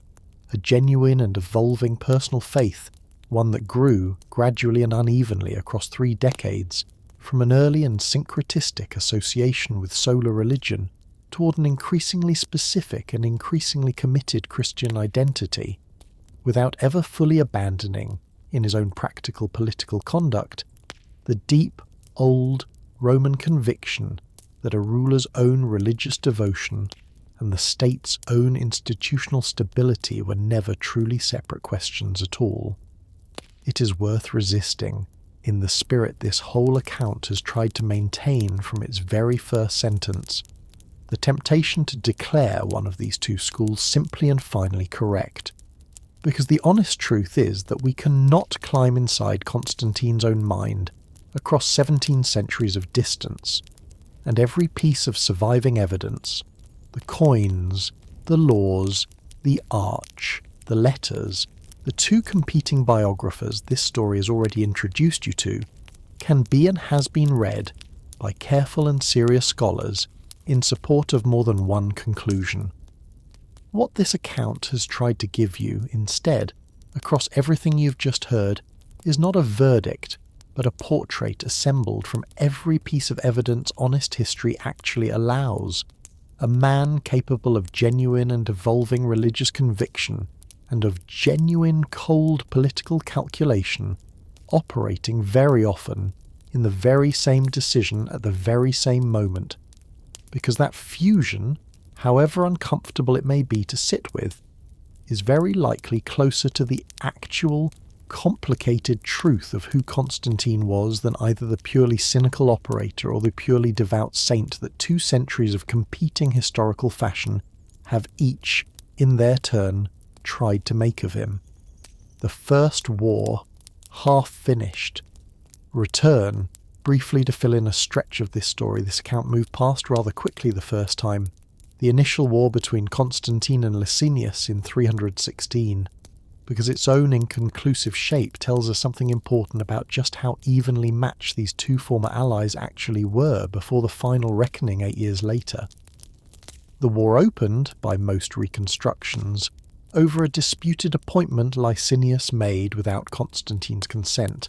and the 2 armies met first at a town called Cybele in the Balkans, where Constantine, commanding a considerably smaller force than his rival, won a hard and costly victory late in the day after a battle that had swung for hours in genuine doubt, a battle whose casualties, once again, no surviving source bothered to count with any real care beyond noting. In the vague and rounded language this story has already flagged as characteristic of ancient military reporting, that the slaughter on Licinius's retreating side was very great. Licinius withdrew, regrouped, and elevated a general of his own to the rank of rival Caesar, in a bid to strengthen his own claim to legitimacy. And the 2 armies met a second time at a place called Mardia, a battle that ancient accounts describe as even bloodier and even less decisive than the first, ending, as this story has already told you, not in outright victory for either man, but in a negotiated peace that redrew the map between them and left both rulers to spend the following 8 years watching each other with the same careful, armed suspicion that had characterized nearly every other pause between rounds of civil war this entire account has described. It is worth naming this half-finished war plainly, rather than skipping past it toward the more famous and more decisive final campaign, because it is a useful reminder that Constantine's eventual triumph over Licinius was not, in 316, in any way a foregone conclusion, and that the man who would go on to reshape the whole religious future of the Roman world came within a single hard-fought and inconclusive battle of being checked indefinitely by a rival every bit as capable as he was. Ships on the Hellespont. Fill in, too, the fuller and more genuinely dramatic shape of the final war against Licinius in 324, because this story's earlier account compressed a campaign of real tactical complexity into a single brief paragraph, and the fuller version rewards a closer look. Constantine's land forces met and defeated Licinius's larger army at Adrianople in a hard-fought battle in early July, driving the survivors back toward the fortified city of Byzantium itself. But the war's true turning point came at sea, in the narrow waters of the Hellespont, where Licinius had stationed a large fleet specifically to prevent Constantine's own considerably smaller naval force from linking up with his land army and completing the encirclement of Byzantium. It was here that Crispus, Constantine's own eldest son, not yet 20 years old and already, by every surviving account, a commander of genuine and independently earned skill, rather than merely an emperor's favoured child given ceremonial command, won the single most celebrated naval victory of the entire war, defeating a fleet reported by ancient sources to have outnumbered his own by a considerable margin across a running battle fought over 2 separate days, a victory that opened the straits, sealed Byzantium's fate, and made Crispus, at that exact moment, one of the most publicly celebrated young men in the entire Roman world. A popularity this story has already told you would matter, in ways no one celebrating that naval victory could have imagined less than 2 years later. Byzantium itself, cut off by land and now by sea as well, held out for a period of weeks under siege before finally surrendering, and Licinius, retreating with the remnant of his forces across the straits into Asia Minor, made his last stand at Chrysopolis in September, where Constantine's army broke his final line for good, ending in that single autumn campaigning season more than a decade of intermittent rivalry between 2 men who had once stood together at Constantia's own wedding feast at Milan, sealing an alliance neither of them, in that earlier and more hopeful moment, could have known would end this way. 6 half-siblings and a family tree worth tracing. Return too to the family Constantine's father. Theodora bore him after Helena's own quiet setting aside, because this story mentioned those 6 half-siblings only in passing at its opening, and their own fates thread directly through everything that happened after Constantine's death. Among them was a son named Julius Constantius, who would go on, in turn, to father 2 boys of his own, Gallus and Julian. And it is worth naming plainly that Julius Constantius himself was one of the adult male relatives murdered in the massacre this story has already described in the chaotic weeks following Constantine's own death in 337, a massacre that spared, as this account has told you, only his 2 young sons, considered too small at the time to pose any immediate threat to their older cousins' newly divided inheritance. Julian, the younger of those 2 surviving boys, grew up under the direct and lasting shadow of watching his own father murdered by soldiers loyal to his cousins, raced in a kind of watched, uneasy semi-exile for years afterward, and it is worth noting as this story draws toward its close the particular and almost unbearably ironic shape his own later life would take. Appointed Caesar as a young man by his surviving cousin Constantius, he would go on, once he himself reached the throne decades later, to attempt a deliberate, considered, and ultimately unsuccessful reversal of the entire religious revolution. This whole account has just spent so many hours describing, working to restore the old traditional gods to their former imperial favour, a reign remembered by history as that of Julian the Apostate, a title his own Christian contemporaries coined and history has never quite let go of, and a reign cut short, within only a few years, by his own death on campaign against the very same Persian frontier that had occupied Constantine's own final, unrealized ambitions. It is worth sitting for a moment with the strange completeness of that circle. A family massacre carried out to secure Constantine's own bloodline on the throne, produced within a single surviving generation, the one emperor who would try hardest and fail most completely. to undo everything that Bloodline's founder had spent his own life building. The old man who watched it all collapse. Return one final time to Diocletian himself, because this story's account of his abdication in 305 was not, in fact, the last we could tell of him, and the actual ending of his own life carries a quiet, bitter irony worth sitting with before this account moves toward its own close. Diocletian retired to a vast and genuinely remarkable palace he had built for himself on the Dalmatian coast, near the town of his own birth, a fortress-like residence whose walls and towers survive remarkably at the core of the modern city of Split, and he spent his retirement, according to the one famous anecdote that survives from these years, cultivating vegetables in his own palace gardens, a story preserved by the same Lactantius whose account of Constantine's own shield-marking vision this story has already examined, who records that when Maximian, Diocletian's own former co-Augustus, tried to persuade the retired emperor to return to public life and help settle the chaos that had engulfed the Tetrarchic system within a single year of their joint abdication, Diocletian is said to have replied that if Maximian could only see the cabbages he had planted with his own hands, he would never suggest such a thing again. A piece of dry, weary wit from a man who had spent 21 years holding a shattered empire together, and had no evident wish to be dragged back into the business of holding it together a second time. That contentment, real or performed, did not survive the years that followed. Diocletian lived long enough, in his own quiet retirement,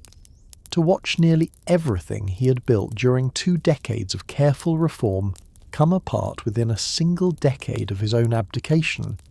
his hand-picked successors dying in rapid and violent succession, his own wife and daughter held for a period as virtual hostages by a rival tetrarch during the chaos following Galerius's death,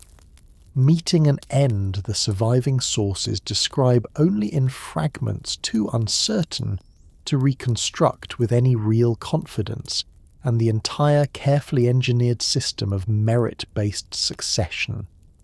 He had spent his reign perfecting, collapsing, in the end, into exactly the kind of dynastic blood-soaked scramble it had been explicitly designed to prevent. He died in 311 or thereabouts, at his own palace on the Dalmatian coast, and later sources, again admittedly working from fragmentary and not fully reliable testimony, suggest that his final years were darkened by genuine despair at watching his life's central achievement unravel so completely and so quickly. A despair that, if the tradition is accurate even in its broad outline, makes for a genuinely sobering coda to this whole story's account of his reforms. The one man who had done more than any other to save the Roman Empire from the chaos of the 3rd century lived just long enough to watch a new generation, Constantine chief among them, tear his own careful solution apart in pursuit of exactly the kind of sole, unchecked, dynastically inherited power his entire system had been built to prevent any single man from ever holding again. A giant's hand still on display, one physical, tangible fragment of Constantine's own image that has survived in genuinely startling form all the way down into the present day, because it offers a fitting final image for this whole long story's meditation on power, memory, and the strange afterlife of a single human reputation. In Rome, in the courtyard of the Capitoline Museums, visitors today can stand before the surviving fragments of what was once an enormous seated statue of Constantine himself, a colossus perhaps 12 meters tall in its original complete form, of which only the head, a single hand with its finger raised, a foot, and a handful of other massive marble fragments now survive. Pieces recovered from the ruins of the Great Basilica in the Roman Forum where the statue once sat enthroned. The head alone stands taller than a grown adult, its eyes carved to gaze upward in exactly the idealized, heaven-directed pose this story has already described from Constantine's later coinage, fixed on something far above the heads of anyone who stands before it, and it is worth imagining for a moment an ordinary Roman citizen of the 4th century walking into that basilica and finding themselves standing quite literally in the shadow of a single stone hand larger than their own entire body. A piece of imperial propaganda carved directly into marble on a scale meant to make the emperor's authority feel less like the rule of one fallible man among many, and more like something closer to the presence of a god made briefly, partially visible. 17 centuries later, that same enormous stone hand still sits in a Roman courtyard, disconnected now from the body and the throne it was once attached to, visited by tourists who snap photographs beside a single marble finger the size of a grown man's forearm. A strange and genuinely poignant image of a life this story has spent so many hours trying to reassemble in full. Broken now into fragments, larger than life even in pieces, and still, after everything, drawing the eye of strangers who pause for a moment on their way through an ordinary afternoon to wonder who this enormous unfinished man once was. Stone borrowed from older glories. Return, one more time, to Constantine's own triumphal arch in Rome, because this story has already told you about the careful ambiguity of its inscription, without pausing on an equally revealing fact about the sculpture covering its surface. A fact that archaeologists and art historians have long found genuinely fascinating in its own right. A considerable portion of the decorative relief panels on Constantine's arch, the roundels depicting hunting scenes and sacrifice, the large narrative panels showing an emperor addressing his troops or dispensing justice, were not carved new for the occasion at all, but taken, quite literally lifted from earlier monuments honouring earlier emperors, Trajan, Hadrian and Marcus Aurelius among them, their original imperial faces recarved, where the ancient sculptors could manage it, into a reasonable likeness of Constantine himself, a practice modern scholars call spolia, the deliberate reuse of older art and older architecture in a new monument. And it is worth sitting with what that practice actually tells us, because it was not, by any evidence historians can bring to it, a matter of cost-cutting haste alone. Associating Constantine's own image with the visual legacy of some of Rome's most celebrated earlier emperors was itself a calculated political statement, a monument built, quite literally out of recycled stone, to argue that Constantine belonged in direct visual continuity with Rome's most admired imperial past, even as the actual substance of his rule, the new capital rising in the east, the new faith openly patronised at court, was busy quietly and permanently rewriting what that Roman past would come to mean. Halls that still stand at Trier. Constantinople was very far from the only major building project Constantine left behind him, because the western capital where he had spent so many of his earlier years as Caesar, the city of Trier on the Moselle River in what is now Germany,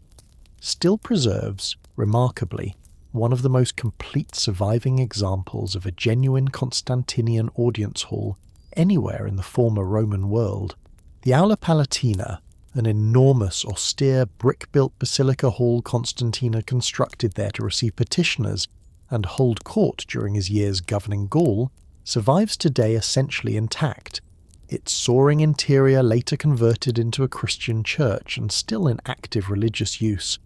a building whose sheer, spare scale, a single vast rectangular room, roughly the length of a modern football field beneath a coffered ceiling, lets a visitor standing inside it today experience something genuinely close to the actual physical space in which the young Caesar, who would later win at the Milvian Bridge, once received ambassadors and administered justice, a considerably more intact and more immediate physical connection to Constantine's own lived reality than the fragmentary Colossus in Rome, or the endlessly rebuilt churches of Constantinople can now offer. Fausta's own coinage. Return one final time to Fausta herself, because this story's account of her death risks leaving her in your memory as nothing more than the ambiguous tragic centre of a scandal historians still cannot fully untangle, and she deserves, in an honest telling, to be remembered as more than that. During the 2 decades of her marriage to Constantine, Fausta held the title of Augusta in her own right, appeared on imperial coinage minted across the empire in her own image,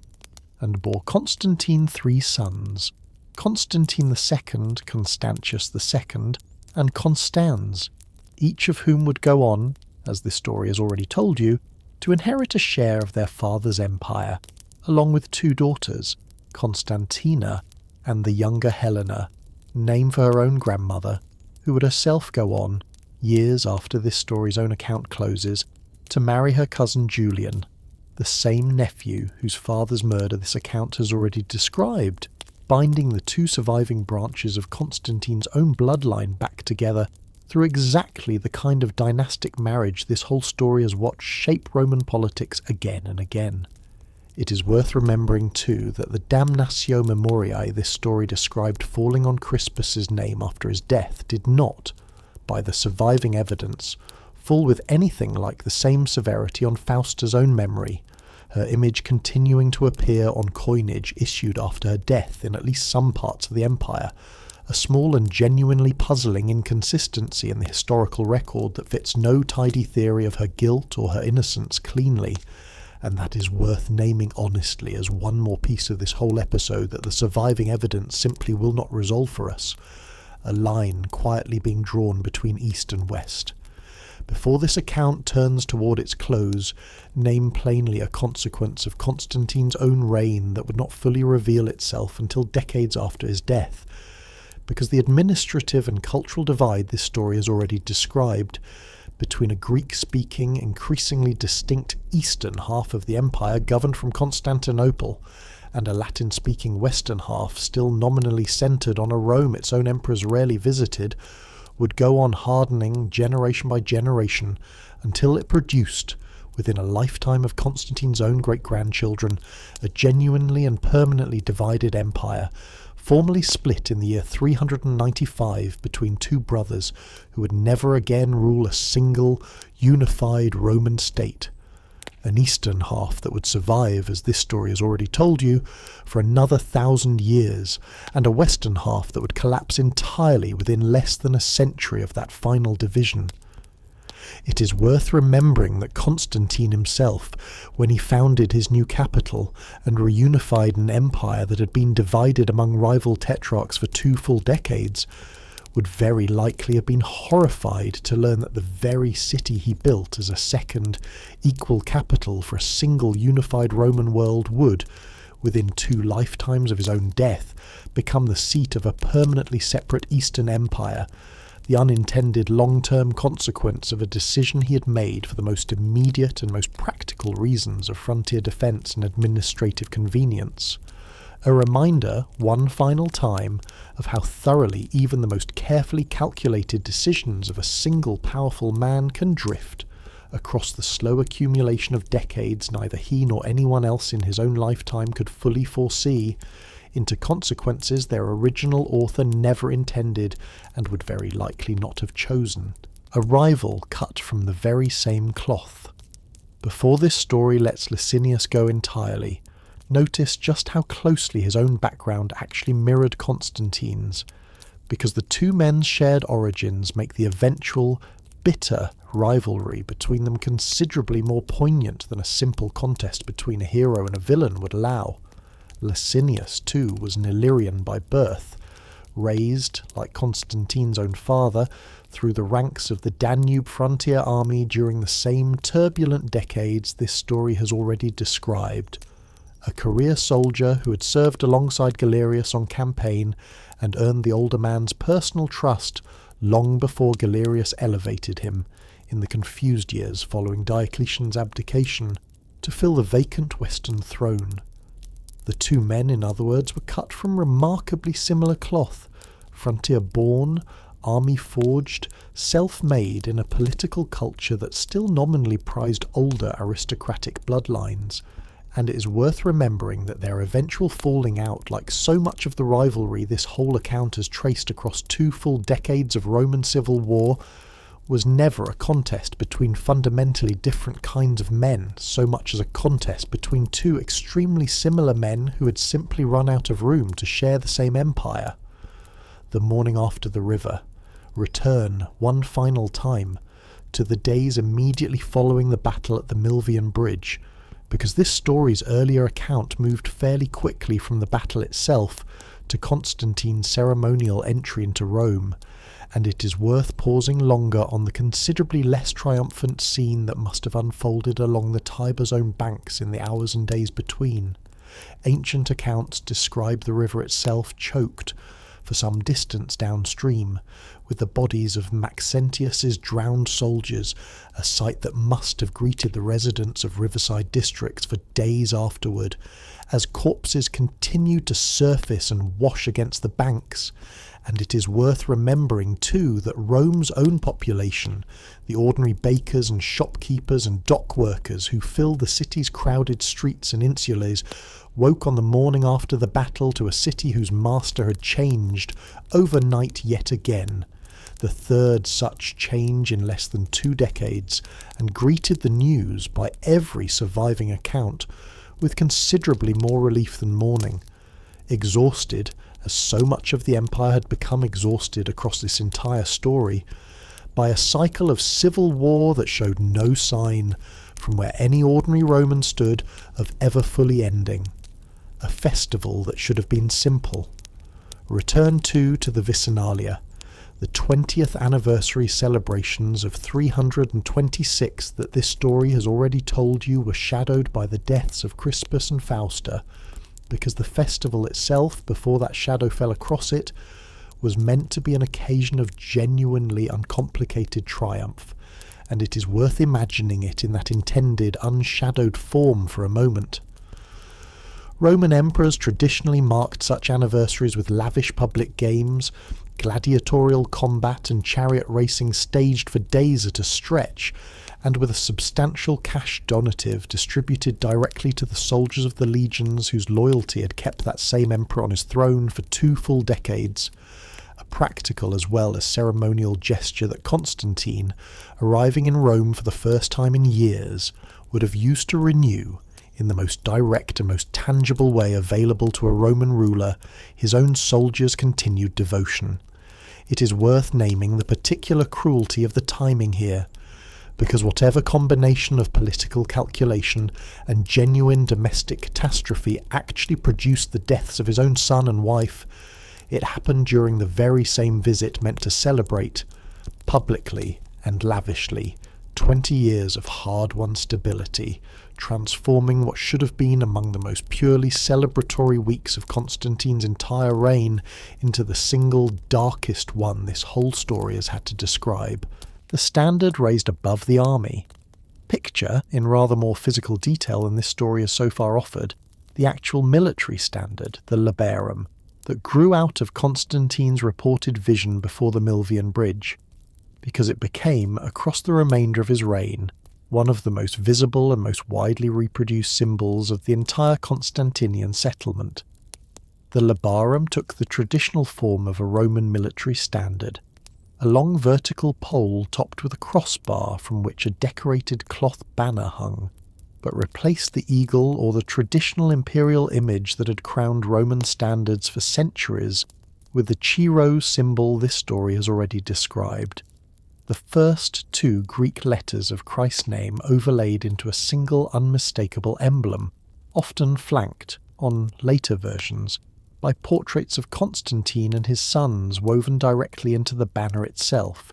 and it is worth imagining what it must have meant to the ordinary legionary marching beneath it. A symbol that had begun as a personal and privately reported vision was now the literal, physical rallying point. An entire army oriented itself around on the march and in battle, carried by a dedicated guard of soldiers specifically chosen for the honour, a piece of Constantine's own private religious experience made permanently, communally, physically visible to tens of thousands of men who had never seen the vision themselves and had only their emperor's own word and the banner itself to go on. Walls that would grow larger still. The walls Constantine raised around his new capital, however impressive they appeared to contemporaries, were not in fact the walls that would eventually make Constantinople famous as one of the most formidably defended cities in the history of the world, because within less than a century of Constantine's own death, a later emperor, Theodosius II, would push the city's fortifications considerably further out from its original Constantinian boundary, building the massive triple-layered land walls that would go on to repel siege after siege for the following 1,000 years, walls whose ruins still stand in impressively preserved stretches across the modern city of Istanbul today.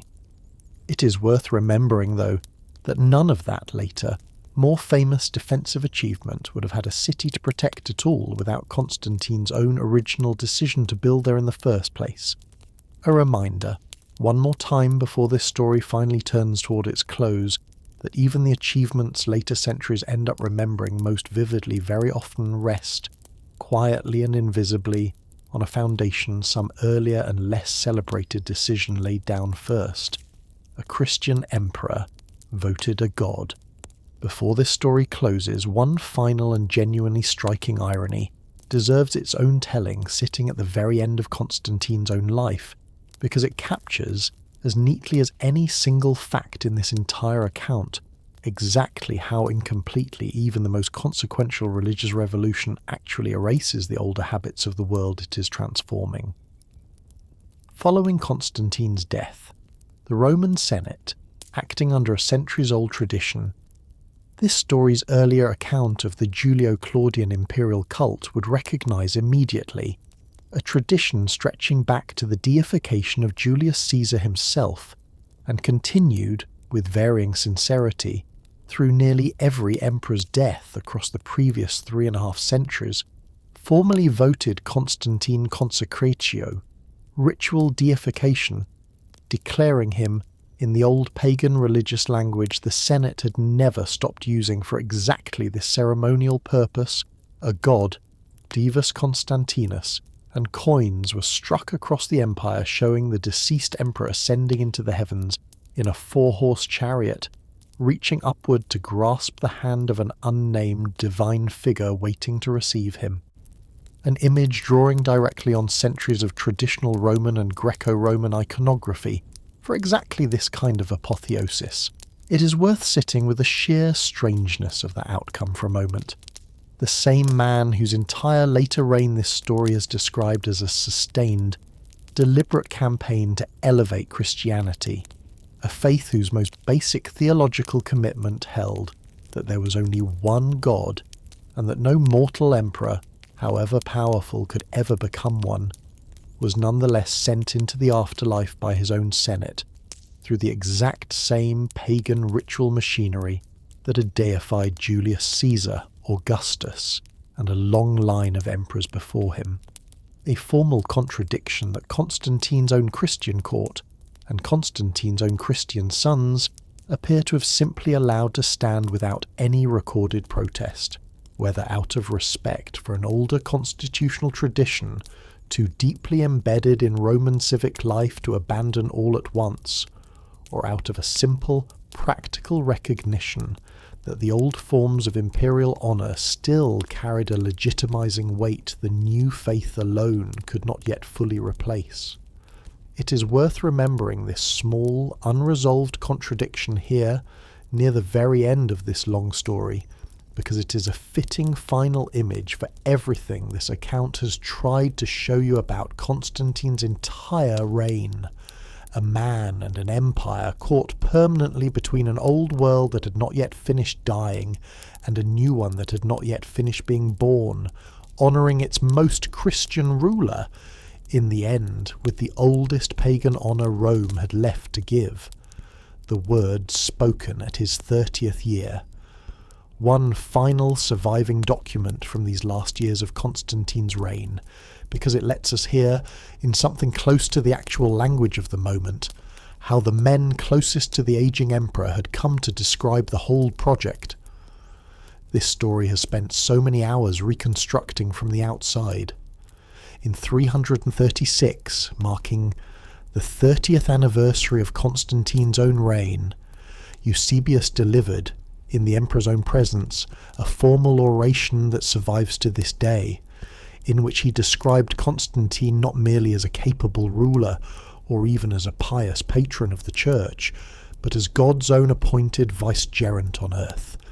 a mortal ruler governing the visible world in direct and deliberate imitation of the single, unified, harmonious kingdom of heaven itself, ending centuries of the old Roman world's fractured multiplicity of gods and fractured multiplicity of rival emperors alike, and replacing both with a single God ruling a single heaven and a single emperor ruling a single unified earthly empire, in an argument so neatly and so deliberately symmetrical that it reads, even now, less like ordinary political flattery and more like a fully worked out theology of Christian monarchy, one that would go on, as this story has already told you, to shape European ideas about sacred kingship for well over 1,000 years after the speech itself had been delivered and largely forgotten by anyone outside a small circle of specialist historians. It is worth remembering that Constantine himself sat and listened to this oration in person, an old man near the very end of his life, dressed by this point less like the sharp young officer who had ridden the length of the empire to reach his dying father's side in Britain, than like a figure already halfway transformed, in his own court's own carefully cultivated language, into something considerably closer to a living icon than to the restless, calculating, occasionally ruthless soldier. This whole long story has tried, honestly and at considerable length, to show you underneath the icon who actually converted whom. One further piece of popular legend deserves a gentle correction before this story finally lets Constantine go, because it is a genuinely widespread misconception, repeated in a great many casual retellings of this story, and the actual better attested order of events runs the opposite direction.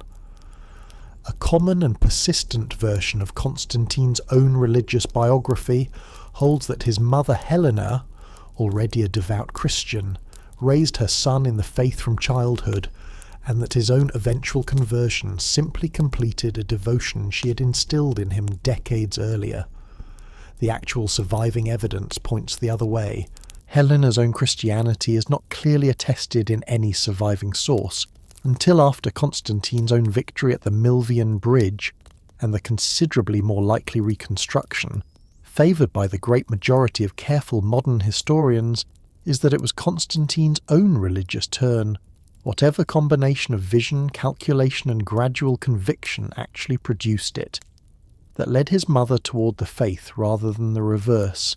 meaning that the elderly pilgrim this story described travelling to Bethlehem and Jerusalem in her 70s was very likely a comparatively recent convert herself,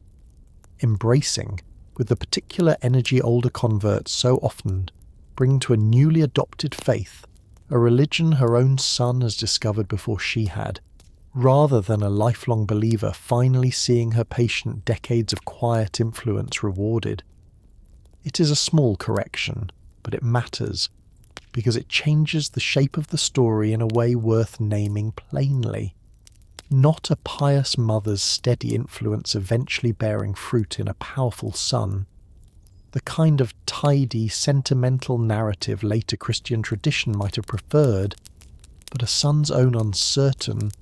gradually deepening conviction reaching backward to bring his own mother, in the last years of her long life, into a faith she had not held for most of the years she spent raising him. the bishop on the wrong side of his own council. This story has saved one last irony for its very end, because it involves the exact bishop who performed the baptism this whole account opened with, and it deserves to be told plainly rather than left as a loose thread. The bishop who received Constantine's final profession of faith and administered his baptism in that borrowed villa near Nicomedia was a man named Eusebius, Bishop of Nicomedia, not to be confused with the considerably more famous Eusebius of Caesarea, whose biography this story has drawn on so heavily throughout. And this second Eusebius was, by the plain and well-documented record of his own career, one of the most prominent and most persistent supporters of the very theological position, the Arian position, that the Council of Nicaea had convened specifically to condemn a dozen years earlier. He had been present at Nicaea itself, had resisted signing the final creed as long as he plausibly could, had been exiled for a period for his continued sympathy with Arius's teaching, and had, through years of careful court politics in the period since, worked his way back into a position of real influence over the aging Constantine's own religious household, close enough, by the last months of Constantine's life, to be the specific bishop standing at the emperor's own deathbed when the moment for baptism finally came. It is worth sitting with that irony directly, because it means that the sacrament closing out the life of the emperor, most responsible for imposing the Nicene formula on the whole of the Christian world, was administered, in the end, by a bishop who had never fully accepted that same formula himself. A final, quiet reminder, arriving at the very last possible moment of this entire story, that the tidy doctrinal unity Constantine had spent a decade trying to build through the machinery of imperial power remained, even in the room where he drew his own last breaths, considerably less settled than the creed's own confident wording had ever managed to make it. An edict that could not quite end the games. One further piece of Constantine's legislative record this story has not yet examined, because it shows, as clearly as anything in this entire account, the real limits of even a Christian emperor's power to reshape a culture as deeply entrenched as Rome's own appetite for the arena. In 325, the same year he convened the Council of Nicaea, Constantine issued an edict declaring that the bloody spectacle of gladiatorial combat, a form of public entertainment this story's own account of Julius Caesar's political career described as a central and enormously popular tool of Roman crowd-pleasing, centuries earlier, should be abolished altogether, condemning it in language that reads as a genuine expression of Christian revulsion at the deliberate killing of human beings for public amusement, as unfit for an age of civil and domestic peace. And yet gladiatorial games did not in fact disappear from the Roman world in 325, or for a very long time afterward. The institution proved too popular, too deeply woven into the civic and political fabric of cities across the empire, particularly in the western provinces where the games retained real popular enthusiasm for generations, for a single imperial edict, however sincerely meant, to simply legislate out of existence, and gladiatorial combat continued, in gradually diminishing but still real form for the better part of another century after Constantine's own death, before finally fading out through slow cultural change rather than through the clean, decisive abolition his own edict had called for. It is worth naming this failure honestly, alongside the genuine successes this story has already credited him with,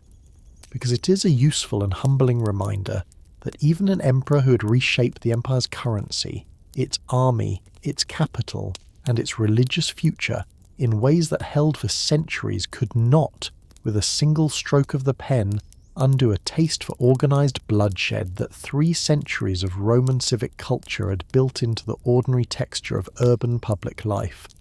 The tax that followed every household,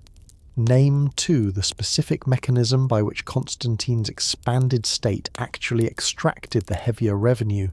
this story has already told you funded the army and the bureaucracy of his reformed empire, because the system itself, refined from foundations Diocletian had already laid,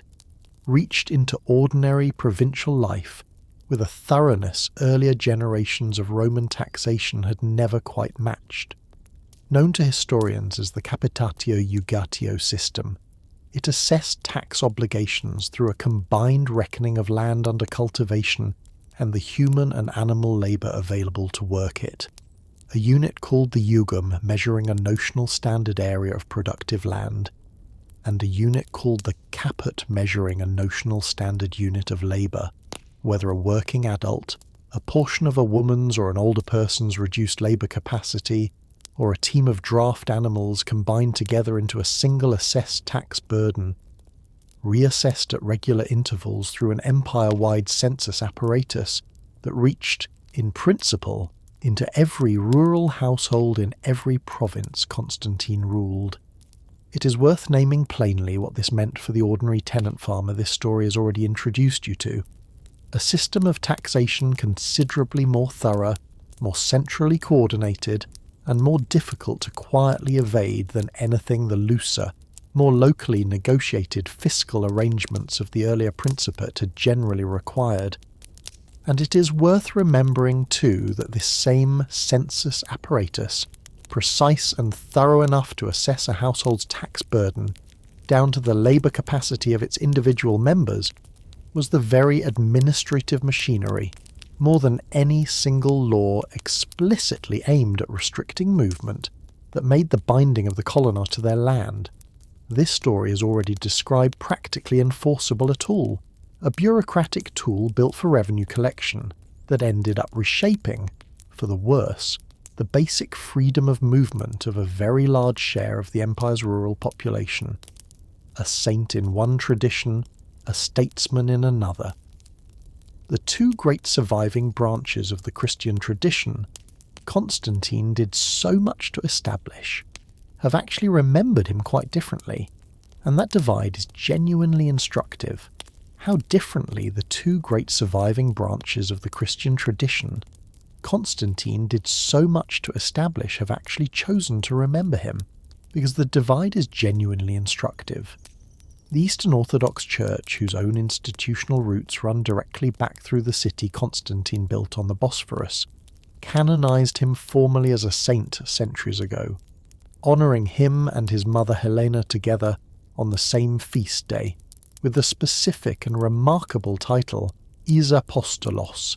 equal to the Apostles, ranking the emperor who convened Nicaea alongside the original apostolic company his own tomb had been designed to symbolically join, a veneration that treats the whole of his complicated, blood-soaked, genuinely mixed record as ultimately subordinate to the singular, world-transforming service he rendered the Church.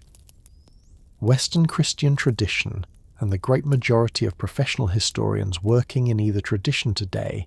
have generally taken a considerably more measured view,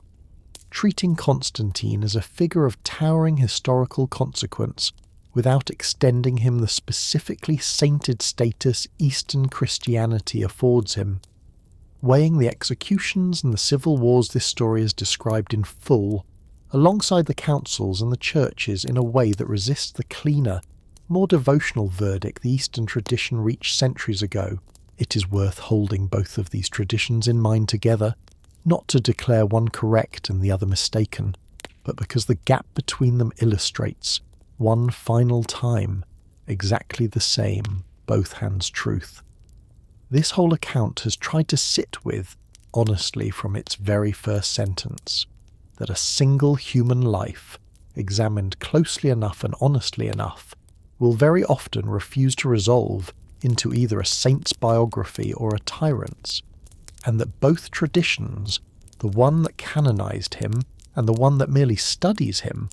are responding to real and genuine features of the same complicated man. A name carried forward by 11 more emperors,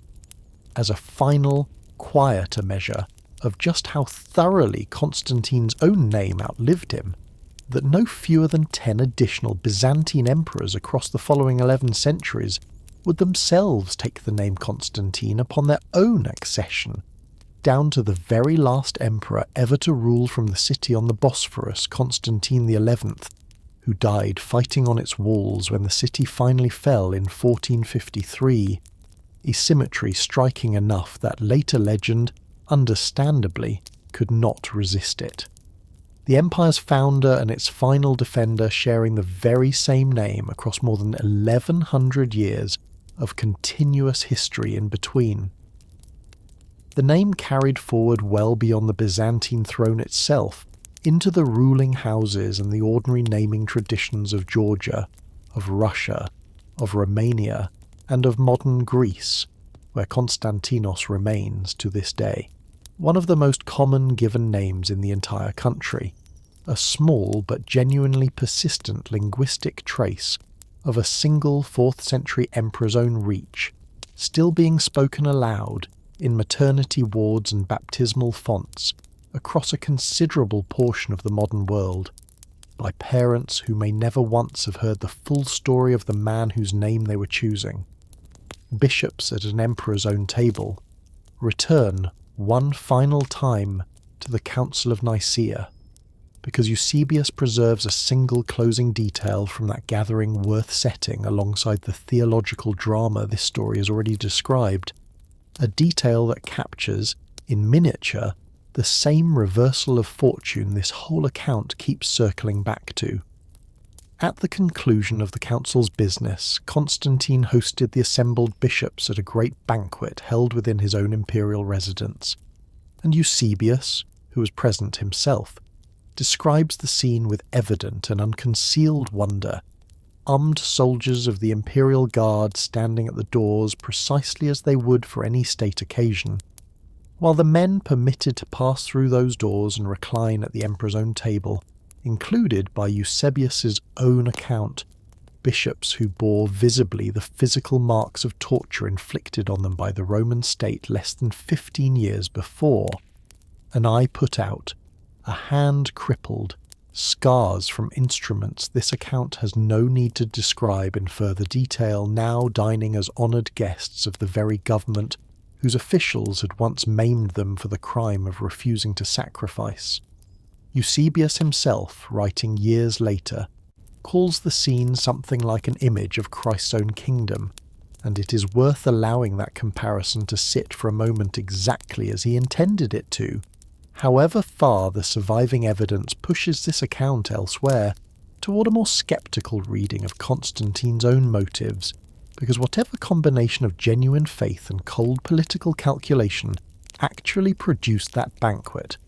the bishops reclining at it, and the specific and very real suffering carved into more than one of their own bodies, were entirely real, and the reversal they had just lived through, from hunted prisoners to an emperor's own dinner guests within the span of a single decade, would have felt to the men actually sitting at that table like nothing less than the direct and unmistakable hand of Providence. However, this account's own more cautious historical judgment ultimately chooses to weigh it, a speech an emperor may have written himself. One further and considerably more obscure surviving document connected to Constantine's own religious thought, because it offers, if genuine, one of the very few places in this entire story where we might be hearing something close to the emperor's own theological voice, rather than a court historian's polished retrospective. A text known as the Oration to the Assembly of the Saints survives, attributed by Eusebius to Constantine's own authorship, delivered by Eusebius's account by the emperor personally to an assembled audience, a lengthy address weaving together scriptural argument, a defence of Christian monotheism against the old traditional gods, and, in one of its more striking passages, an attempt to read the fourth of the Roman poet Virgil's own pastoral poems as an unwitting pagan prophecy of Christ's own birth, an interpretation modern scholars find considerably more revealing of the era's own interpretive habits than of Virgil's original intent. But that shows us, if the attribution is genuine, an emperor genuinely engaged in the intellectual work of reconciling his own Roman literary education. the same classical training in rhetoric and poetry that had shaped Roman aristocratic boys for centuries before him, with the new faith he had spent the second half of his life promoting. Modern historians remain divided on how much of the speech, if any, actually came from Constantine's own hand rather than from a court theologian writing in his name and under his authority, a question this account cannot resolve any more definitively than the sources themselves allow, but it is worth naming the text's existence here regardless, as one final, fittingly uncertain fragment of evidence for a man this whole story has tried, honestly and at considerable length, to know and has had to admit again and again that the surviving record will only ever let us know so far. A rival's own basilica, finished by the winner. Return, one last time, to Maxentius, because modern archaeology has recovered a considerably fuller and considerably fairer picture of the man Constantine defeated at the Milvian Bridge than the hostile propaganda of the victor's own court ever allowed to survive intact. Excavations in the Roman Forum have confirmed that Maxentius was, in his own right, a genuinely ambitious builder during his 6 years ruling Rome, responsible for a large and architecturally innovative basilica near the Sacred Way, whose massive brick vaulting, considerably more advanced than most earlier Roman engineering, still stands today, in ruin but unmistakably impressive, as one of the most visited sites in the entire Roman Forum, and it is worth naming the detail that this building carries down to us not under Maxentius's own name at all, but as the Basilica of Constantine, because after the Milvian Bridge Constantine, rather than tearing down his defeated rival's monumental building project, simply completed it, adjusted its decoration to honour himself instead, and let his own name absorb, quietly and permanently, the credit for a hall his enemy had actually begun. It is worth remembering this small act of architectural appropriation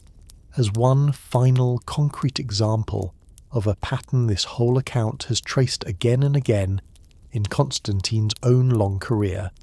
a genuine talent, whether in marriage alliances, in military command, or here in the literal stone of a defeated rival's own unfinished building, for absorbing whatever was useful in an enemy's legacy and making it, with real and lasting success, entirely his own. The tomb that did not survive its city. Name, finally, the fate of Constantine's own resting place, because it closes this whole long story with a fitting and rather melancholy symmetry. The Church of the Holy Apostles, built to house his tomb amid the symbolic memorials of the 12 apostles this story has already described, remained one of the most important and most richly decorated churches in Constantinople for well over 1,000 years, serving, across that whole span, as the traditional burial place for a great many of the Byzantine emperors who followed him. Constantine after Constantine, as this story has already told you, laid to rest in succession within its walls. It did not, in the end, survive the very event that closed the empire he had founded. When Constantinople finally fell to Ottoman conquest in 1453, the conquering sultan had the by then deteriorating church demolished within a matter of years, and built on the very site where Constantine's own tomb had once stood at the ceremonial centre of his new Rome. A great mosque that still stands there today, bearing the conqueror's own name, a transformation that closes the story. This account has told you with the same clear-eyed, unsentimental honesty it has tried to bring to every other turn of Constantine's own long and complicated life. The founder's tomb, like the founder's empire, like the founder's carefully engineered religious settlement, did not in the end prove permanent, and it is worth remembering, one final time before this whole account lets you go, that nothing this story has described tonight, however vast it once seemed to the people living through it, was ever quite as permanent as it looked from the inside, a sister who outlived them all. What became, finally, of Constantia, Constantine's own half-sister, whose marriage to Licinius this story has already described sealing an alliance that ended in the end, with her own husband and her own young son both executed on her brother's orders. Constantia did not disappear from this story after that double loss, but remained at her brother's own court in the years that followed, and the surviving evidence, thin as it is, suggests she used whatever influence a grieving sister and widow could still command to advocate in the years after Nicaea for a more conciliatory and more lenient treatment of Arius and his sympathisers than the council's own formal condemnation had allowed, an advocacy several ancient sources credit with real influence over Constantine's own later decision to recall Arius from exile. The same reversal this story has already told you helped keep the Arian controversy simmering for decades after Nicaea's creed was supposed to have settled it for good. It is worth naming her here, one final time, because she stands as a useful, human-scaled reminder that the great sweeping doctrinal and political currents this whole account has traced across 3 decades of Roman history were also, at every turn, the product of particular people in a particular emperor's own household, a grieving sister with her brother's ear, quietly shaping the fate of a theological controversy whose consequences would ripple forward for centuries in a manner no council record and no formal edict would ever think to credit her for. What survives under later cities' flaws? Our understanding of Constantine's own world continues to grow even now, 17 centuries after his death, because archaeologists working across the former territory of his empire continue, with some regularity, to turn up physical evidence that adds new texture to the written sources this story has leaned on so heavily throughout. Fragments of Diocletian's Great Price Edict, the failed attempt to control the runaway inflation of the 3rd century crisis this story described near its opening, continue to surface carved into stone in excavations across the eastern Mediterranean, letting modern historians reconstruct, market by market and good by good, a genuinely detailed snapshot of what an ordinary Roman household might have expected to pay for wheat, wine, or a day's labour in the years just before Constantine's own birth. Shipwrecks from the early 4th century, recovered off the coasts of the Mediterranean and the Black Sea, in the decades since underwater archaeology matured into a serious discipline, have yielded cargoes of amphorae, coins and everyday goods that let us trace, in a way no literary source ever could, the actual commercial lifelines connecting Constantine's new capital to the grain fields of Egypt and the wine-producing coasts of the Aegean, physical confirmation, riding at the bottom of the sea for 16 centuries, of the same vast and carefully engineered supply network this story has already described feeding the rapidly rising walls and rapidly growing population of Constantinople. It is worth remembering, closing this particular thread, that the story this account has told you tonight is not a finished one in any absolute sense, that new fragments of stone, new wrecks pulled from new stretches of seabed, and new readings of documents already known but not yet fully understood continue in the ordinary and unglamorous work of professional archaeology and professional history. To refine and occasionally to overturn details this very account has presented to you as settled, a reminder that even a story this long and this carefully researched remains, like every honest history this channel has ever told, a report from the current edge of what we know, rather than a final and unchangeable verdict, the weight a crown was never meant to carry. Pause one final time on the sheer ordinary human strain of the office Constantine held for more than 3 decades, because it is easy, across an account this thick with councils and battles and monuments, to forget that a single man, however capable, was expected to personally absorb every one of the decisions this whole story has described. He was, across the same crowded years, expected to lead armies in person on distant frontiers, to adjudicate theological disputes he had no formal training to properly judge, to review petitions and legal appeals arriving from every corner of an empire that stretched from the fog of Britain to the deserts of Syria, to manage a treasury under constant strain from the competing demands of soldiers' pay, building projects, and church subsidies, and to do all of this while also, in his own private household, raising sons whose rivalry with one another would, as this story has already told you, outlive him by only months. It is worth remembering that no single human being, whatever the scale of his own ambition or his own genuine ability, could reasonably be expected to carry all of that at once without some cost, and it is worth wondering, gently and without false certainty, how much of the darker turns in this story, the swift and sometimes brutal elimination of rivals, the ruthless dynastic calculations that cost Crispus and Fausta their lives, might trace back not to any simple cruelty in Constantine's own character, but to the genuinely inhuman scale of pressure a single Roman throne had, by the 4th century, come to concentrate onto a single pair of shoulders, a pressure this story's own account of the 3rd century's rapid succession of broken and murdered barracks. Emperors already showed you could crush considerably lesser men in a fraction of the time Constantine somehow managed to endure it. The soldiers who never got a vote.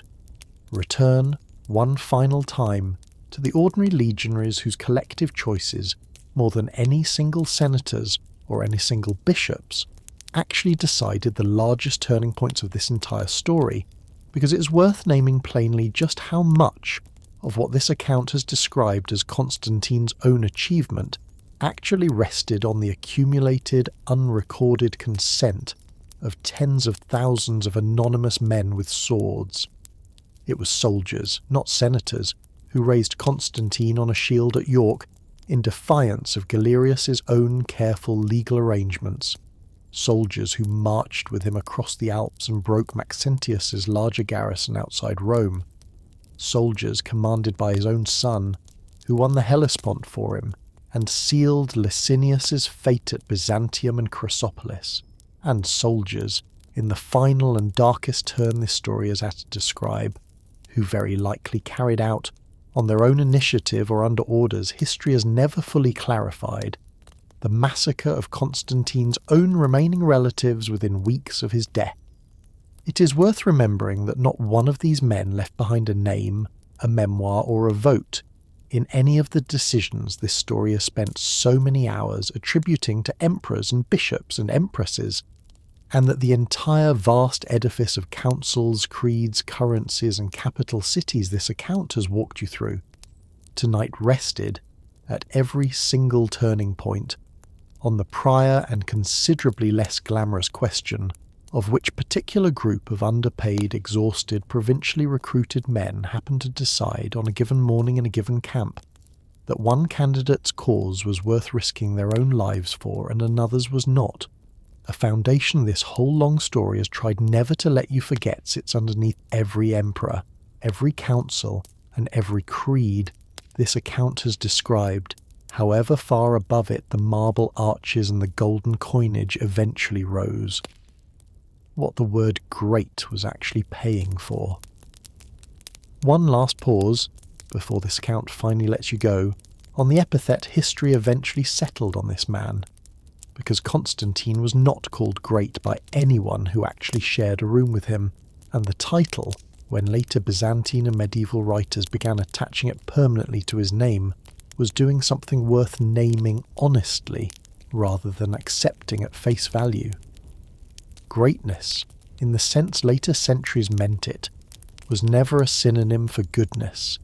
and this whole account has tried, at every turn, to keep those two words from quietly collapsing into one another the way popular memory so often lets them. Constantine was great in the plain, historical sense of scale and consequence, a ruler whose decisions reordered the religious future of a civilization, restructured its currency and its army in ways that outlasted his own empire by centuries, and founded a city that would outlive the very state he built it to serve by more than 1,000 years. Whether he was good, in any sense a person actually forced to live under his rule, a colony bound to failing land, a Jewish family newly disadvantaged under his legislation, a pagan senator watching his city's glory drain eastward, or a mother mourning a son, the emperor's own hand had condemned, might have recognised as good, is a considerably harder and considerably more honest question, and it is one this account has tried, across every hour of tonight's long telling, to let you answer for yourself rather than settling it for you with a single tidy word, borrowed from men who had their own reasons centuries after his death, for wanting him remembered as more than merely large,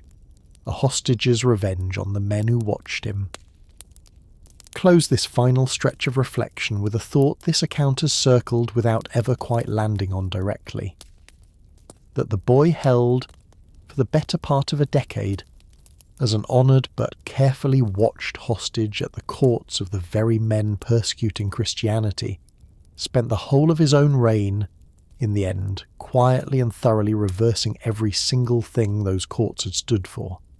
Galerius, who passed him over for promotion, and drove the persecution forward with the most personal enthusiasm of any tetrarch, died discredited, his final act in office an admission that the entire persecution had failed. Diocletian, who built the system meant to keep men like Constantine permanently checked, lived long enough to watch it collapse into exactly the dynastic scramble it was designed to prevent. And the faith both men had spent a decade trying to burn out of the empire by force ended the 4th century as the religion of its throne, its capital rebuilt around a church holding that same hostage's own tomb. It is worth naming that reversal plainly, one final time,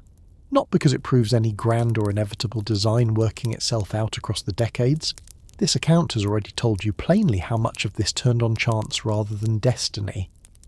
But because it is, on its own terms, one of the more genuinely satisfying turns any single human life examined by this channel has ever produced.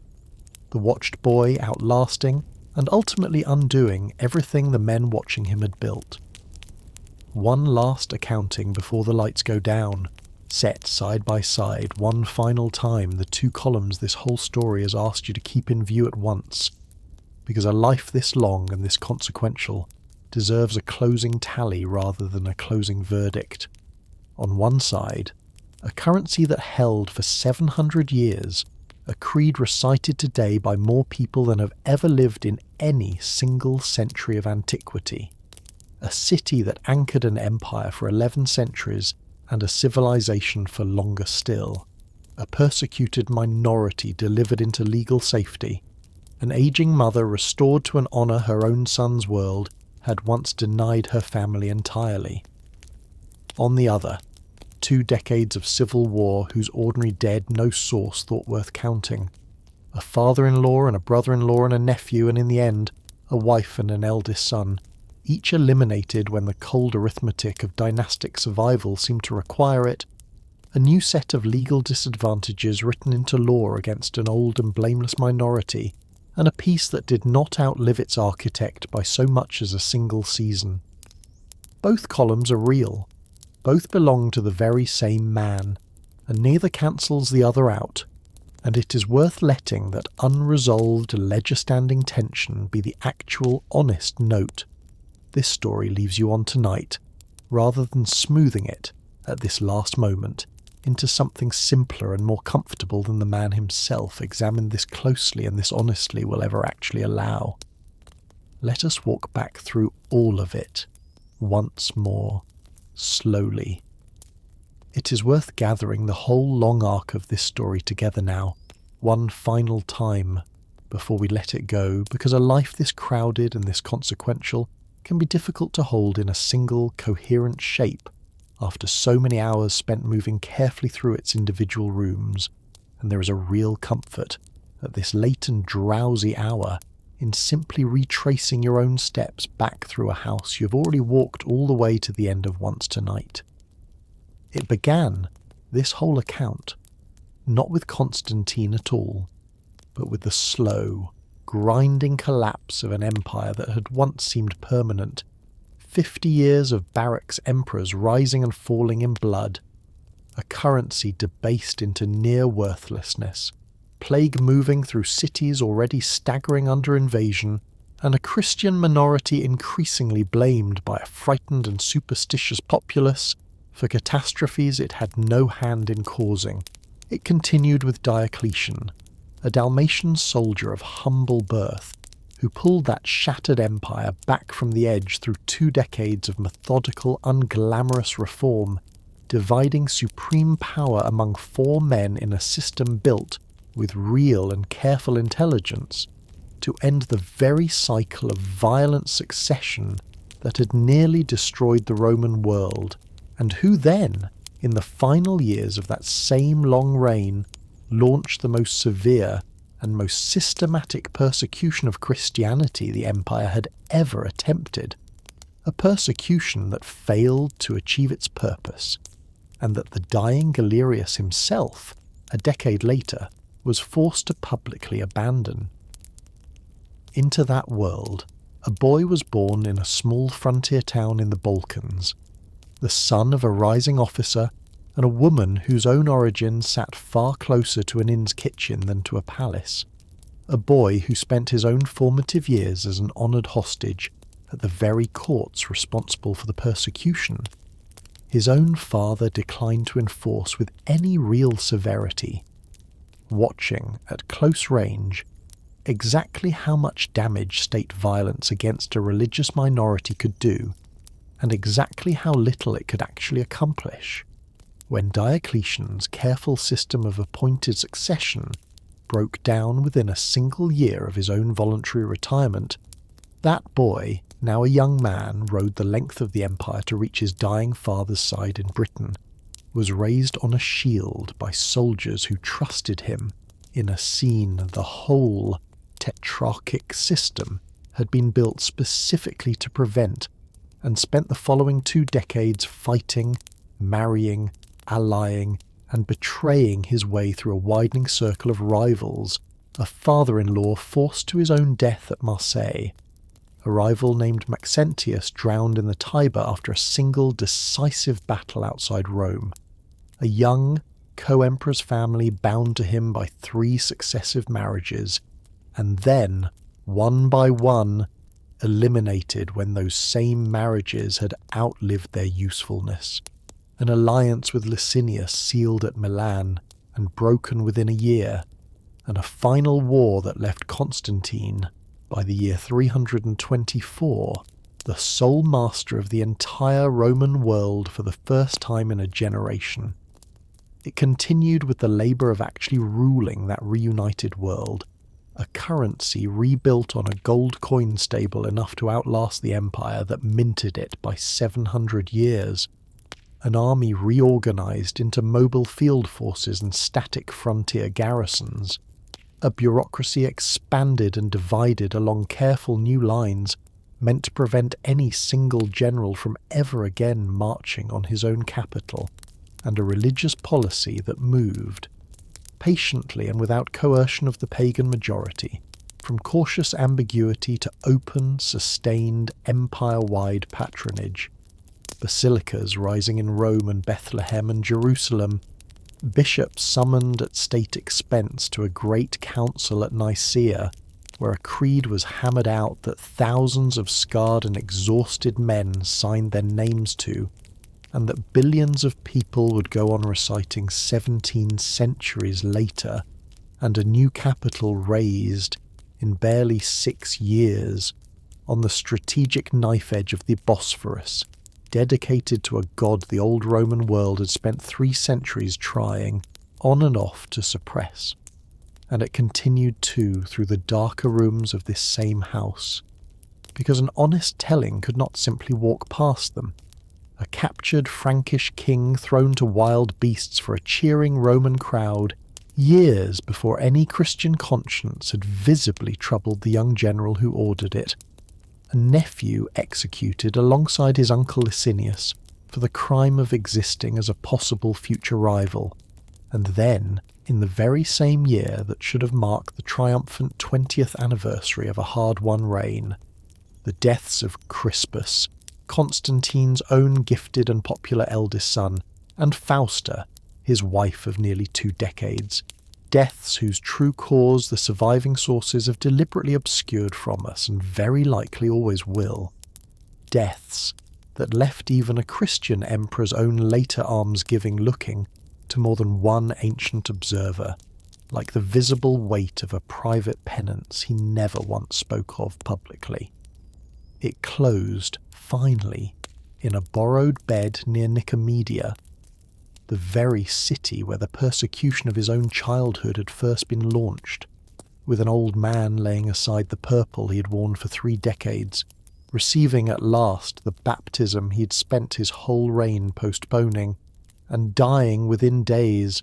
only to watch the peace he had built with such patience and such ruthlessness in equal measure collapse within a matter of weeks into a massacre of his own remaining relatives, carried out, very possibly, on the orders of the very sons he had left that empire to. That is the whole shape of it, laid back out flat from a crumbling frontier to a golden coffin in a church built for apostles. And it is worth noticing, now that you can see the whole thing at once, how little of it was inevitable, and how much of it, from a single legion's choice at York to a single rival's overconfidence outside Rome, could very easily have broken some other way entirely, leaving the god of a small, tolerated and still persecuted minority no closer to the throne of the largest empire the ancient Mediterranean world had ever known. Close now. Pause, one last time, on the strange, quiet fact that has run underneath this entire story from its very first sentence to this one. An empire that spent 5 centuries fearing the word king, that murdered its own most famous general for daring to reach too openly for a crown,